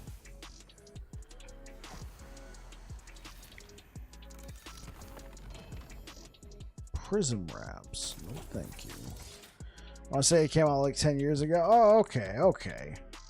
10 years to accrue 7,000 hours. I mean, that's still a lot of hours, but I mean, you've had 10 years to do it.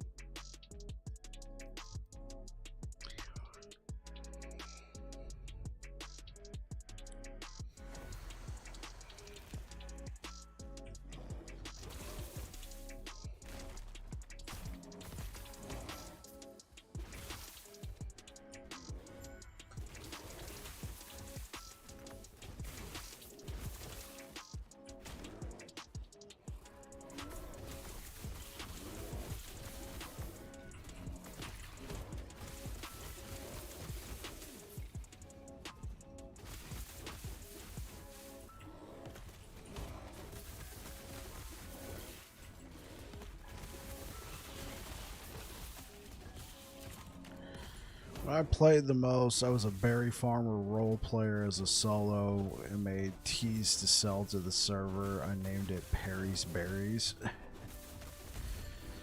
Oh gosh, brother. There's a euphemism in there somewhere.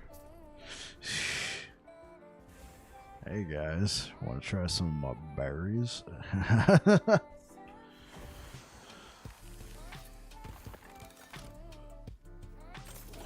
Well, that's cool. You made tea and sold it to the server.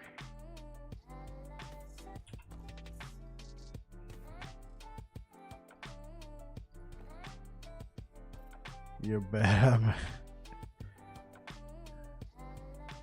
You bet I made the logo with only 2 berries. Yeah, yeah. I was picking up what you were putting down, Perry.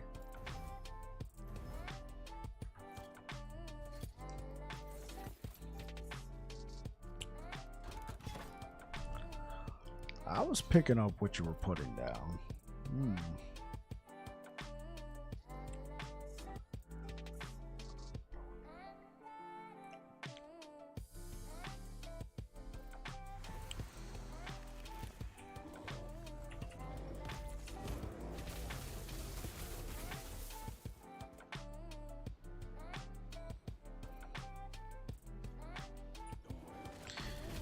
And yeah, Perry is what people generally call you. Oh, okay. So I should stop calling you Peristox. Just start calling you Perry. What if I just started calling you Stocks? Or Stonks? No, I'm kidding. I'm kidding. Alright, Perry, you got it.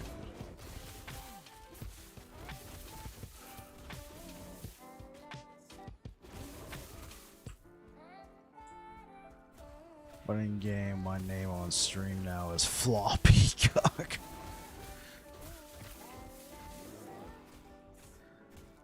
The Floppy Cock.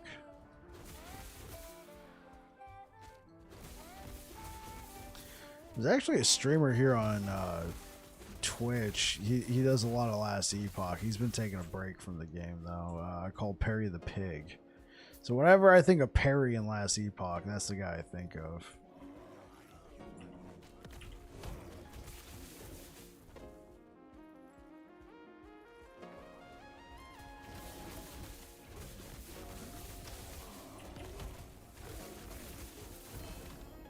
What in the world? What's this? How lucky.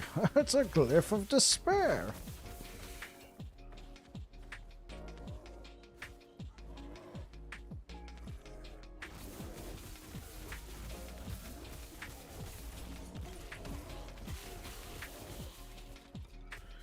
I watched a lot of his videos back when I first get into it. He's super cool. Yeah, Perry's super cool.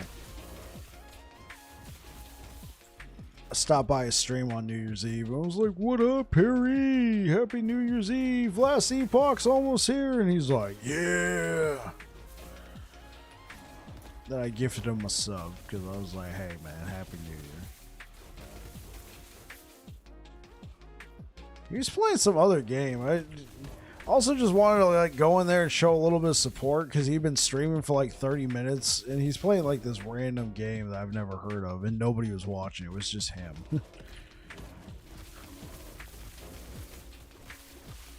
Like I know he's gonna be taking Last Epoch seriously because whenever he's streaming on Last Epoch, that dude's pulling like 50 to 100 people easy, and that's like been like pre-release and all that jazz. When the game finally comes out, man, you know, I hope he gets what he deserves, and I mean that in a good way. Like that guy's worked hard.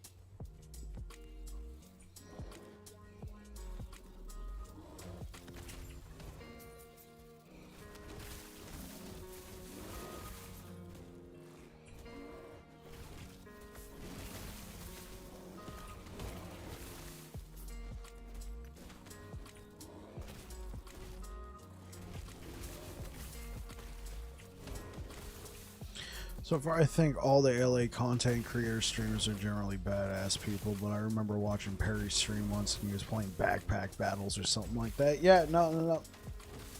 Who was doing that? He, I don't know what his history, like his cycles with Last Epoch is, because when I started playing, I started playing the week before the big 9.0 patch came out. So it definitely felt like a lot of people who might have been taking a break from the game were all coming back, and I got into Last Epoch right at the right moment. It was like a perfect storm because a number of the regular guys were just getting ready to come back, but they hadn't quite done that yet. And so there wasn't a ton of people streaming it. So I come in here and I start streaming, and there's like 2 or 3 other people streaming. So I start getting people watching me. And this was when I was exclusively streaming on Twitch at the time. So I was just getting viewership just due to lack of other streamers. And then all the normal guys started coming back for 9.0. And so the people who were watching me were going over those streams, but those guys were hecka cool. And like Perry rated me like 2 or 3 times. And he sent like I would have like 4 people watch me on Twitch, and then all of a sudden he would send like 50, 60, 100 people over just to be like, hey, cool, I see what you're doing over there. He was also like one of the first people who stopped by my stream, like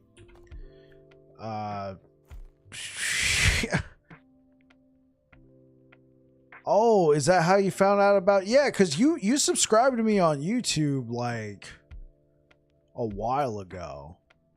I remember it because I remember Parastox has subscribed to you, and then I remembered it because of the hair thing, your logo. Yeah, because like when I started that, when I started streaming on Twitch, I think I had like 10 subscribers here on YouTube, and then I started getting kind of known. You know, I started getting rated by some of the other content creators on Twitch, and then people started checking out my YouTube because I had it linked in the Twitch profile, and then I started getting subs over there, and then people discovered my my thoughts and conclusions on Last Epoch, because I released that video after I made it to Empowered Monoliths. Yeah, you were a Zarya main on Overwatch back in the day and never changed it. Okay, that makes sense. I was a Junkrat main. I liked lobbing the grenades over walls, laying down traps and stuff. Yeah, so then that started blowing up, and then YouTube, like, because my thoughts and conclusions on Last Epoch was sitting at like 10 views for like a week, and then, you know, like, I started getting rated. People started like figuring out who I was, and then they started watching that video because I only had like 2 or 3 Last Epoch videos, and they started liking it, and then YouTube started like heck of recommending that video, and then that video ended up shooting past 2,000 views. It's one of my most watched videos here on YouTube, so it was kind of comical being like, I shot up to like 50 subscribers on YouTube, and it was because I had and then I had like a video with over 2,000 views, which I thought was kind of insane for having like 50 subscribers. And now, and look at us now, like, because of you guys, because of people like you, Perry, and whoever else is watching. Yeah, we're at like 115 subscribers now here on YouTube. That's just absolutely amazing. That's all like organic growth, you know. I haven't done like any promotions or anything like that here on YouTube. It's just you guys coming out here, checking out the videos, and being like, you know what, I'm gonna subscribe to this guy. I really appreciate it a lot. You guys are really awesome. Yeah. And then, like, I think in November, Twitch made the change to where I can multi-stream. So I talked about it with my wife, and I'm like, you know what? I haven't been doing a whole lot with YouTube. Like, I would try and get a video out here, like, at least once a week. So I'm like, hey, it could be a good way to just, you know, keep putting content consistently on YouTube. No, you're gonna get you're gonna get your roommate to watch me and subscribe. Hey, only if they want to. Don't force them. I don't want people subscribing to me out of pity or coercion. If you like what I do here, I'll absolutely take a subscribe from you for sure.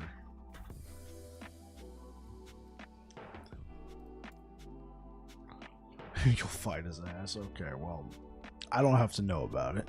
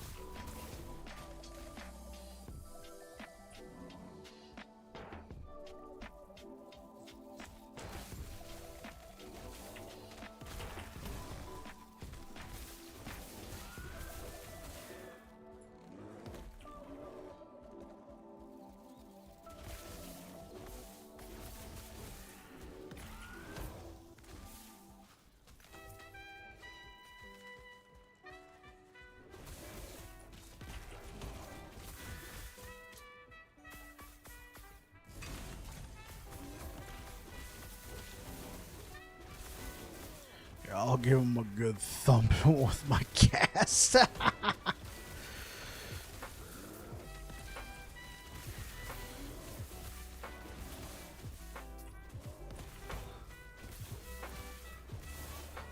And the next stream, hey, I'm Perry's roommate. He said I had to watch you. Holds ice to head.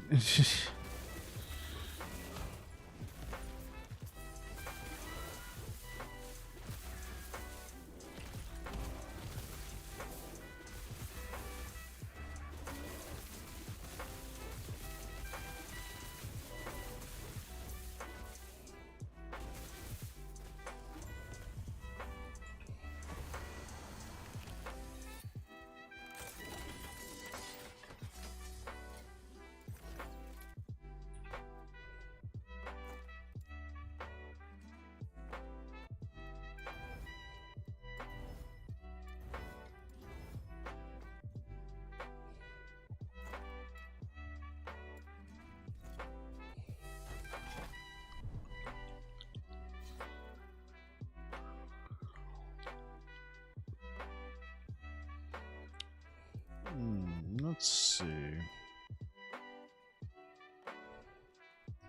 We're not seeing a ton of body armor drops, if we're going to be perfectly honest. Let's go down here.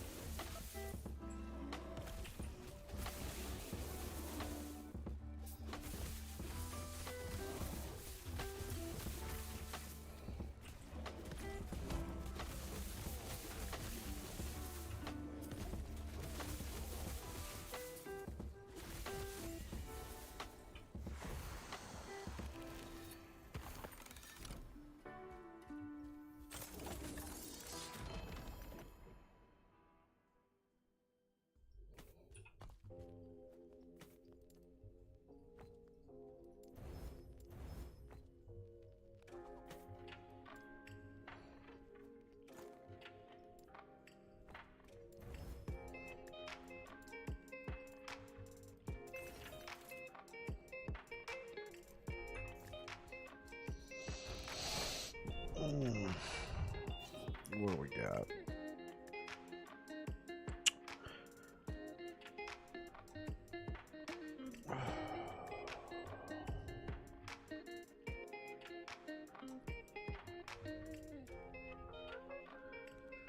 All right, Perry and YouTube, since there's nobody on Twitch, I think I should call it there. We've been streaming for 5 hours. I've already worked all day. For those who don't know, I'm a cook, so we did about 9 hours there. We've done 5 hours here. We've done a decent amount of work today. I'm gonna go ahead, eat something, relax, get some sleep.